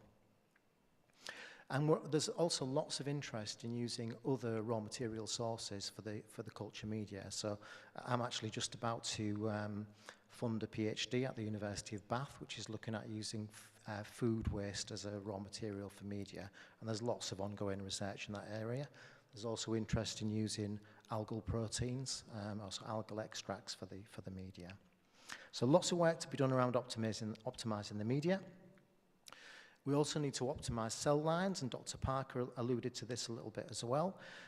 We need to get these cell lines so that they're doubling as fast as possible. So the faster we can get them to double, that has a direct impact on the amount of media that's used, and so that radically impacts the overall production costs. And we need to try and get the maximum cell density that we can in the system as well. So there's lots of work around reactor design to try and optimize cell density. The company that I'm working with uses hollow fiber bioreactors, and their claim is that they can get a much higher cell density than you can get with the typical reactors that are used in other systems currently. And then finally, Dr. Park mentioned that we need edible scaffolding materials for the cells to attach to. We do need to make those more affordable, and we need to find something that's going to be fit for purpose both for the proliferation stage, which is when we're building the biomass, but also the differentiation stage, which is when we get them to lay down as something like animal muscle. Okay, moving on to the regulatory challenge. This is still a really complex landscape, and I know we have a speaker that's going to talk more specifically about some of the regulatory issues for the UAE. I wanted to just give you a flavour of what's going on globally in terms of regulation. So it's still quite unclear what the regulatory path is going to be for these products. There are many countries now that need pre-market approval before you can launch the product. So some examples of that would be there's pre-market approval requirements in Australia, New Zealand, Canada, the EU, the UK, and Singapore. And so everyone's still not quite sure what sort of information is going to be needed for the regulatory dossiers. There is a little bit of clarity starting to emerge now because there's been a joint regulatory framework developed by the USDA and the FDA for cellular agriculture products in the US. And there have been some market approvals now, as Dr. Park mentioned. So Singapore has approved cultivated chicken, and there's been 2 approvals for cultivated chicken in the US as well. There has been no approval to date in the UK or in the EU. We are aware that there has been a submission for novel foods approval in the UK for cultivated beef, and there's also been an application in the EU for cultivated beef in Switzerland. So it'll be interesting to see how that plays out. I think the more we can start to get applications submitted, the clearer that regulatory pathway will start to look for companies. And just as an interesting side note, and I'm interested to see how this develops, but I don't know whether you spotted this in the media, but Italy has actually unilaterally banned the sale of cultivated meat in Italy. They haven't actually banned research into cultivated meat, just the sale of cultivated meat. And the reason they've done that, according to some spokesman I heard in the UK news, was that they want to protect the traditional food culture and food heritage in Italy. So it will be interesting to see how that plays out longer term in Europe. Okay, moving on to the manufacturing mindset, and this is a slightly more philosophical point, I guess, but the point I wanted to make here is what I mentioned right at the start, which is however high-tech this technology seems, we are essentially dealing with a new technology to produce food. And we must never lose sight of the fact that we are producing food. We're not producing tissues, we're producing food. And in my experience, speaking to many people that are involved in this field, very few of them have got any kind of food background. I'd be interested to know from the audience when we get to the panel discussion whether that's your experience here too. But I attended a conference with about 50 or 60 people from the cellular agriculture industry, and I asked them, for example, who in the audience has heard of hazard analysis critical control point? And I think about 2 people put their hand up. So all of these people are really excited about the science, but they're not in the business of food manufacturing. So how are we going to engender that food manufacturing mindset so that when we go from the laboratory to industry scale, you know, we've got decades of experience with what we need to do to produce safe food in terms of hygienic design of equipment, hygienic design of factories, how we do traceability in the supply chain, how we do hazard analysis and food safety management. All of these cultural things need to be embedded in this fledgling industry. And the other thing I hear a lot is this kind of mindset that, well, what we're doing is okay for pharmaceuticals, so it must be okay for food. Now, I'm not from the pharmaceutical sector, so I don't know whether that's true or not, but I think it's something we definitely need to think about and challenge.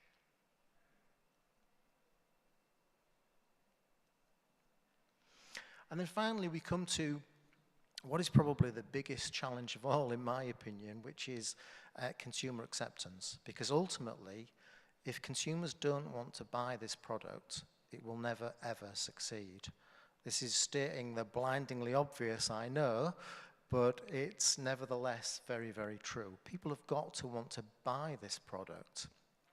And unfortunately, the evidence that we have today, to date, would suggest that there's some resistance here, and we can maybe compare notes on this because we probably had a little bit of disagreement in the presentations that have been given.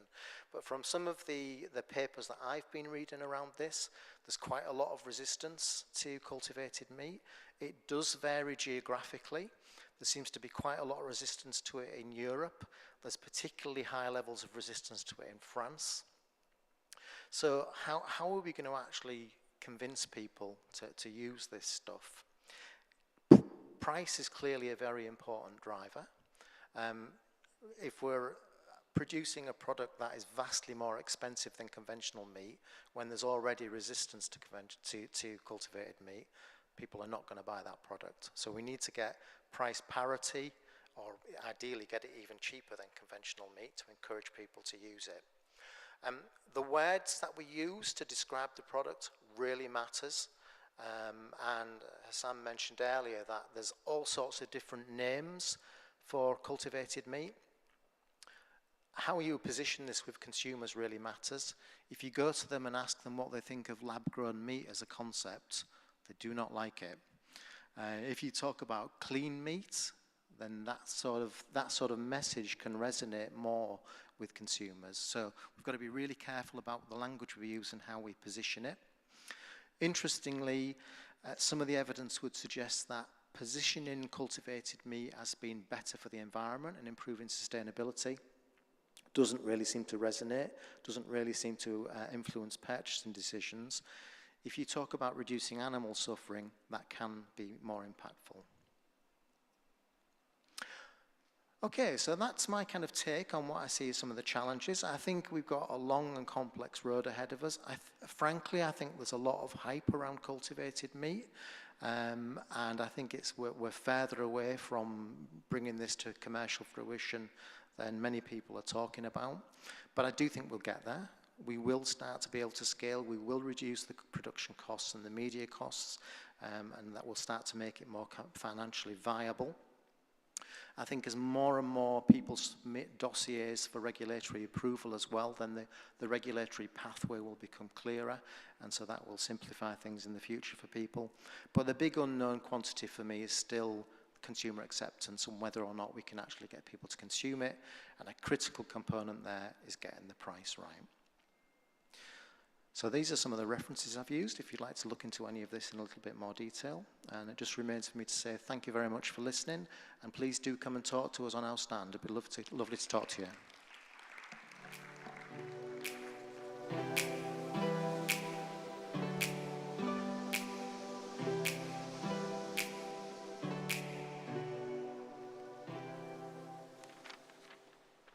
Thank you very much, Dr. Greg, for sharing with us the reality in terms of the food industry challenges for the scaling up from the prototype scale to the industry scale. He handed over to the regulatory issues and challenges. So we are very pleased to have with us Dr. Uday Abu Hamid. He's the director of the Standards and Metrology Directorate at the Gulf Cooperation Council Countries Standardization Organization, which is briefly known as GSO. So he's the man responsible for all the Gulf standards for all the 6 or 7 Gulf states in the area. His lecture will be about the GCC Novel Food Standard-Based Approach. But before we introduce him here, I would like just to say that he has more than 30 years professional experience with diverse functions in the industry. He's a mechanical engineer and material science, and he's now the head of this organization. Please join me to welcome Dr. Uday.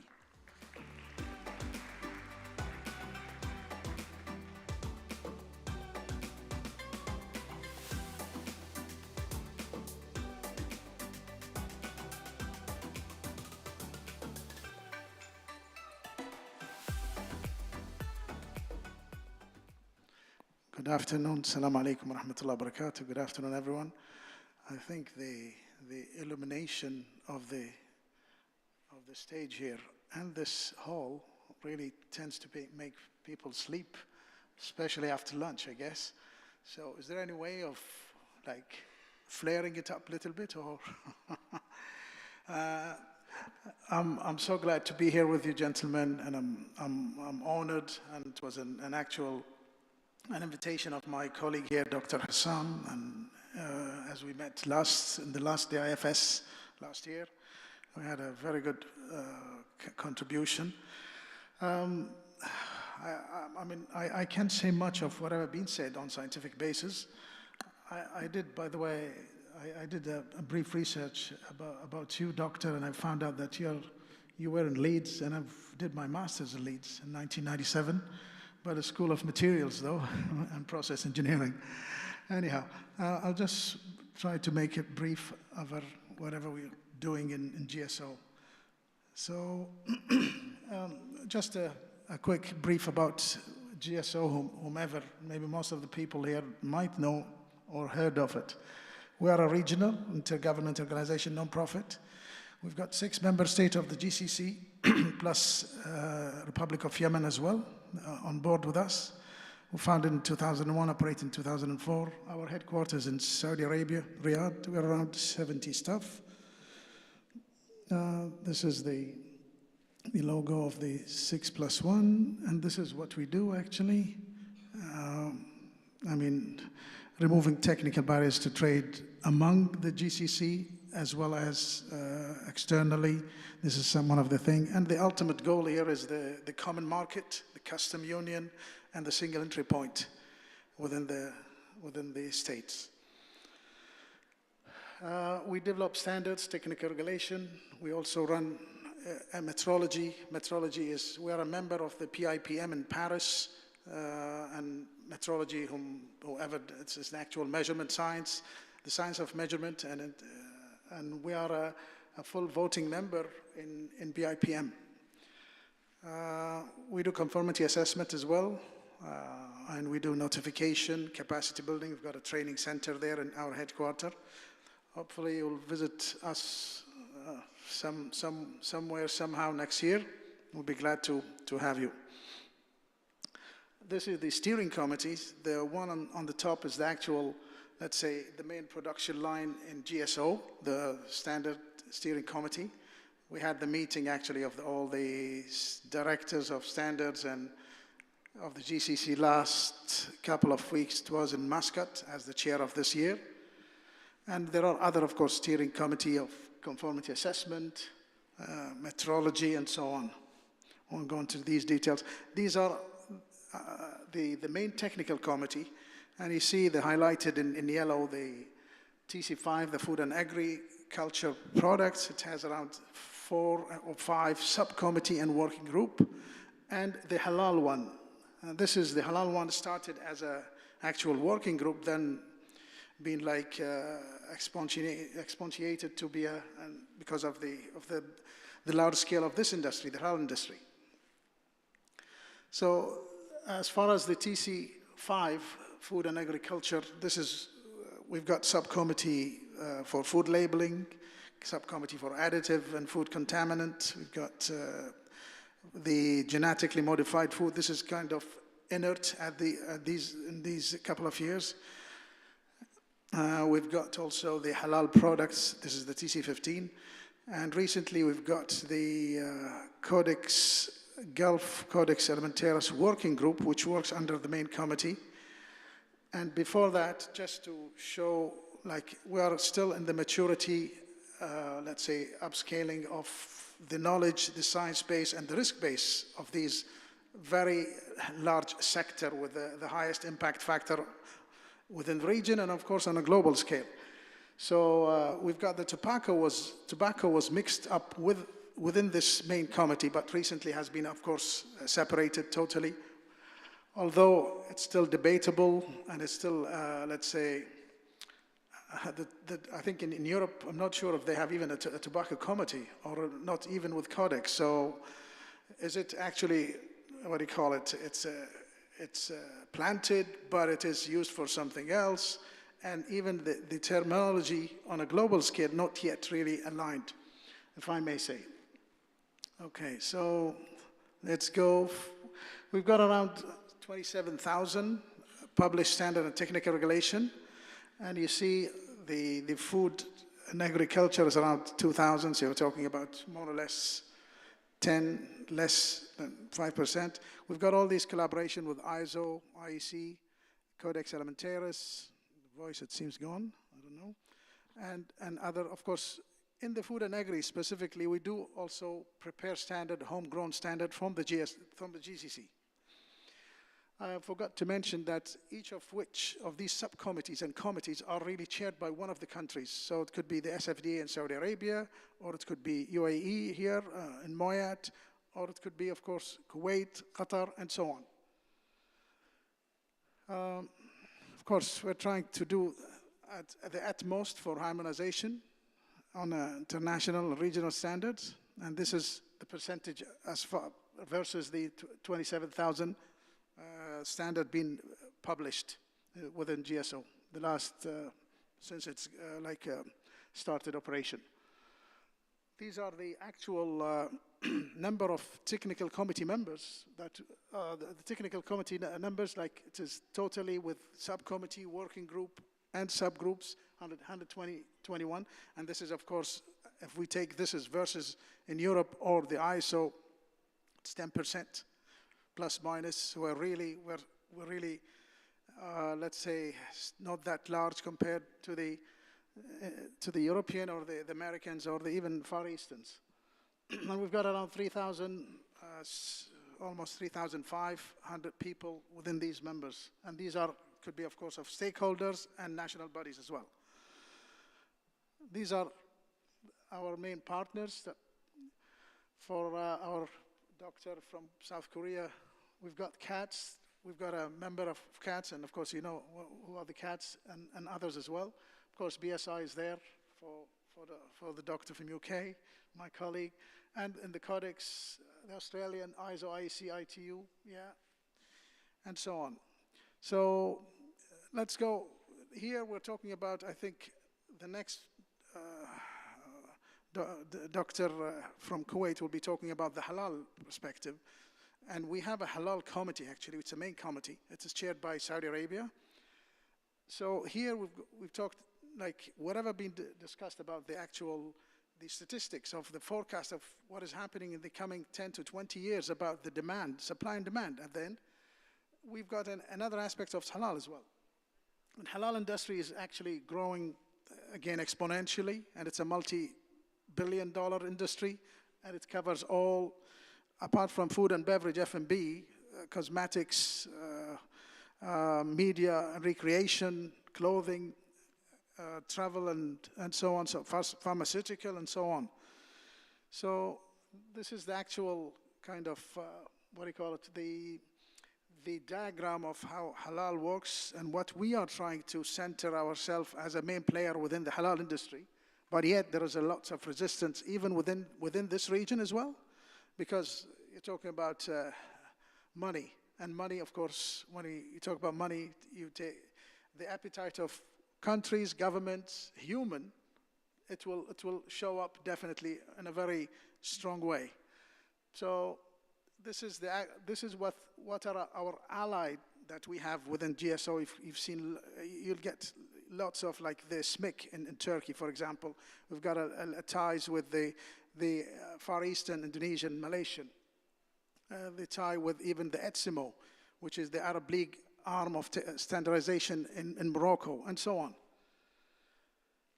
So this is the halal pyramid. I won't go into detail about that because I'll leave it to and these are some of the examples of the standards that deals with the halal sectors that we have.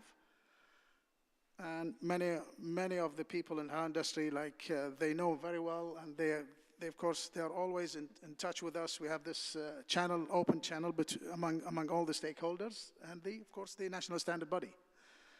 Now, back to the main thing that have been requested by Dr. Hussam is how does this standards and technical relation process really undertaken within the GSO?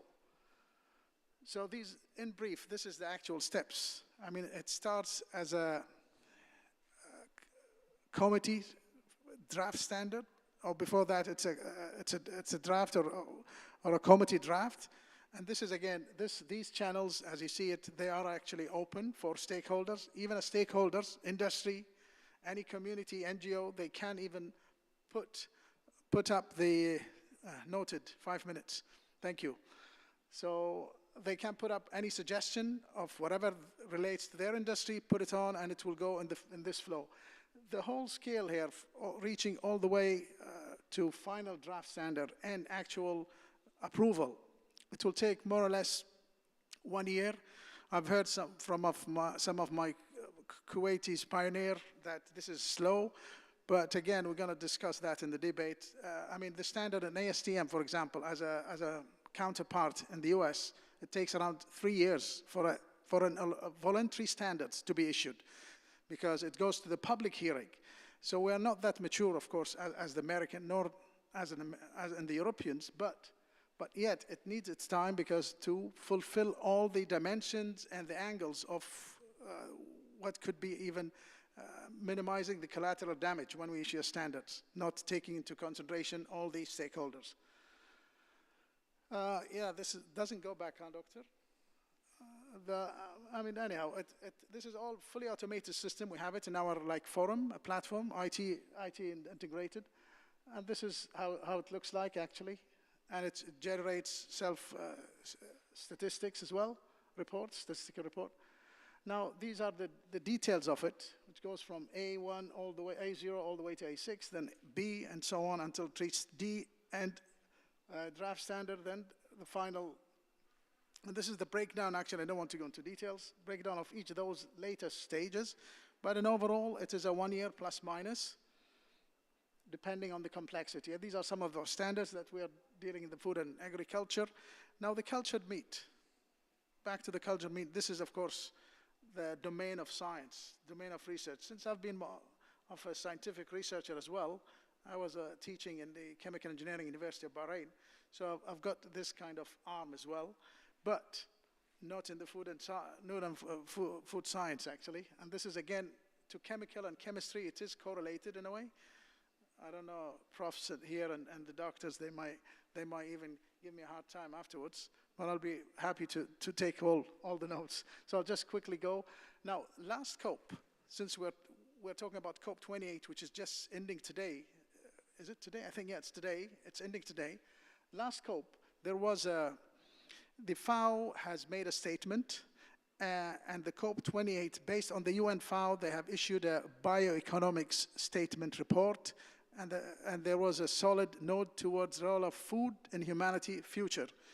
And the actual paragraph talks about new food sources, support of preservation of biodiversity, and contributing to preventing malnutrition of developing countries, which is us here in this region.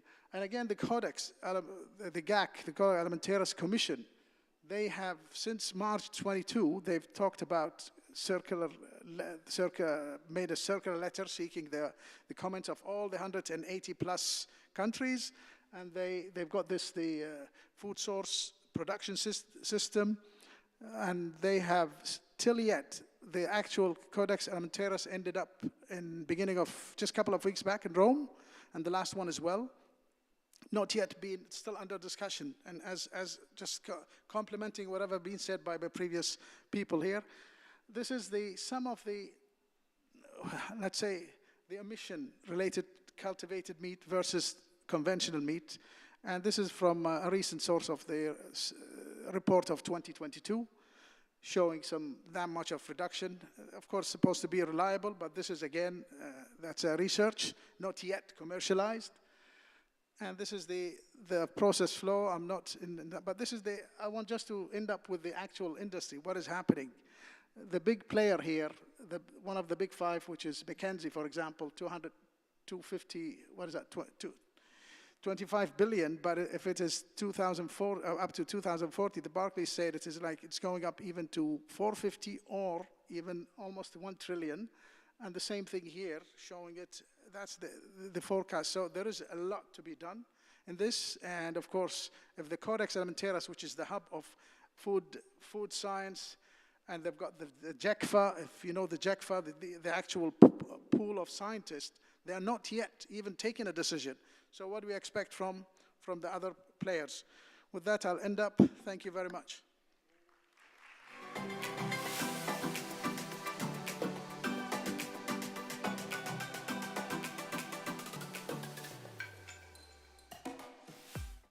Thank you very much, Dr. Uday. So we not expect anything from the GSO because nobody done anything from the other world. Our final speaker, it will be the lecture in Arabic. Unfortunately, we don't have instant translation. I don't know why. And actually, I'm not happy to have only one screen. We don't have this, so we can write down the room. But I'll try my best. If somebody has any question or anything related to his lecture, or when we have the panelist session, I can translate to him to get the answer the query you might have. I'll introduce him in English a little bit, just then I'll switch to Arabic. The final speaker is Dr. Sheikh Turki Al-Mutairi. He's the director of the Fatwa department. Fatwa means in Arabic the place when they give Islamic rule on any issue. And he's also the acting assistant under secretary in the Ministry of Endowment and Islamic Affairs in the state of Kuwait. I knew Sheikh Isa for many years. I have worked with him successfully to put a lot of halal standards in the region. So he's not new to the halal arena. He has also worked hardly to conduct or form big halal scientific Islamic conferences in Kuwait over the last years. And he has also published encyclopedia in halal in Arabic. And his talk will be about the Islamic control for the allowing consumption of the cultured meat. متحدثنا إن شاء الله راح يكون الشيخ تركي عيسى المطيري، هو رئيس قسم أو إدارة الإفتاء في وزارة الأوقاف والشؤون الإسلامية في دولة الكويت، وكذلك هو الوكيل المساعد لقطاع الإفتاء والبحوث الشرعية بالتكليف. عنوان محاضرته الضوابط الشرعية لجواز تناول اللحوم المستنبتة. اللحوم المستنبتة يعني cultured meat. تفضل شيخنا.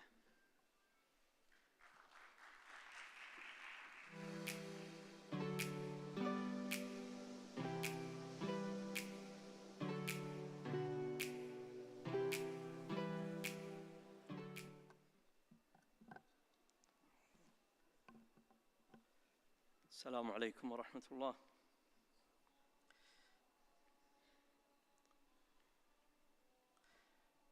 الله أكبر. يسعدني اللقاء بكم في هذا المحفل، وإن شاء الله تعالى نقدم شيء جيد ونتحفكم باللغة العربية اليوم، فقد تشبعتم بغيرها. أعرفكم على نفسي تركي المطيري، مدير إدارة الإفتاء والوكيل المساعد لقطاع الإفتاء. أعمل في وزارة الأوقاف والشؤون الإسلامية، ومقرر لهيئة الفتوى، وهي أكبر تجمع علمي داخل الكويت، تجمع شرعي. وهيئة الفتوى هي مجمع علمي شرعي مصغر في وزارة الأوقاف والشؤون الإسلامية في دولة الكويت. صدر قرار تشكيلها عام 84، وهي يعني هيئة رسمية، ويعاد تشكيلها كل عامين بضوابط ومعايير معينة مذكورة في القرار الصادر لتنظيم عملها. وينبثق منها عدة لجان، منها لجنة الأمور العامة، وهي متخصصة فيما يخص العبادات لعامة المسلمين، وأيضا منها لجنة الاقتصادية، وهي متعلقة بالأحكام الشرعية المتعلقة بالعقود التجارية، ومنها أيضا لجنة الأحوال الشخصية متعلقة فيما يتعلق بالزواج والانكحة والرضاع وغيرها. ومنها أيضا هيئة الفتوى، والتي تفتي بقضايا النوازل الفقهية، وهي التي سنتكلم عنها اليوم فيما يخص النوازل الفقهية، حيث اللحوم المستنبتة ليست مطروقة في كتب الفقه في الأزمنة الغابرة، فهي نازلة في هذا العصر. ونعني بالنازلة هي الأمور والقضايا الجديدة التي لم تحصل من قبل مع اختلاف الأزمان والأمكان، والأماكن والتي نحتاج فيها إلى الحكم الشرعي ولم يسبق فيها نص ولا اجتهاد، لأنه إذا سبق فيها نص شرعي لا تكون نازلة، لأن الحكم يكون مسبق. وإذا كان هناك اجتهاد للعلماء فيها وقد ذكروها في كتب الفقهاء، لا يحق لنا أن نستحدث يعني حكما جديدا من غير أن تتغير معايير الحادثة. أيضا كيفية إيجاد الفقه أو الحكم الفقهي المناسب للنازلة مع قول الله عز وجل: اليوم أكملت لكم دينكم وأتممت عليكم نعمتي ورضيت لكم الإسلام دينا. نقول إن الإسلام أرسى قواعد عامة وأرجع الاستنباط منها إلى عامة فقهاء هذا الدين. منها قول الله عز وجل: ظهر الفساد في البر والبحر بما كسبت أيدي الناس ليذيقهم بعض الذي عملوا. وقال في آخرها: لعلهم يرجعون عن إيش؟ ظهر الفساد في البر والبحر. أشرح هذا النص: ظهر الفساد في البر أي هناك خلل وجد في البيئة، ووجد في المطعومات، ووجد في المكونات التي حول الإنسان. قال بما كسبت أيدي الناس، أي بما كسب الناس، ولم ينسب هذا الخلل الموجود في البيئة وغيرها لغير هذا المخلوق وهو الإنسان. ثم قال في آخر الآية: لعلهم يرجعون، أي يرجعون عما سببوا فيه الخلل.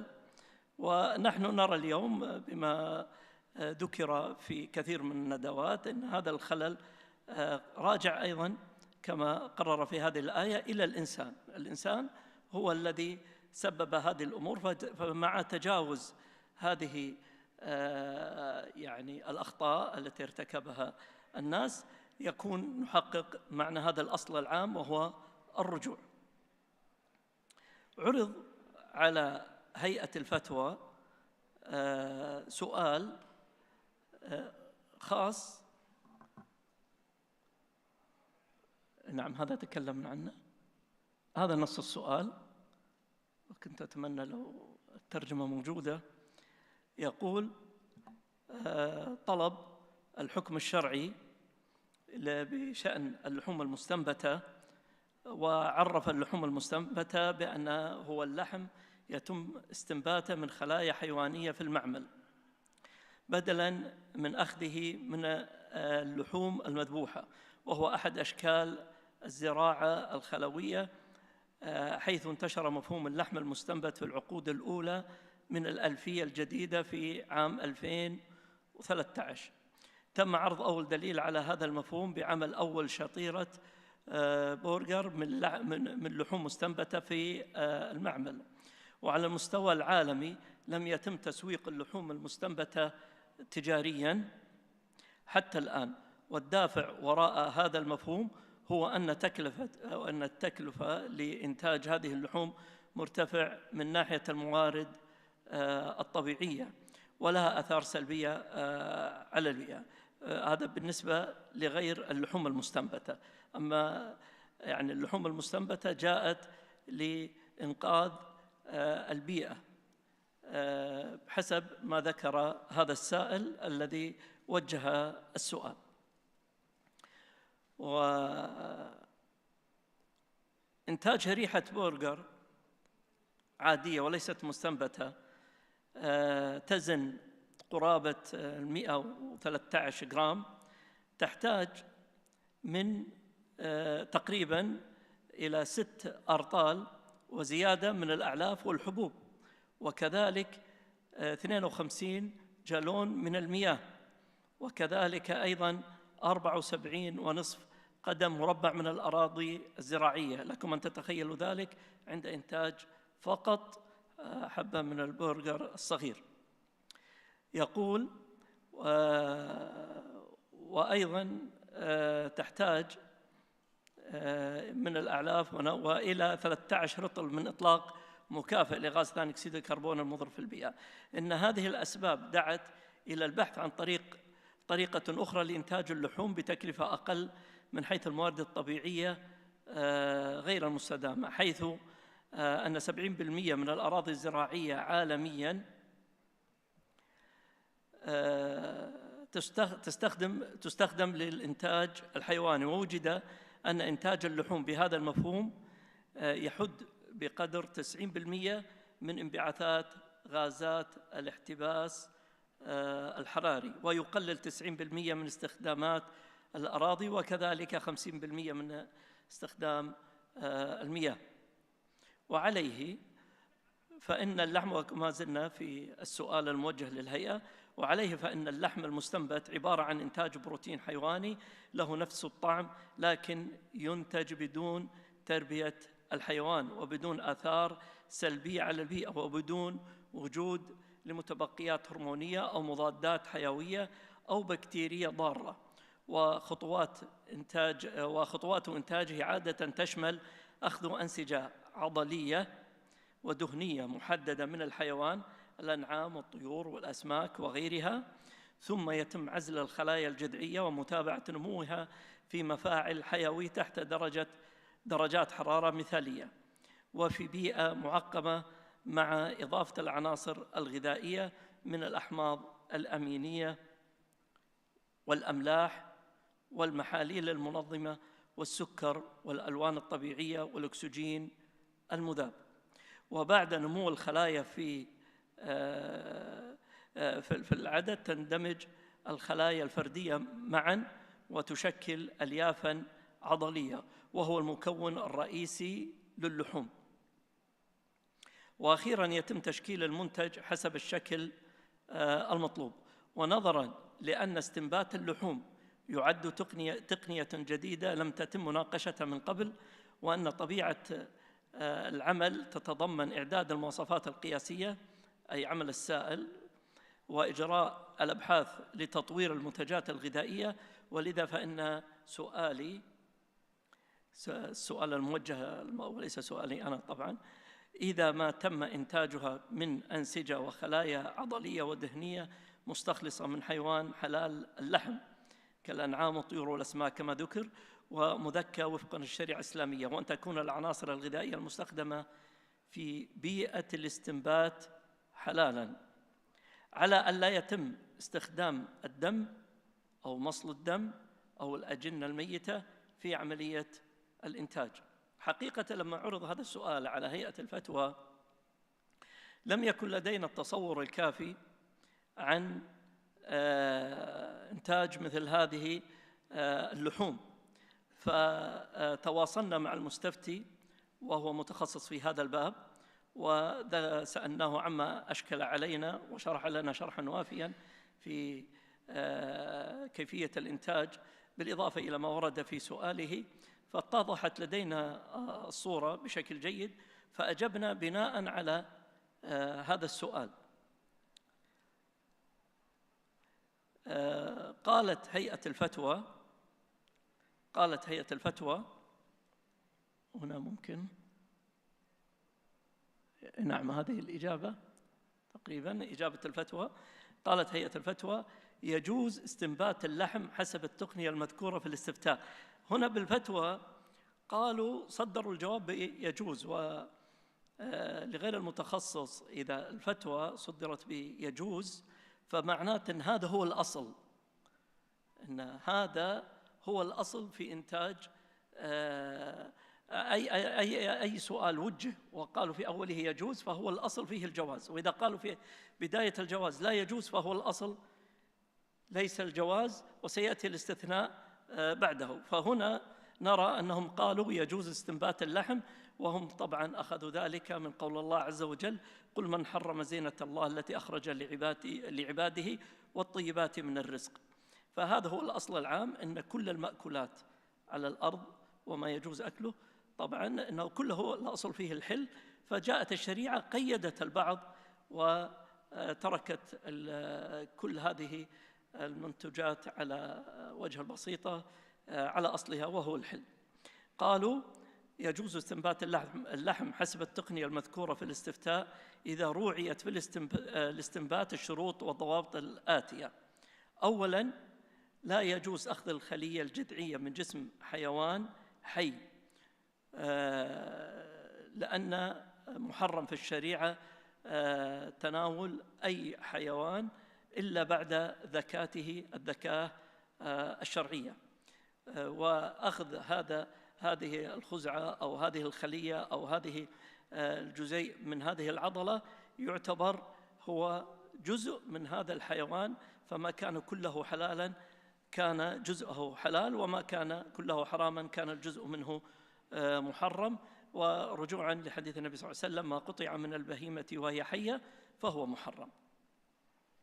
قالوا الاستنبات إذا روعيت لا يجوز أخذ الخلية الجذعية من جسم حيوان حي، ويجوز أن تؤخذ من حيوان مباح مذكى. ثانياً، إذا أخذت الآن هذه الخلية وأرادوا استنباتها فلا بد كما قال السائل أن تضاف لها بعض المواد الحيوية والأكسجين وغير ذلك، الأكسجين المسال وغيره. قالوا واشترطوا في ذلك ألا يضاف إلى المنتج الدم ومشتقاته. هذه المواد المضافة لا يكون منها الدم، لأن الدم نجس، ونقصد بالدم هنا هو طبعا الدم المسفوح، عموم الدم، وهنا الدم ومشتقاته. ثالثاً، أن تكون المواد المضافة إلى المنتج حلالاً طاهرة، فهناك أمور محرمة أخرى تختلف عن الدم وغيره، مثل الكحول أو مواد نجسة أخرى لا تضاف على هذه الخزعة أو هذه الخلية التي أخذت، لا يضاف عليها مواد نجسة. رابعاً، ألا يترتب على تناول اللحم المستنبت ضرر على الإنسان، هنا أيضاً محافظة على صحة الإنسان، كما في أكثر من آية ومن حديث تحث الناس على المحافظة على صحتهم وسلامة أبدانهم، كما يحافظون على سلامة أديانهم. خامساً، أن يتم الاستنبات في كافة مراحله تحت إشراف جهة إسلامية تصدر شهادة بحل المنتج. فالفتوى تحيل هذا الموضوع إلى من يعرف هذه الشروط وهذه الضوابط حتى يتم مراقبتها بشكل صحيح وتتم تطبيق هذه الفتوى بشكل جيد. وكذلك أيضاً توصي اللجنة بضرورة توفير تقنية استنبات اللحم في الدول الإسلامية، وذلك لتحقيق الاطمئنان إلى حل المنتج. انتهت إلى هنا الفتوى، فهذه الفتوى تشكل تقريباً فتوى من كثير من الفتاوى التي صدرت عن هيئة الفتوى، وهي مختصة في قضايا النوازل الفقهية. لذلك أدعوكم للاطلاع على فتاوى هيئة الفتوى في كتابها الدرر البهية من الفتاوى الكويتية، وهو منشور على الإنترنت. ما أن تدخل هذا اسم هذا الكتاب إلا تجدون إن شاء الله، هو مشكل تقريبا في 12 مجلد. وأشكركم على حسن الاستماع. السلام عليكم.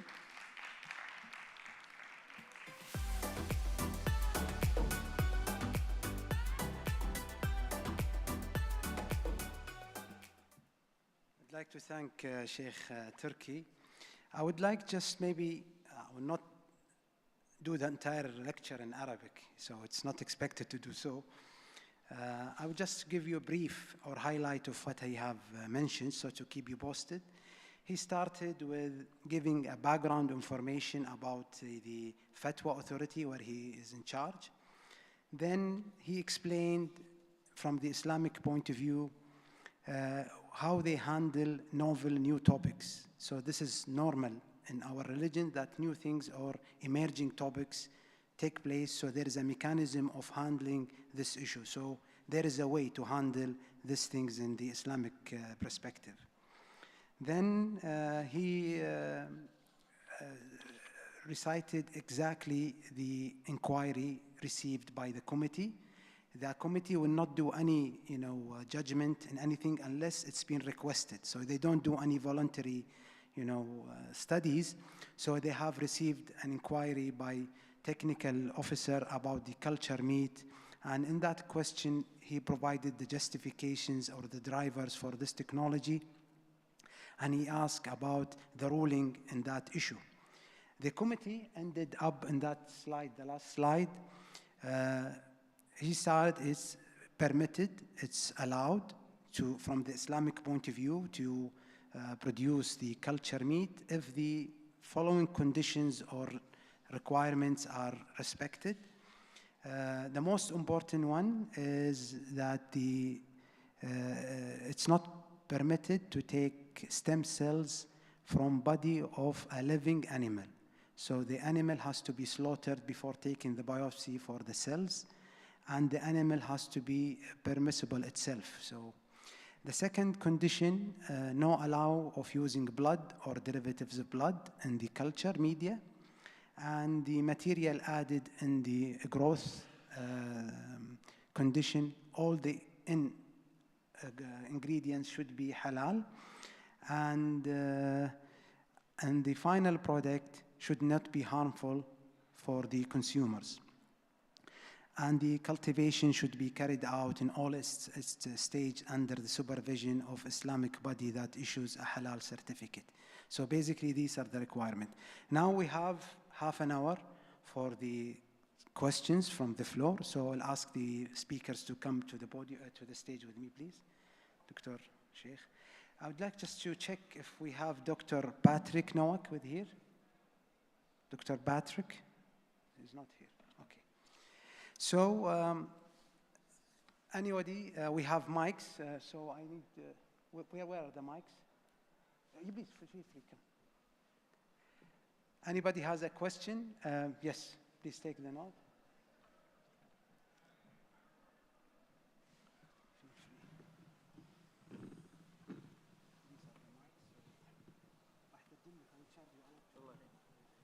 Hello. Okay, can you introduce yourself and directly to the question? Yeah, of course. Yes. I would like to ask in Arabic for سماحة الشيخ. اتفضل. السلام عليكم سماحة الشيخ، شكرا على المحاضرة.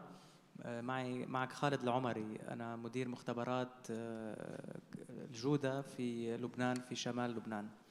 الحقيقة بس كان في عندي سؤالين بالمباشر. عدم استعمال الكحول كان في عملية استزراع اللحوم أو استعمال الدم. أنا كاختصاصي مخبري صح التعبير، نحن بزراعة الخلايا اللي هي نفس الطريقة، هي زراعة خلايا بالنهاية. بنستعمل البلاد كمادة غذائية ولكن تكون معقمة. أما بموضوع الكحول في كثير من الطرق بالاستنبات، الكحول بيكون جزء من عملية التصنيع أو الاستزراع. أنا هون بقول ملاحظة، لا نستطيع أن نشرب الخل دون المرور بالكحول، فهو بيكون عامل مساعد وليس أساسي. فالسؤال بهذا الإطار يعني بالنسبة للكحول والدم. شكرا لسماحتكم. شكرا. I might translate the questions, so we might need also your feedback in the issue.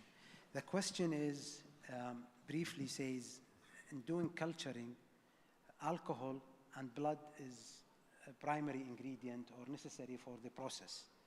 So by the Islamic ruling that should be halal, which means there is no blood in the culture medium or no alcohol is being introduced into the environment, it will be difficult to do the processing. And he asking Sheikh Turki to answer, but also I need Dr. Park to tell us, is that necessary to have the blood and the alcohol in the production cycle? So نبدأ معك شيخ ترد؟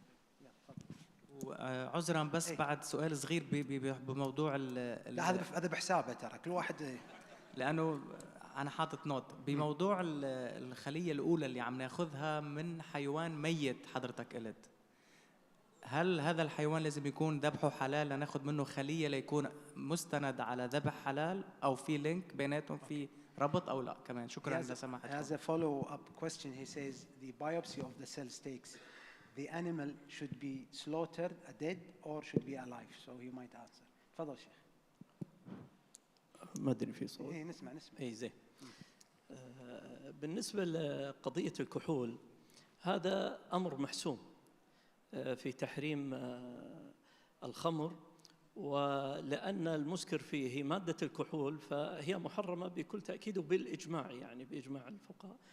أما تقول أنه لا يمكن المرور إلى الخل إلا عفوا لا يمكن الوصول إلى الخل إلا بالمرور عبر الكحول، الإسلام فيه مرونة في هذا الجانب، وهو ما أسكر كثيره فقليله حرام. فالقليل الذي لا يسكر كثيره لا يحرم. فلذلك الفتوى الصادرة في كثير من الدول الإسلامية وكونها أيضا هذه نازلة، اكتشاف قضية وجود الكحول في كثير من المنتجات، حتى في الألبان ممكن نوع من الخمائر وغير ذلك، أجازوا بنسبة لو أكثرت من هذا الجنس لا يسكرك. يعني اللبن مثلا فيه نوع من التخمر، قد يأتي فيه نوع من التخمر في بداياته، قد يكتشف الأجهزة أو لا تكتشف الأجهزة، لكن لو شربت منه بقدر ما يشرب الإنسان الطبيعي ولم تسكر، فما الموجود فيه من كحول أو خمار أو كذا لا تضر هذا الأمر، هذا لا يضر فيه. ليش؟ لأن كثيره لم يسكرك. كذلك الخل الموجود فيه القليل الموجود، وأظنهم قالوا يمكن 0.1 أو بعضهم وصلها إلى 0.5 ممكن بالمية، فهذا ما يضر. وغالب الكحول عفوا الخل وغيره لا تكون النسبة تحت الواحد. فهذا بالنسبة للكحول. خلنا نترجم بس شيخ عشان بس. Just a question. Any from the audience does not understand Arabic? Okay, so we have two. So we have three. So briefly, the question, if there is urgency of using alcohol in the process, the answer was, from the Islamic perspective, using alcohol in general is not allowed in the process unless it's in trace amount. If it's in trace amount, less than 0.1 or 0.5% varies from one product to another, then it's permissible. And they have benchmark to this in other products. For example, fermented foods or other, they have trace amount of alcohol. If you consume or you eat 5 cans of yogurt, which has some alcohol, you will not be, fade out. So, and that concept is allowed, but adding more concentration, more intention is not allowed, and it's better not to use it in the first stage. الجواب الثاني فيما يخص أنا بس أأكد على الحديث، ما أسكر كثيره فقليله حرام. عشان أترجمه هذا. لا أنا بس تأكيدا له لا المستفتي فاهم. نعم. بالنسبة لأخذ هذه الخلية أو هذا الخزع من هذه العضلة، يشترط أن تكون من حيوان مذكى ذكاة شرعية معتبرة، وإلا سيكون جزء من ميتة، لأن أي حيوان لا يذبح بالطريقة الشرعية فهو محرم، لا يجوز تناوله ولا يجوز أكله. For the second question, it says it's mandatory. The biopsy of the cells has to be taken from the animal after it's being slaughtered according to the Islamic ruling. Doing so before that, it's a dead body, which is not permissible, even if it's from permissible animal, like chicken or meat, whatever it is. I would like to ask Dr. Park, is it a must to have alcohol or media broth, like blood in the medium, or not necessarily? No, for now, just we don't have to use any ethanolic compound to produce cultivated meat, but we have to consider in some point we have to use ethanol extracted component to be used for the production of cultivated meat. Okay. Yes. And for the blood? Yes, for the blood, we are talking about fetal bovine serum. That is so far critical component to culture the cell line, but they already are developing substitution for the fetal bovine serum. Okay. So it depends on, it's all about the efficiency. We can just grow the cells totally without fetal bovine serum, but it grows really, really inefficiently. That is the problem. But they are already developing just substitution for fetal bovine serum. And the other thing, just about the taking out the The cells. biopsy, yeah. So I'm just kind of confused that it is not allowed to take the cells from Live animal. dead animals. Or No, live. live animal. Oh, that is already some companies. So when they try to set up a cell line, the first step is take some cell line from the animals, whether it is dead or not. Okay. So some companies insist on that, where it is far better to take some cells from live animals, but it's not going to be possible. Okay. It's not going to be the religious problem. Before that, we have animal welfare issue. Yes. So if some just Korean startup just kind of whining to the KFDA to allow them, or MAF to allow them to take the cells from the live animals, but then Korea can do anything on the earth, because the animal welfare issue will block them to just take out the cells after from. slaughtering. Yeah. It has to be So maybe just it is okay to just take out the cells from slaughtered animals in halal way. Okay. Yeah, right? And I will translate your feedback to Arabic again for the Arabic speaking. Yes. So the answer جاوب على بعض الجوابة. يقول إن من الأفضل من الناحية التقنية إن الخلايا تأخذ من حيوان حي قبل تذكيته، لأن تكون حية أكثر الخلية. لكن ليس بالضرورة يعني إذا أخذنا من حيوان مذكى إنه يعني ما تصير العملية، تصير بس يمكن كفاءة تكون أقل أو شيء، بس في شركات تسويها بالطريقة هذه وفي شركات بالطريقة هذه. فبالتالي اشتراطات الشريعة الإسلامية للتذكية يمكن تحقيقها عن طريق التقنية هذه. فيما يخص هل من الشرط أو وجود استخدام الكحول أو الإيثانول في العملية، لا يستخدم بتاتا. تستخدم يعني مواد تم استخلاصها عن طريق الكحول، يعني ترسيبها عن طريق الكحول، لكن كحول ككحول ليس موجود في العملية هذه. فيما يخص استخدام الدم، وجود الدم يسرع عملية النمو، لكن لا يمنع عن عملية النمو. فبالتالي وجود الدم ومشتقات الدم تسرع من عملية تكاثر الخلايا، لكن ليس بالضرورة لو شلناه من العملية أن لا تتم العملية، تتم لكن في فترة أطول. فبالتالي اشتراطات تحقيق الشريعة الإسلامية يمكن تحقيقها عن طريق بشروطها بضوابطها. الحمد لله. تفضل دكتور.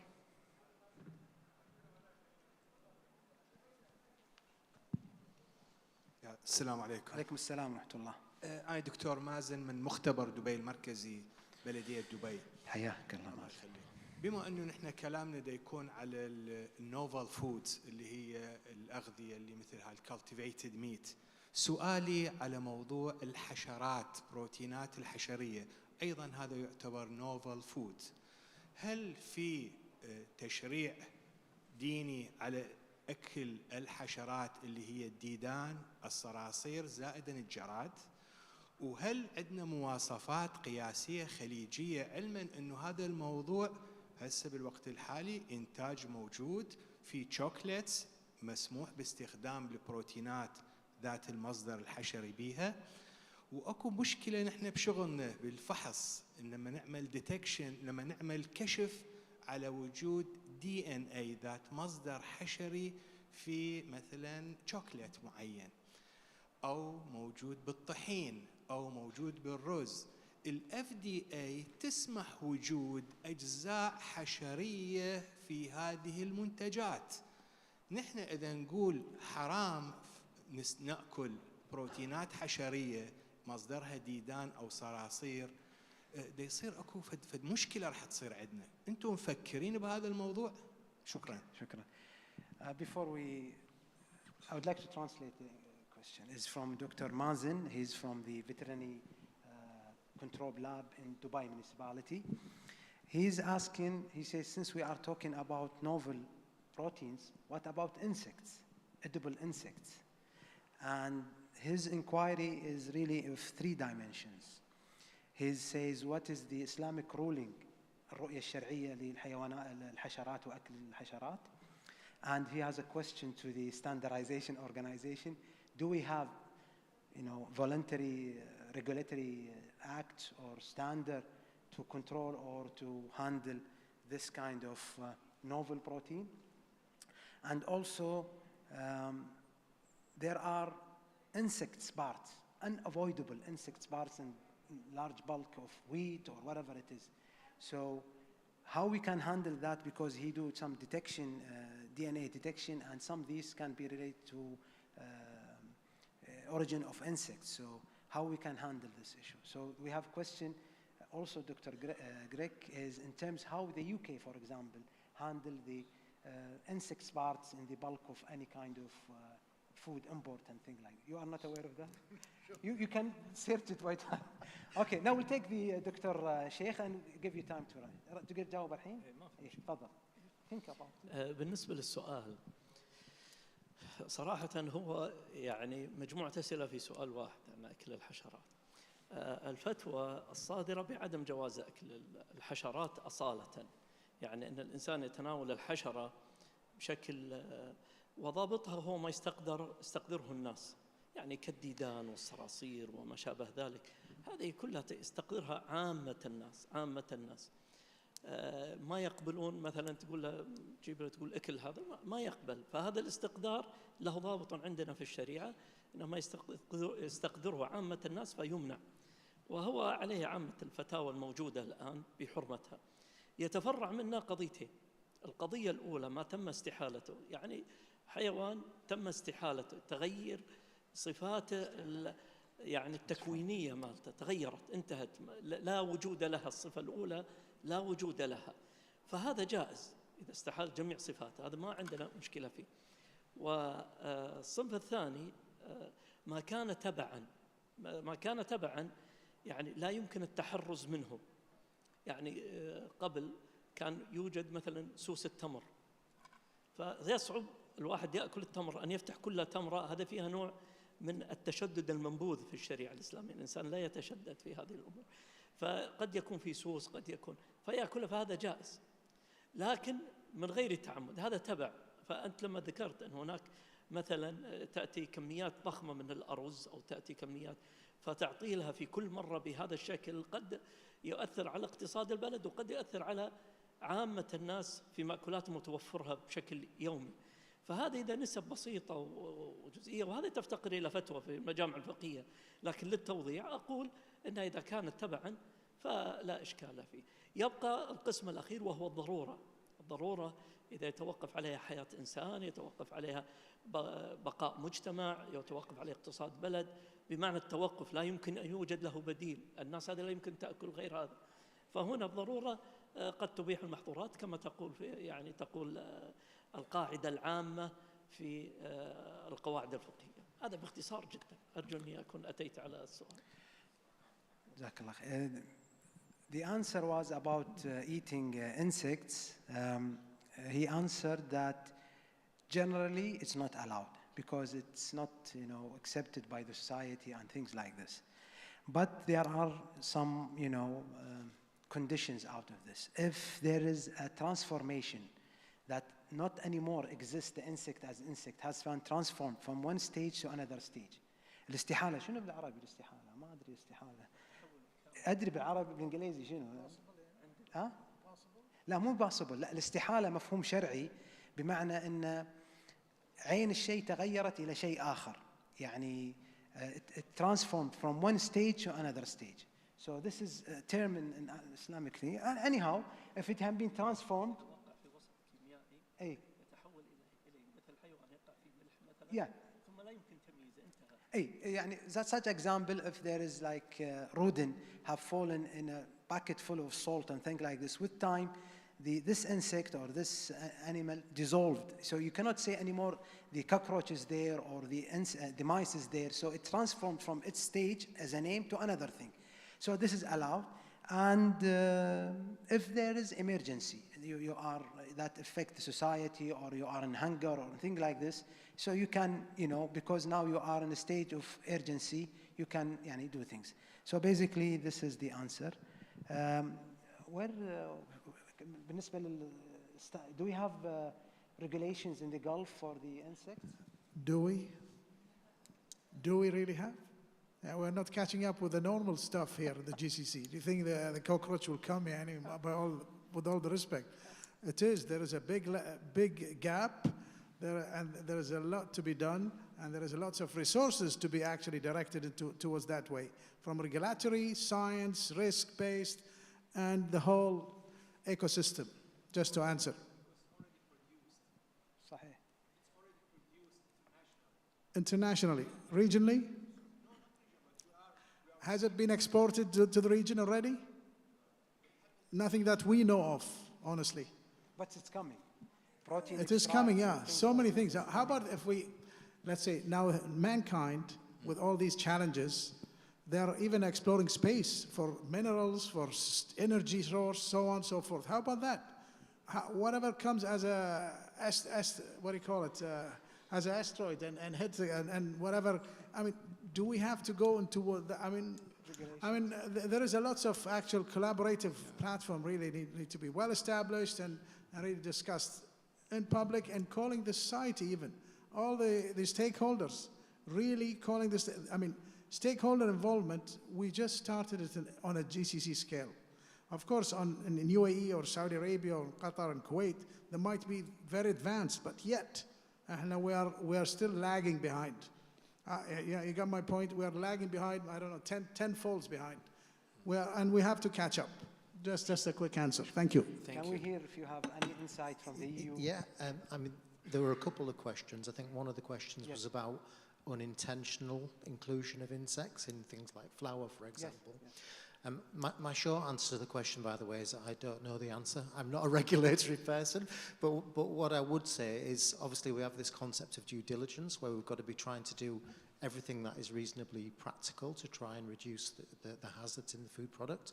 I know, for example, in flour mills, obviously we've got screening tools, but we also use technologies like, I think they're called ventilators, which are designed to remove insect fragments from the flour. But I also just wanted to comment on the kind of appetite, if that's the right word, for insects in the UK.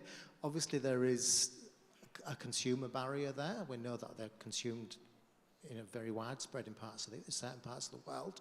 But in the UK, there's not a lot of appetite there. Having said that, there are people looking at it. I'm aware of people farming mealworms. I'm aware of people farming crickets. In fact, I'm working with a startup company that's looking at farming crickets. I'm not sure on what the regulatory situation is on that front yet, though. You might be better off catching my colleague Huwaida on our stand, because she's a regulatory specialist. Thank you, thank you. لا بس جاوب فيما يخص يعني تبقيات الحشرات في القمح ولا غيره. يقول لازم احنا نسوي كل ما يمكننا ان نشيل هذه الاجزاء عن طريق يعني تكنولوجيا معينه، تبخير او تهزيز او شيء حتى لا تبقى. واجاب كذلك ان نعم في الان في الغرب خاصه في اوروبا في توجه في بعض الصناعات قام الديدان وغيرها كبروتين، لان يطلع منها كميه بروتين كبيره وتدخل الان في الصناعات، لكن ليس لها قبول الان في المجتمعات الموجوده. تفضل اخي الكريم. Assalamu alaikum. Good afternoon, everybody. Thank you, doctors, for your valuable presentation. Actually, recently we have come across a report from a collaboration report between FAO and WHO with regard of food safety related to cell-based food. And they identified around 53 hazards. It may be there. So like nano, microplastic, heavy metals, antibiotics. Is there any risk-based studies on such risk? Thank you so much. You get the question, Dr. Park? Yes, I just understood that question as that by utilizing cultured meat production technique, so we can be free from. No. Oh, no. He says he came across a report which is published recently, jointly between FAO and WHO, yes, handling or tackling the safety aspect, safety assessment of cultured meat. And in that report, in one table, they have listed more than 53 potential hazards from heavy metals, fragments, plastics, allergens, antibiotic residues, and many issues. So he says, from his point of view, with that all amount of hazards, what's the benefit of culture meat? Oh, so The reason I was showing the first graph, because the graph, the market projection was that I tried to put some blanket that we need that we should accept the just cultivated meat in some point. So maybe just the listed 53 listed potential hazard. Maybe just those potential hazard are already in the conventional food. So maybe we can have with the cultivated meat or just plant-based meat, we can still have chance to avoid from those potential hazards. So we have possibility, and then we have possibility. Thank you. Translating to Arabic. السؤال كان هو وقع على ريبورت صادر من جهة علمية رزينة الفاو WHO تتكلم عن هناك مخاطر محتملة وليست يقينية يعني أو يجب دراستها فيما يخص اللحوم المستنبتة، وتم سرد ما يقارب 53 خطر محتمل. فيعني السائل يتساءل يقول يعني هذه الكمية من يعني المخاطر ما هي الفائدة من هذا المنتج؟ فأجاب الدكتور بارك فيعني باختصار أن هذه المخاطر هي أصلا موجودة في اللحوم التقليدية.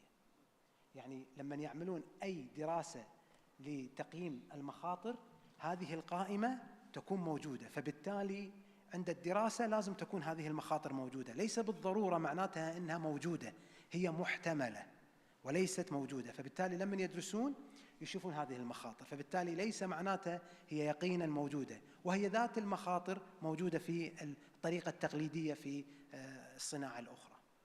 عندنا مجال لسؤال سريع واحد أو ننتهي. إذا ما في سؤال سريع يلا تفضل. السلام عليكم، أحمد لا داود. صار سريع، يلا خلاص تفضل. مختبر دبي المركزي. السؤال الأول هو سأل الأخ، شكرا جاوبته عليه. السؤال الآخر، ما رأي جهات ال authorized organization about this kind of cultured meat؟ أي جهات مثلا؟ يعني الجهات العالمية.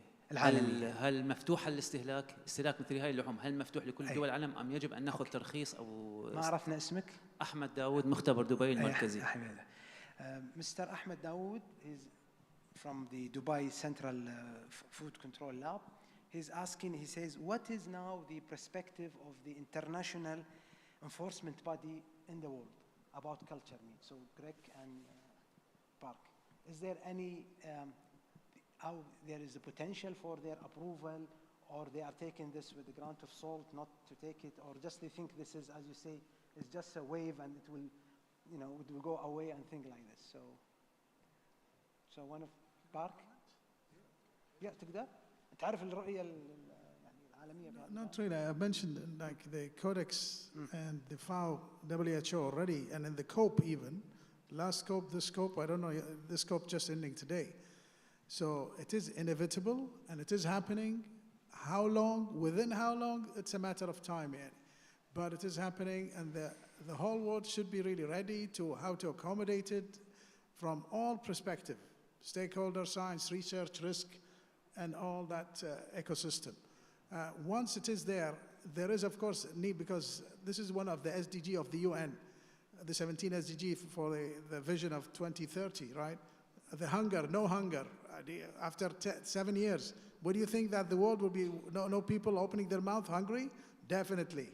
If not millions, what, hundreds of thousands? If not, I don't know, billions. So it is there, and this is the actual. Why then humanity are actually exploring space? That's just to counter question that question. Thank you very much. We'll take the last question and we'll conclude with that. We have 1 minute and 13 seconds. So, yeah. Thank you very much. Assalamu alaikum. Faisal Bulfarad from Beckman Coulter Life Sciences. I had actually 2 questions very quickly. One is, what are the challenges you have for scaling from the lab to manufacturing? Second one, how far is this technology is implemented or coming to this region in Middle East or Gulf countries? Greg, please. I think it's the issues that I covered really. It's how we can actually manufacture at an affordable cost, because we are way away from being able to achieve that at the moment. And I think the main thing we can do to try and impact that is reduce the media costs with all of the things that I talked about, really. Particularly, I think the opportunity to use food waste as a raw material source is a potentially really high impact route to reduce the overall manufacturing costs. سؤالك كان يعني ما هي التحديات أن تنتقل هذه الصناعة من التجربة المختبرية أو على المستوى المختبري إلى الصناعة؟ وأجاب هي مناطة بحقيقة تكلفة إنتاج اللحم بالأخير لأن ما زال إلى الآن غالي جدا. وسؤالك الثاني التكنولوجي in the region. I might answer this question. There is one company, Cultured Meat, in Qatar, but not inside Qatar itself. It's in the free zone, which means it's not under the regulatory body of Qatar. So it's still in the testing and things like this. With this, we finish time. I would like to thank you all for your kindness to be with us, and I would like to thank the panelists for sharing their knowledge in this very novel topic. Thank you very much.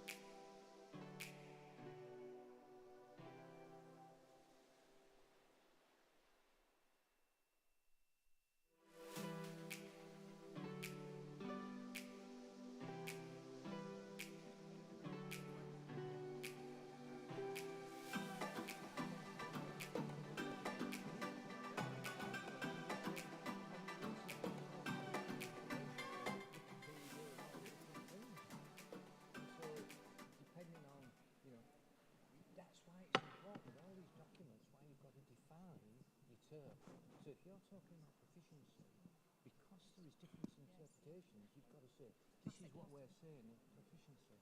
Yeah. Don't forget, Bobby, we're presumably... Can we have the lights a bit more brighter there in the audience? Yeah. I mean, it's a very nice mood.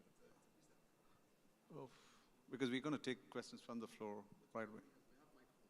No, lights. That, no control? Okay.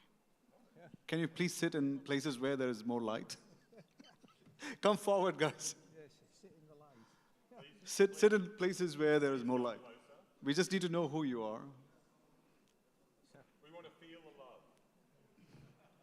Bobby, we're talking about reinforcement audits, aren't we, as well? Because we're not, because I'm not an expert on CSI, you know, I'm just going to...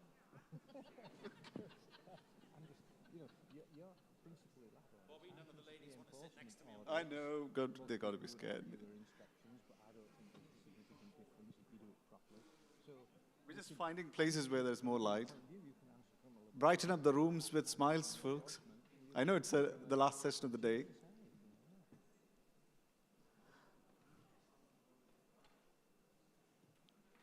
So things to do for next year is find out who is a light.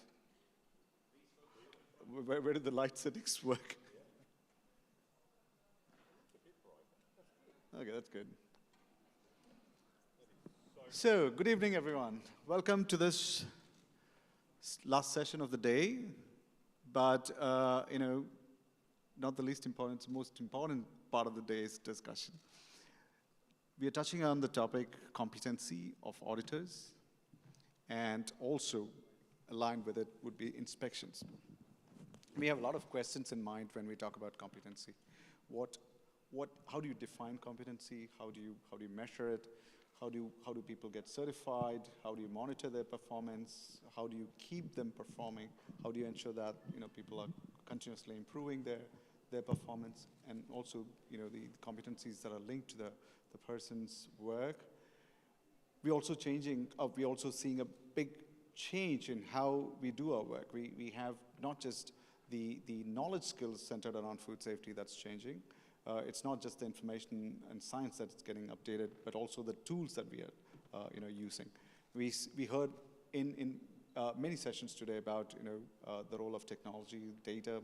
So we are also trying to see how we can enhance the performance in an auditor's ability to use data and also interpret data, make it more meaningful, and our ability to read the data and predict the problems is what makes us better, right? Can we foresee what's going to go wrong when you see something? And not just when you visually see the problem, but when you see those indicators. So we got 3 prominent speakers today. And Richard, of course, needs no introduction to the audience in Dubai and also a lot of the parts of the world. Richard Springer and Erica from GFSI. She's been here for us 2 days, so we had a workshop on Sunday. But those of you who are not familiar, GFSI, Erica is the director of GFSI, and Julian Cox, Professor Julian is a microbiologist and also a very competent auditor for laboratories. And he also has the experience in food industry. And several years ago, I learned my first QA lessons from him. So it was in his classroom that I started looking at food safety, and I heard the word HACCP for the acronym HACCP for the first time in his classroom. So what we're going to do today is take the perspectives from GFSI, from Julian, and from Richard, and look at how we can address the importance of competency and how we can advance the skills of auditors in this region. And today's theme itself was centered around inspection and audits, and you would have heard several speakers talking about this. That's mainly because we know there is a problem to be addressed, and we know that, and we acknowledge that there is a lot of improvement required in not only just increasing knowledge, but also in increasing consistency, because the last thing you want is different people saying different things from their own perspectives. So we're trying to address all those things. In this session, we will look at specifically addressing the competency factors of auditors and how we can enhance those. I want to start off with Erica and start with GFSI and maybe a bit about GFSI, what's its role, and how do you, monitor, or how do you ensure the competency of auditors? Thanks, Bobby. Can anyone hear me? Oh, God, yes, very loud, isn't it? Good afternoon. Thank you. Appreciate that we're probably standing between you and something better to do this evening, a nice dinner or a nice drink. So we very much appreciate that so many faces have come to visit us this afternoon. So I'm Erica. I'm the director of GFSI, which is the Global Food Safety Initiative. And as Bobby said, we had a lovely session here on Sunday, busting a few myths about GFSI. And since I've been doing this job, it seems to be the most important thing that I do, where I trot out and have a chat to people, and people say, oh, GFSI is standards owners, standards do audits, GFSI certificate, GFSI accreditation, GFSI certified, GFSI, and none of those things are actually what we do. So broadly speaking, GFSI is a benchmarking organisation led by the food industry, led by the world's largest food, drinking and consumer goods companies, who set a benchmark, a high-level benchmark, which is designed to enable third-party certification program owners, those that own standards, those that really do own standards, to voluntarily offer their standards up to us for alignment with our benchmark. So it's a very high level, it's not prescriptive, it's not like a standard itself. It's very much a set of requirements that standards can align with, but then can have the latitude, which is very important, to then create their own standards within, meeting the benchmarking requirements. So it will say you have to have a section in your audit that, that challenges a business on its food safety management system. You have to have competent auditors, you have to have, and blah, blah, blah. So essentially that's what GFSI is and does. And I think it's fair to say, if I can start, and I always like to start with things that we've got wrong before. Because I think this whole thorny issue of auditor competence is something that people have been wrestling with since time immemorial, and everyone still continues to debate and discuss the fact that it's still a problem. And a bit like we heard this morning, we're still talking about food safety issues that should be solved by now. This is something that really should have been solved. And the role that GFSI plays in the world is not to dictate the requirements per se for auditor competence, because we're not the experts. And when we've got things wrong in the past, we have kind of overstepped our remit and stepped into a world where we said, oh, well, GFSI knows best. We'll set an exam for all these poor bloody auditors that on top of everything else that we're expecting them to do through the standards owners that we recognise, we're now going to give them a special exam, like we're expert at setting exams with no curriculum and nothing else, yeah? So I think it's fair to say it's well intended, what we've done in the past, but we really haven't got this right.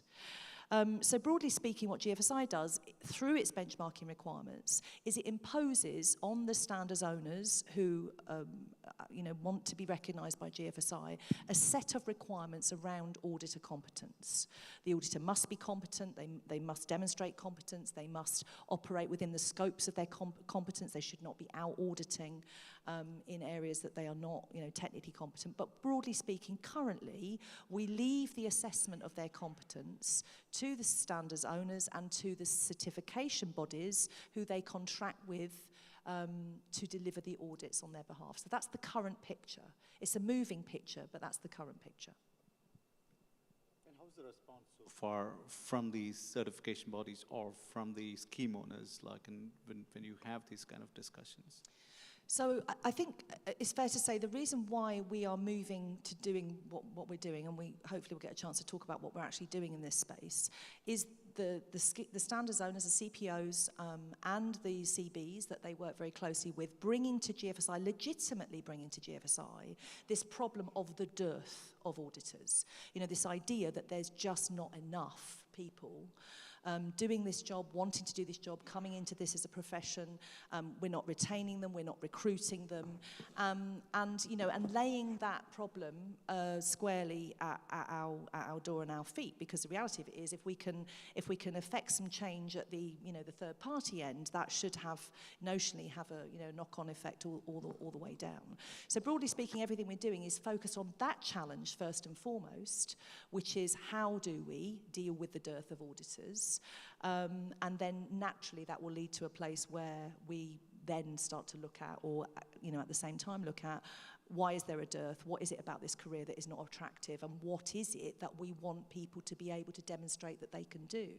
Because I think our experience is there is no consistency about what makes an auditor at any level of their career. This is not a lifelong career for people. And I think that inconsistency is a major issue. And that is something that we are seeking to tackle. And this is a cause very close to my heart. And I'm going to steal my own story back from Julian, because otherwise he's going to tell it and I don't want him to. I have to be honest and say that I was one of those people who had a bit of a midlife crisis and thought, I'm going to leave the food industry and I've got all the skills, knowledge and behaviours to be a great food safety auditor. And I trotted off to one of the standards, and I'm great at exams. Anybody here great at exams? I love a bloody test, me. Oh, I love a test. Oh, give me a test. I'm like, oh, I love it. And I swat up all the stuff, and I spew it all out beautifully on test day. I know all the ruddy answers, and I get 100% every time. And I'm like, yes, I'm great. And then everything I've learned just goes straight out my ears, yeah? I just forget it all, yeah? So I am like the worst kind of, if you can draw a picture of the monster auditor, that would be me. That for the first reason. The second reason being, I'm just, a bit bossy and a bit I know best and a bit aggressive sometimes. I probably talk more than I listen. I've got all the worst qualities, yeah? But it didn't deter me, because I passed the test. I thought I was great. I trotted off. I went out and did the first audit, and I was horrible. I mean, completely horrible. And worse than that, I got to the end of it thinking I'd had a lovely day and a lovely time, and this was like a great experience. And then someone said, oh, you've got to write a report. And I was like, oh, God, really? I've got to write a report? Really? Did a terrible job on the report. And thankfully, based on my own self-reflection and having a mentor on that first audit who said, Erica, this is not a job for you. You have none of the skills needed. You might have passed the test, but you're rubbish. Off you go and find something else to do with your life. And that was right. That was absolutely right. I am your monster auditor. So this is a cause very close to my heart. And as a consequence, I have an enormous amount of respect for people who can do this job, for people who want to do this job, because this should be the best job in the world. This is at the absolute front line of protecting consumers from bad food. This is at the front line of helping and enabling and educating and bringing food businesses from where they are to where they want to be and should be. This is a wonderful job, but currently it doesn't look that way, and that's a problem that we need to address. So I hope that there are many auditors in the room. We love you, thank you, please stick with it, and please encourage others to do this, because it is a terrific job, and we thank you very much for everything that you do. Well, let's check how many auditors are in this room. Just have a raise your hands if you're an auditor. Third-party auditors? Great, we got a few. How many of you want to be an auditor if you're looking at a career? Oh no, I'm rubbish. That's a good number.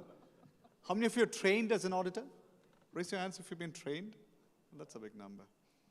Did you figure out that it's good for you? Like something that I want to do? And how many of you want to travel with all these audit schedules? So today morning, Gabo was saying, audit can be interesting for individuals who love to travel around the world, get a schedule, but then, it's not for people who don't like to travel, and then we need to look at other tools to go. So with this in mind, I can see some of these auditors are here nodding their head when Erica is saying that it's a tough job and you need a set of skills. You need to meet the client's requirements. You're like a doctor, right? You can't get a wrong report that kills the client. So it's always a very tricky job. And we've seen in history, Julian, when there was an outbreak in the US with cantaloupe. In Food Safety News, there was an article about the audit report that came just before the outbreak, and had a 98 percentile score. And you always have this question like, what did the auditors find? And you find problems. It's so easy to go retro and say that they should have found this. And often as auditors or inspectors, you might have missed it completely because it was never visible to anyone in that matter, right? So how do you see these outbreaks versus, the audits? So do they really match? Can auditors prevent outbreaks if they are really, really competent?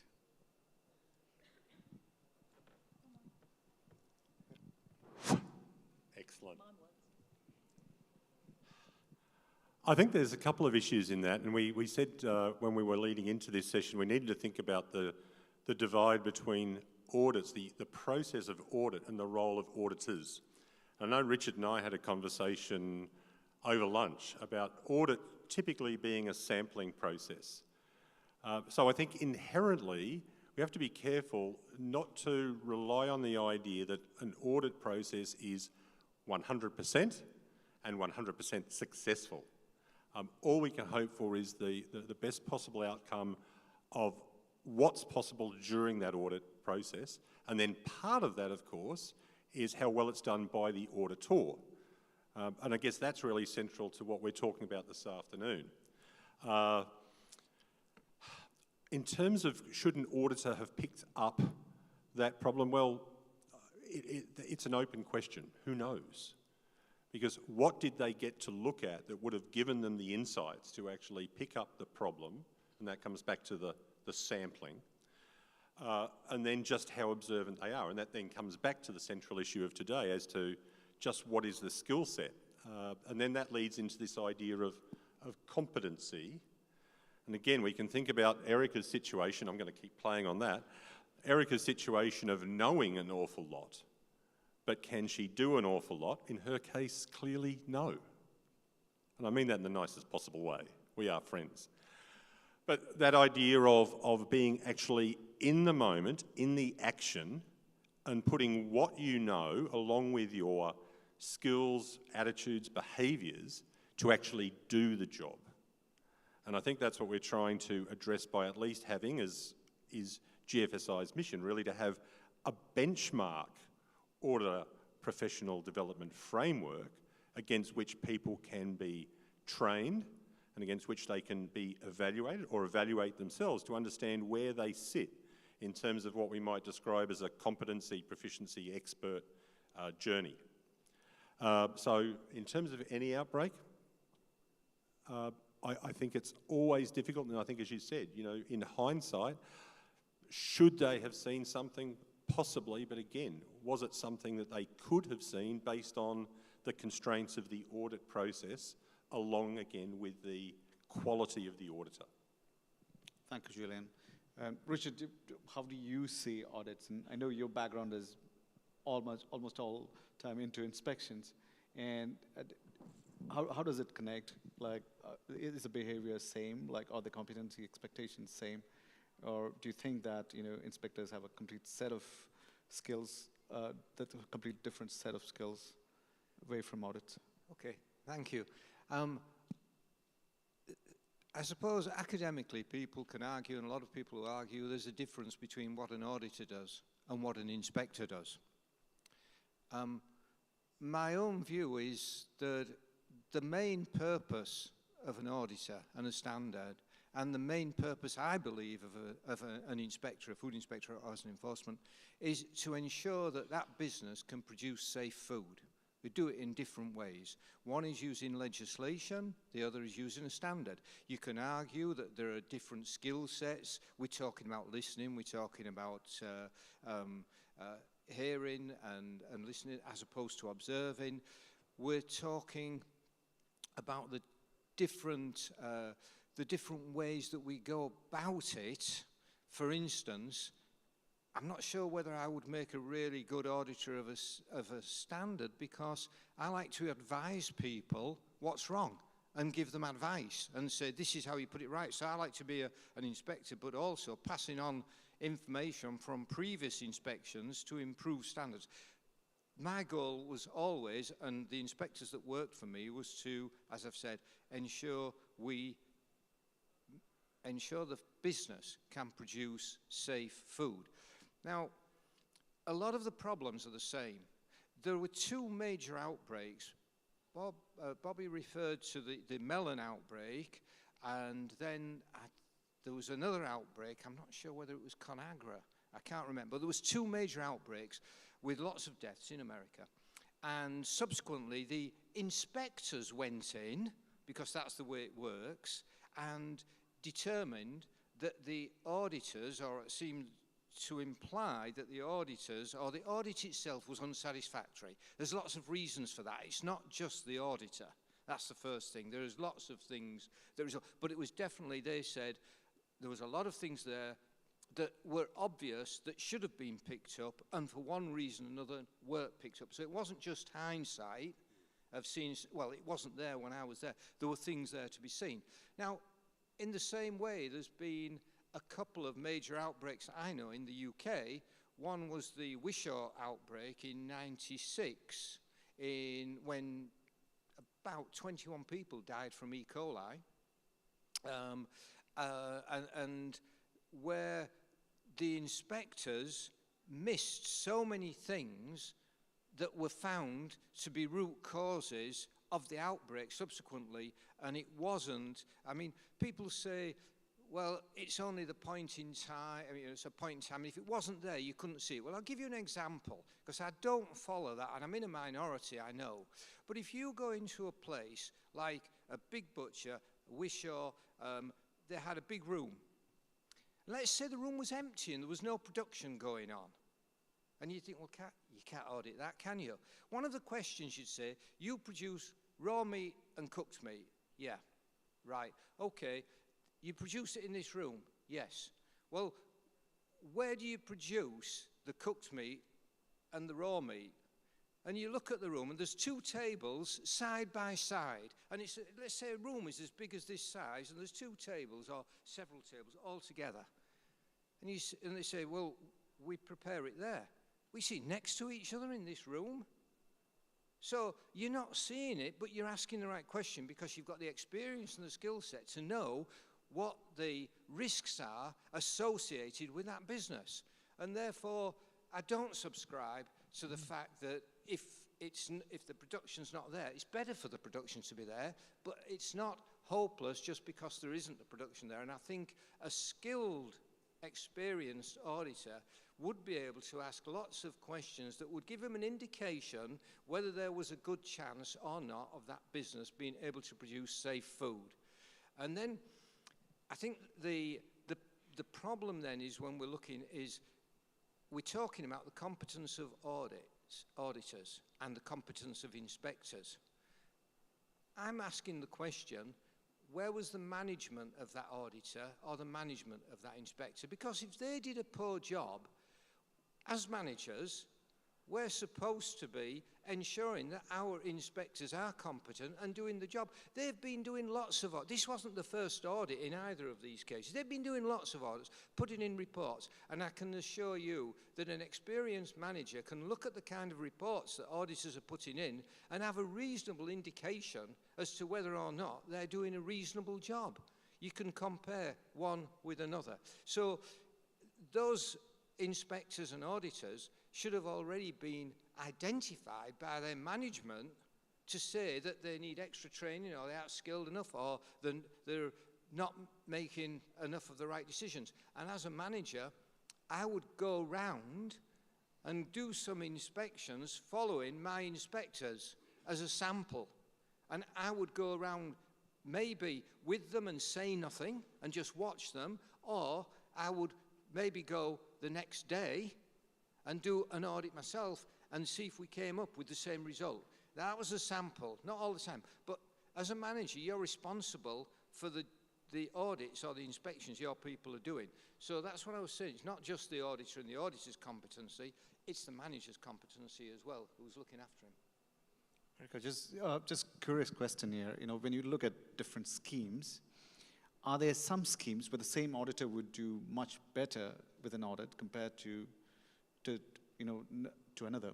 So maybe, like, I don't know how much visibility you have into those, but like, Well, I mean, none, frankly, Bobby. I mean, essentially, we would always maintain that auditor competence between the schemes that we recognise should never be a competitive issue. I mean, the competence of auditors should not be something that different schemes compete on. If they do, we'd be extremely worried. Because in our world, if we recognise them, then they're all the same. And they all meet our requirements everywhere from the standard itself right the way through to the way that they train and manage the auditors. So we have no real insight, although inevitably in the third-party world, you will have auditors that are, auditing against multiple standards that are recognised by us, yeah. Again, it could be a form of reporting that it may not have anything to do with the competency, but the way the reports are made or way the questions are framed or assessed could be, different between the schemes. Julie, you want to add something? Yeah, and I think that's the aim of the current project with GFSI, is to make it sufficiently generic to sort of almost break down to the common denominators, and I don't mean that in any kind of negative way, to then say, that we need the auditors as part of the competency framework or the professional development framework to recognise the process of audit and have some sense of the general rules that might span all of the different standards, recognising still that ultimately they will need to come up to speed with the idiosyncrasies of particularly different standards. And also recognising still that those differences are still in that knowledge domain. That might be the exam part. But in terms of how you perform an audit, and just going back to Richard's comment, the idea of sort of openness, what it prompted me was thinking about in my own practice. And again, I know some of you, we discussed this on Sunday. I'm not a food safety auditor, but I'm a laboratory auditor, known as a technical assessor, and this year I've been doing that for 30 years. And I certainly subscribe to the idea of what I would say getting off the beaten track in two ways. One is not to just look at the checklist as a series of closed questions, so open questioning, but also willingness to physically go off the beaten track. So if someone's trying to lead you through their plant and show you their best, you want to be able to find that room that Richard's talking about. And the idea that typically when I go into a lab, I don't just get them, oh, look, come over here and let's look at this particular test that someone's performing and say, no, actually, here's this food sample. I'd like to see that taken through the test process. Or I'd like to look at this set of records or your culture collection or whatever it might be, an aspect of their operation. And I think that idea of wandering and being able to pick up on some of those differences, to me, that's part of a good quality audit. And then, if you go beyond the set sampling piece, that might be when you start to find the solutions before the problem occurs. No cantaloupe and salmonella. Thank you. I'm going to take a few questions from the floor as well. Before I go to the first question, just a curious, one more hands up. How many of you have never faced an audit? Oh, okay, so everyone has faced an audit. And how happy were you? So would you give a 90% and above for the audits? Just raise your hands if you would give 90 or above for an auditor out of 100. Like good? Okay, we got 3 hands up. 75 or above? All right. 50 or above? 2. Below 50? Okay, 1. I did his audit. Scary, Damien. So this is the distribution that we're seeing, and I don't know how you judge the competency. Anyone bold enough to say, how do you judge the competency? Damien? I don't get a microphone, do I? Oh, I do. Fantastic. Okay, so just for everybody, my name is Damien Conway. I work for the National Restaurant Association. We're known as the UAERG. We're under the patronage of the federal government. In this room, I am the enemy. I run restaurants, my members run restaurants, and we want one thing: money. Give me money. We want loads of money. So the problem we have is that we're the opposite of Bobby, and we're the opposite of everybody on that stage. Bobby's very kind. He's never actually hit me yet, which is good. But the reason why I give 50% to food auditing schemes is not a reflection on Dubai. I've operated in 4 different continents. Dubai's very cognizant of the fact that we need money.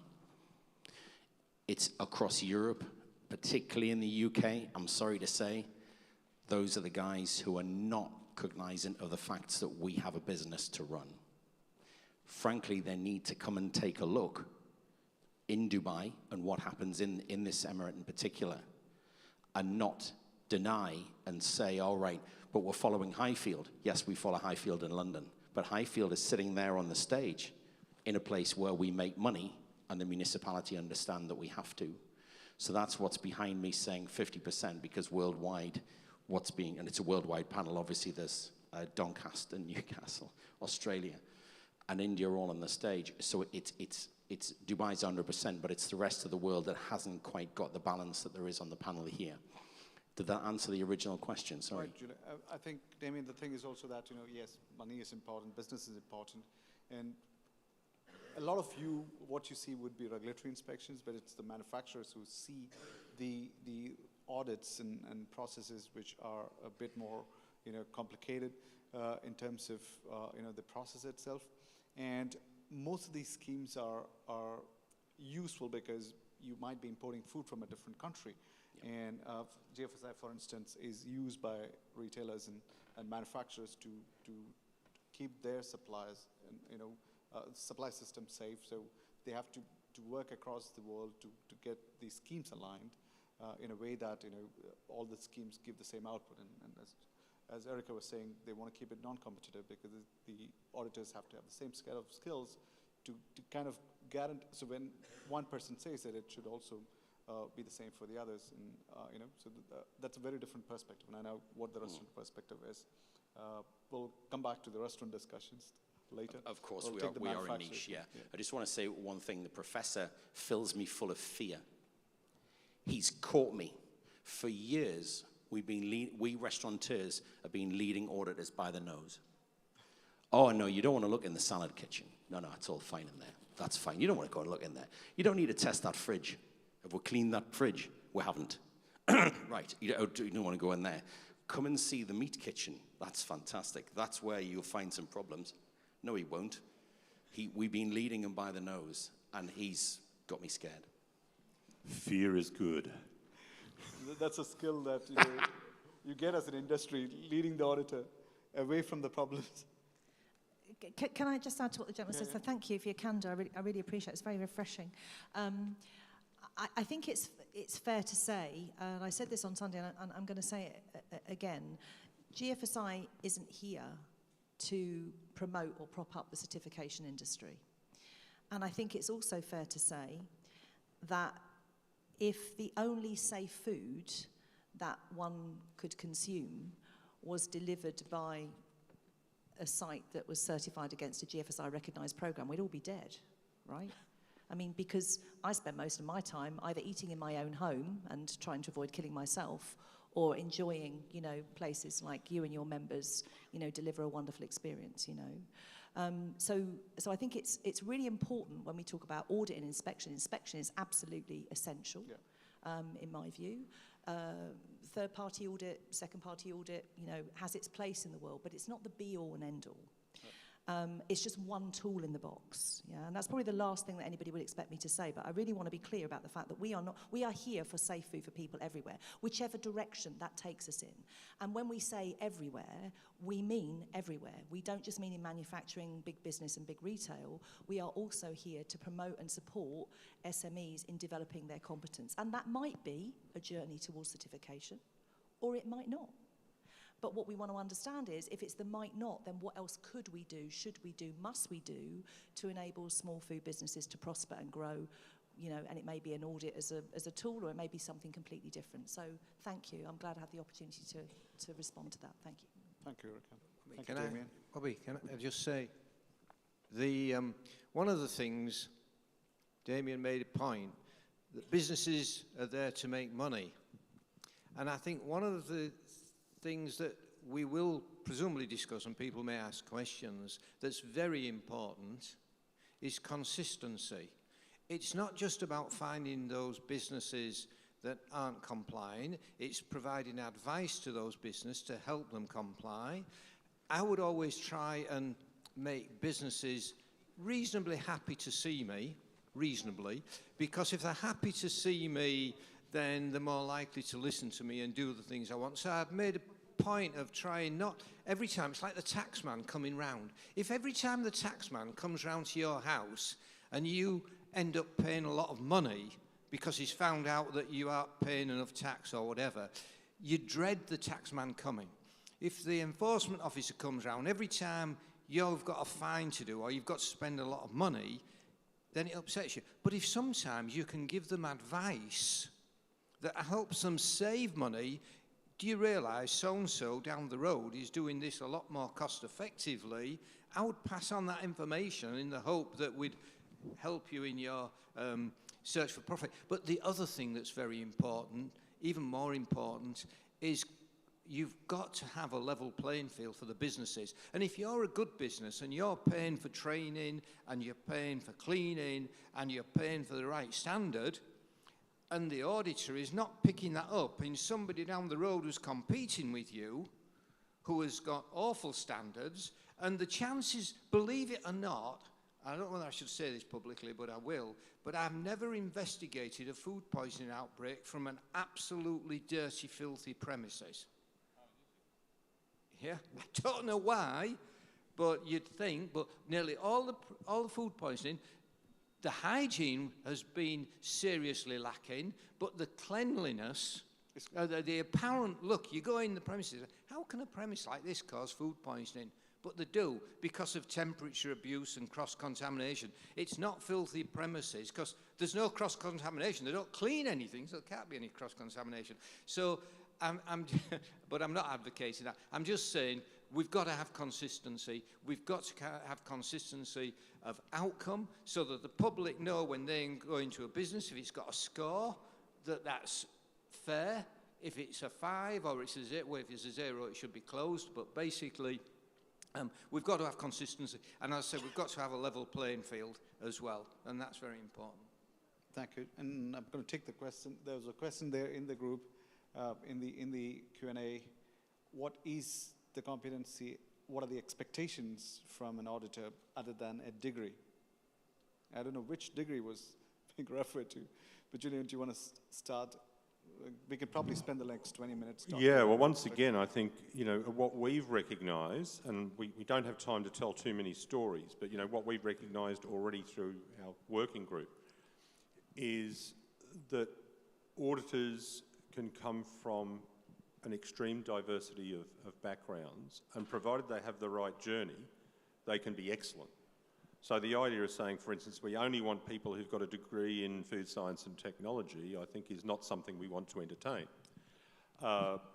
So again, setting aside that knowledge dimension, I would throw that question back, and it's something, sorry, Bobby, I'm going to be just the moderator for a moment.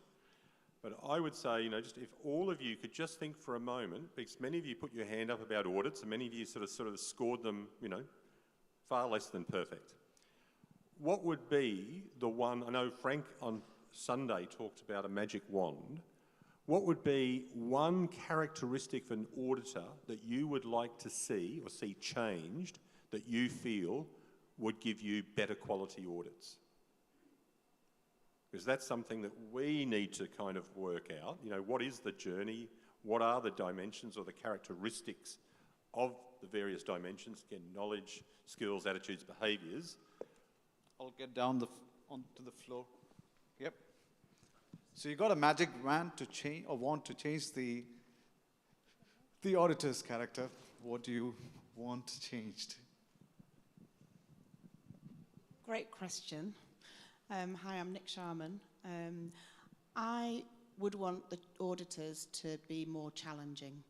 So it's not just skimming over the top of the information, and that they're going down into depths and getting the true information about what is happening in that business, so that we can't hide things and get the information. Challenging. More.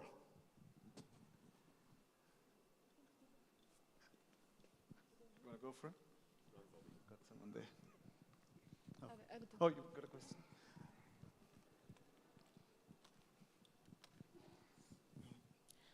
Hi, good evening. There is one thing I would definitely like not to be too aggressive. Sometimes it happens that auditors definitely have a lot of skills and they want to show off their talent, their knowledge, their capability, and become a bit more aggressive. Doing that, you don't take on board the auditees. So probably taking in future, like if those can be taken more cooperating, more onboarding. Thank you. Hi, good evening. I want to speak in the perspective of customer audits. I come from a liquid pasteurizing egg company based out of Dubai for 20 years. My customers believe liquid egg is a very high-risk product and all of them want to visit. But what we experience is they are not trained and they don't have the competitive skill to audit my facility. So I would like the auditors to be trained and sufficiently experienced to come and audit my company. Otherwise, they don't add any value to me. It's just a waste of time of 2-3 hours. I have like 15-20 audits in a month. Second question to Bobby. Are you going to have any kind of pre-qualification for the businesses here to have an on-site auditor to audit their suppliers? Audit their suppliers, okay. So when I say customer, so he's referring to the clients who are buying the products from him, right? Yeah, so that's a knowledge deficit that he's talking about. But I don't know whether they can all get experience in industry, but definitely a knowledge gap. Julian, I'm going to continue there. Hi, I'm Ruchi. I'm from IFCO. So what I wanted the auditor to come with the open mind and have a good listener and come with the auditing with the risk-based approach. The approach should be risk-based. It's not just what is the following the other company, you have to follow the same. So it's product to product is a different risk. So I always get a lot of audits, but some auditor comes with the mind, oh, I have to give just finding. I have to just find the fault. So that approach has to change, and it always has to have a risk-based approach and good listener. If sometimes the auditor don't listen, he didn't give the time. You have to give the time to auditor to explain. But I want this, that. The auditor, the approach is not correct. So the good approach is important. Sorry, it could be. So she's saying that they. Abu, I am Salim. I am also auditor. Auditor must be good observer and good listener. So before conducting, during audit, he must be good observer and also good listener to the auditee. Thank you. So that's also could be too many questions in a very short time, and the clients don't get the time to answer. So they need to take sufficient time. Could be mandate calculation going wrong sometimes. Erica, what would your answer be? Well, not like me, I guess, would be the answer. I mean, that would definitely be the answer. And joking aside, I think what we heard was more challenging, less aggressive, better listeners, more lived experience. These are all things that we are, putting into the melting pot and thinking about. Nobody said they need a better degree. Yeah. So this is the juxtaposition between qualifications and all of the other, attributes that one needs to aggregate to be the perfect, rounded individual. And no one's going to be perfect at the beginning, right? So the whole problem here is that there is nothing transparent. There is no framework, which is why we're building one where somebody can see where they are and where they want to get to, and potentially all the things that they might need to do to get from here to here. So this is this lifelong knowledge to expert idea, which is living and breathing in almost every other safety critical profession on the planet, yeah? I mean, it would be incomprehensible that there would be no professional development frameworks in medicine, in nursing, in allied health professions, in banking, in law, in accountancy, you know? And you can say, well, how is accountancy safety critical? It's financial, you know, critical. These frameworks exist everywhere, in teaching, in education, in higher education. They exist everywhere. You know, this is the absolute cut and thrust of the issue. This is not a profession. Food safety auditing is not a profession, and it needs to be. And it needs to be a profession that is regarded and respected and offers up opportunities from the cradle to the grave. And that is why a professional development framework is needed. And, you know, people have challenged GFSI consistently, and rightly so, about the fact that we are the problem because all we do is keep adding more requirements on. And that is in a, you know, again, a clumsy attempt to try and, you know, fix essentially, you know, what we think is the problem. That isn't the problem. The problem is that we have no professionalisation of this as a lifelong career where anyone can see themselves on a novice to expert scale, understand where they fit, and therefore understand what other additional things they might need to do to get from where they are to where they want to be. And that's important in a conversation between auditor X and auditor Y, right? Because anyone can say, including me, the worst auditor in the world, oh, I'm a food safety auditor. And you'll all be looking at me thinking, well, she's not the same as me, because I'm great and she's rubbish. But there's nothing to stop me saying I'm the same as any one of you wonderful people, because there is no framework against which anyone's going to challenge me or stop me. Yeah, I've got the degree, I've got the qualifications, I've got the experience. I tick all the ruddy boxes, me, but I'm still rubbish. Yeah.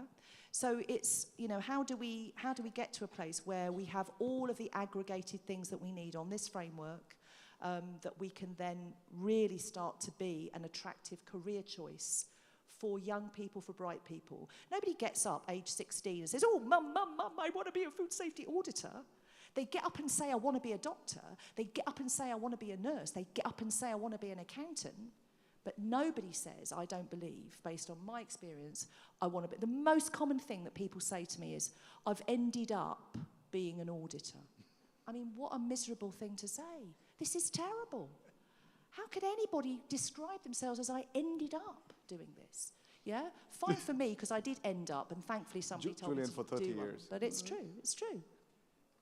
Yeah, and I just want to add to that, and it's interesting in terms of how you perceive it, because, you know, I have my day job. I have to say that being a technical assessor for our peak laboratory body, I don't get paid a cent. I do it voluntarily, and I enjoy it. And yet, you know, we're talking about wanting to get people into a paid activity that hopefully should be enjoyable and should afford people, you know, various pleasures in life, maybe travel and everything else. Yet we see this dearth, and, you know, what we've got is a low number of inconsistent auditors, and we want this space of, you know, let's fill ourselves with high-quality auditors who really love what they do. Yeah, thanks for that, Erica. When I was not 16, but when I was about 18, I decided, I didn't want to be an auditor. I wanted to be an inspector. I wanted to be an environmental health officer, which is basically an inspector. And I had to go to university and study and get a degree on environmental health, and that was my profession. So we do have a profession on the... For inspectors, you do. Exactly my point. That's exactly my point, Richard. That is a profession. Yeah. And I think one of the things that's interesting, you might reflect on this, when I was newly qualified as an inspector, and I'd go around, and it doesn't matter what kind of premises, and I'd ask them they ought to do something to improve something because something was wrong. They'd tell me that I didn't know what I was talking about, I wasn't trained, I wasn't fit to be an inspector, and so on. Now, I can assure you, all the younger people in the room, that when you get to be about 40, people start saying, yes, we'll do that. And it's funny, you get the transformation. The most aggressive inspectors I've found, not completely across the board, are the younger inspectors because they've got the least confidence. And that is a problem that we need to overcome in the training. the other thing, because we haven't got a lot of time left, I just thought I'd jump, if I may, to thinking, you know, people are talking, you need a degree, you need a better qualification. I think experience is the most important thing, personally, experience. But at the end of the day, how are we going to monitor competence? Because if you want to say we've got 10 auditors, now on one of my jobs, I had 20 inspectors that I was responsible for, and how do I determine competency? I can look at the reports and, using my experience, decide which are doing reports. But at the end of the day, I would suggest that what we need to do is either give them all a premises with lots of faults in it to go around, do an inspection and see what kind of report they come out with, and if that matches the report from an expert, then that's fine. But I can assure you, I had 20 inspectors, all qualified, all reasonably experienced, and I used to give them scenario exercises. And when we first started this, and they all knew the legislation, the scores, if you can imagine, between, let's say, 1 and 5, varied from I'd rate that as 1 to I'd rate it as 5. And I used to be tearing my hair out, which is why I'm in the state I'm in now, to try and get them to all have come up with the same score. And if you want to measure competency, you have a problem, a scenario-based, like desktop audit, or you have an actual premises you go in, and you say, right, I want each of you to go in, do the inspection, write me a report, and come up with a score for that premises. And then you can say they're competent, and then perhaps work backwards and say, all those that are good, what have they got? Oh, well, they've got a degree, or they've got experience, or they've got something else, and then maybe you'd find out the competencies that you want. But that's the end goal, you know, competency and consistency by scoring practically. I think we need to define this a bit more clearly. Like, you know, the competency component. Julian, how do you define competency? I think what Richard has talked about, and I think what other people have raised, or probably is in mind, 2 words: lived experience. If I look at my own journey in the lab space, you know, I was running an accredited lab, and being an auditee, the auditors could see that I guess I had the knowledge, the skills, you know, all the things we're talking about, and then you get invited in.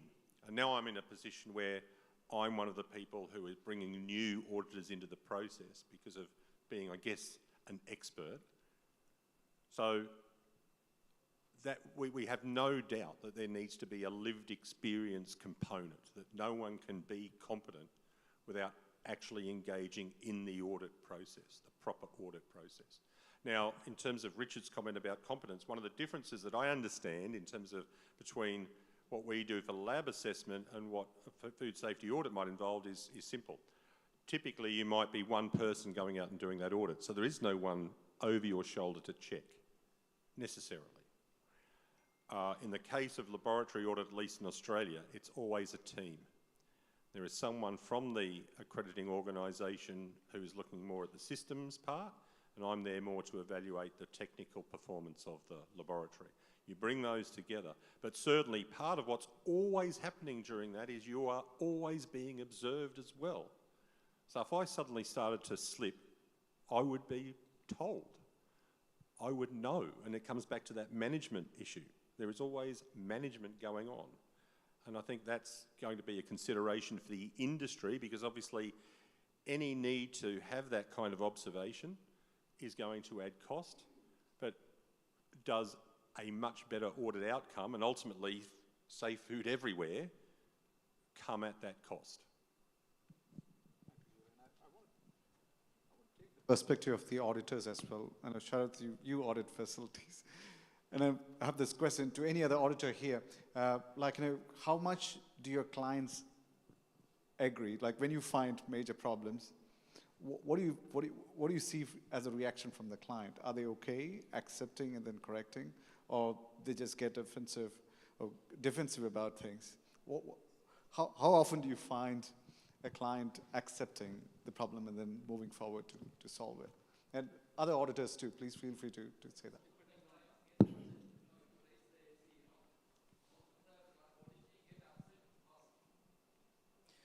First of all, depending on the feasibility of, say for example, the finding is a major finding which is affecting their business, then they will not agree. They will be upset, first of all.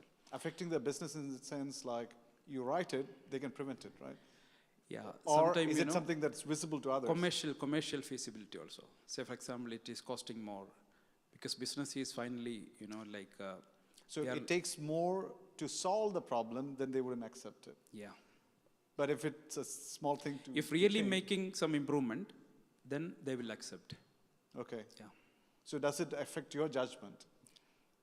Normally, auditors so you get conditioned after like most of the time, sometime, frankly saying, some auditors are commercially biased, they are, and also limited to the, to keep the business to keep flowing. the business running. One of these things that we often hear is that there's a pressure on the auditors to retain the client's services, and you need to give a good report to make sure that your contract is renewed for next year. But then that's still independent, and again, that's a process that's independent of the competency of the auditor. And what we were looking at, this is, of course, the challenge that we see. And, when we look at auditors' competency, we look at what are the findings that they've done. How did they write it? Is it something that's validated? I mean, that's kind of backed with science or backed with data. And if you are, clients also require the competency to understand, all right? So if an auditor is writing a comment, the auditee should be also competent to understand the nature of that comment and take action. So how does this work? How does this relate to each other, auditor with the client together? Another 2 words, communication skills. So if I think about the process we go through at the end of the day, and again, there's a great parallel in this respect, between laboratory assessment and a food safety audit. At the end of the day, we have a closeout meeting, and we make sure that there's at least a verbal agreement based on a draft written report to actually say, these are our findings, and do you understand them? And then, what's the path to action? And making sure there's a 360 process, that they are closed out in a reasonable time frame and so forth. But it comes back to communication skills. These days you can get software tools that gives you a drop down of things to select. So that kind of standardizes the comment, but it also reduces the creativity in writing or clearly identifying the problem as it is. And again, it's what do we Checklists want? Do we want a checklist, or do we want that human factor going off the beaten track a bit, looking a bit further, a bit deeper, to come up ultimately with an outcome that is going to lead to better improvement? And again, we come back to that's what we're all here for.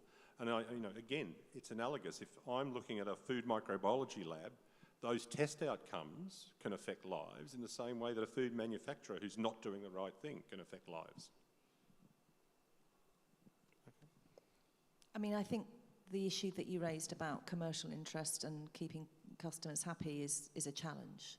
And the biggest part of the challenge is not accepting it's a challenge, right? So that has to be outed, that has to be, on the table as an issue. It's no different with accreditation. If you look at the data on accreditation, nobody ever doesn't get re-accredited on the back of a poor audit. They all still do. So it remains a challenge, and it's something that we have been reflecting on a lot because it puts the auditor under a lot of pressure. Equally, we have had reports from auditors who said that they've basically been threatened. They've had their lives threatened. They've had their families' lives. This is not a situation that should ever exist in this world, but it happens. It is a challenge, and as I say, the challenge is not accepting it's a challenge and not outing it. So I'm pleased you raised it, Bobby. Thank you. There are some comments that are coming on the Q&A. Is it only me, or is there anyone else who agrees with me when I say that I feel a true auditor is not someone who not only finds faults or NCs, but also provides solutions to it? So is solution provision, providing solutions, a part of the auditor's job? Again, it's amazing that that question's come up because we had a lunchtime conversation, and this has been something we've just been discussing in the NATA, our laboratory accreditation body, about where does kind of audit end and where does consultancy begin.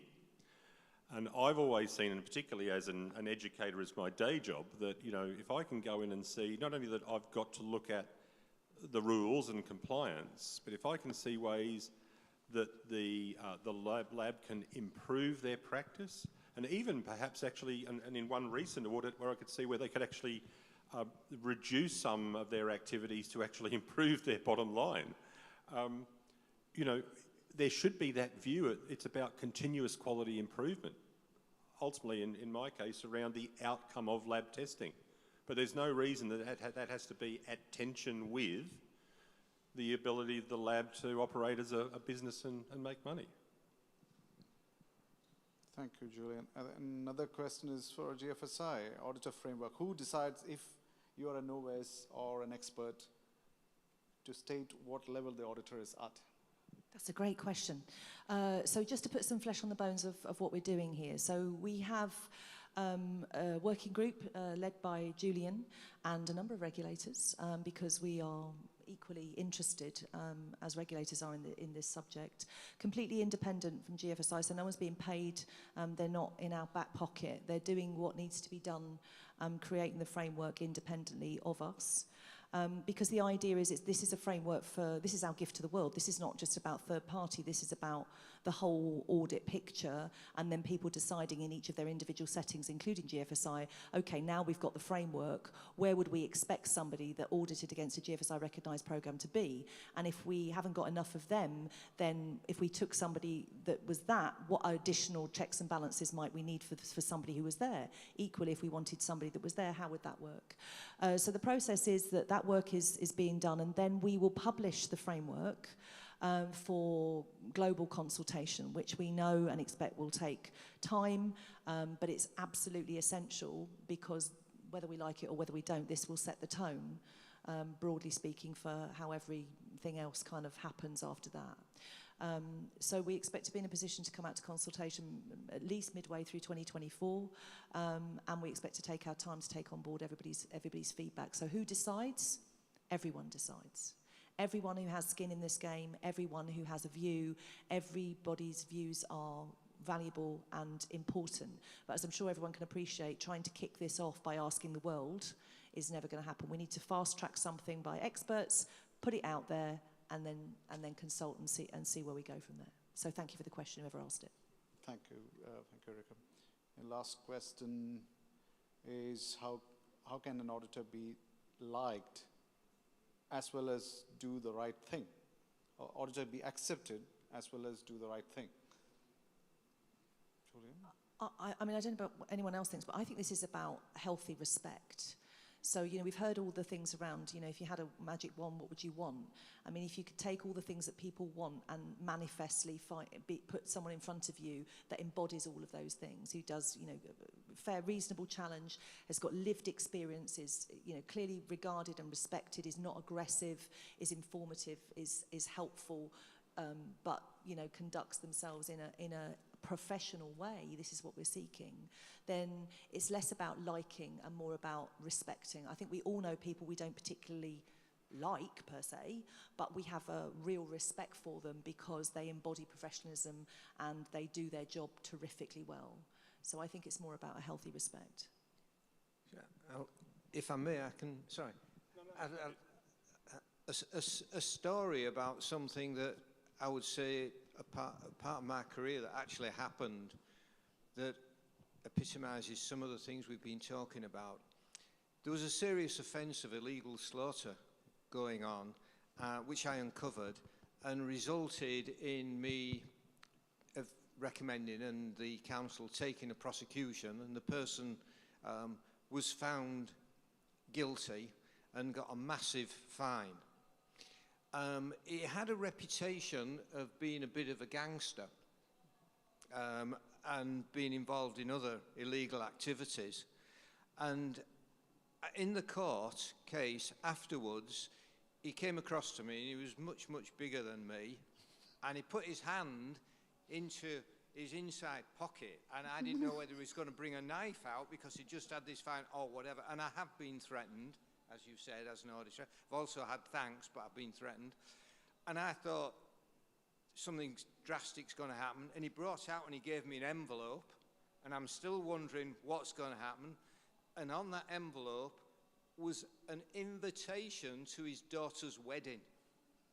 Make of that what you will. I didn't go, by the way, because they might have poisoned me, but it was just, was that respect? I don't know. But it was, you know, he knew that we had no alternative. It was wrong.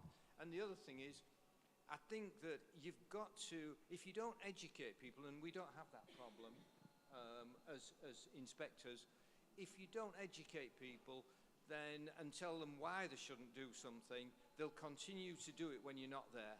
So I think education is so important. You explain what they're doing wrong, why they shouldn't do it, and hopefully the majority of businesses who are interested in compliance, because they don't want to poison the customers, will take that on board and carry on in the future and not doing it. There will be some that will ignore you just for the sake of it, but the majority will take on education. Liked or respected, I don't know. You know, I think you can see a little bit of both. And in my 30 years of lab audit, I've done somewhere between 150 and 200 laboratory audits. And I can remember through all that time, I've only had what I would consider to be 2 bad experiences. One was where I had to go into a lab where they'd had 2 auditors previously go in, and the contact person for the lab just seemed to be deliberately evasive, and that comes back again to part of the skill set, to be able to ask open-ended questions and be persistent and not aggressive. And then the other one, and it goes to the earlier point, was where someone at the closeout meeting, because we had a number of negative findings, said, "You're stopping me from making money." And I simply had to say, "I'm sorry, but that's not my job. My job is to try and ensure that what you produce are reliable test results, and particularly where you're testing food, that go to companies that rely on those to understand whether they're producing safe or unsafe food." So, you know, even under those circumstances, in that example in particular, trying to still treat the person you're communicating with respect, so that you try and get them to understand what the accreditation process or the audit process is about, is key. And so I've been able to sustain, I said I do this as a voluntary activity over all those 3 decades, that I think if you approach the audit process correctly, you're going to have at least the respect, and in a number of cases, be liked, that they can go hand in hand. There is no, for me, no or little tension between how you feel about the audit and what you do in the audit process. Thank you. And Guido, you had a question there. Sorry, I missed it. I don't have a question. I've got a reflection maybe to do. So I'm Guido Dayens. I'm from FSSC. So we are one of the scheme owners, or like say CPOs. And I want to catch up on the discussion on like the auditor being like say in between of like say giving a grading that's beneficial for the company. We called it soft grading. I think soft grading is like sometimes a problem. If you go even speak with bigger industry, corporate even don't like it. They ask for real reports with real non-conformities, major, minor. Just address the problem because that supports them. Another thing that I can say that from an FSSC perspective, let's say on our integrity program, I think technology is in our favor because we see all the auditors, we can see how many non-conformities they give over all their different, like say, reporting. And we address to the certification bodies. If we see that some auditors are not writing any non-conformities or do bad reporting, we see it in our systems. Is it solid? Can it be, like say, better? Yes, we're using this technology in advantage. And I agree that a qualification of the auditor is one of the, like say, on the soft skills, it's one of the hardest things to do. Yeah. Okay. I'm going to wrap this session. Julian, you want to respond to that? Yeah.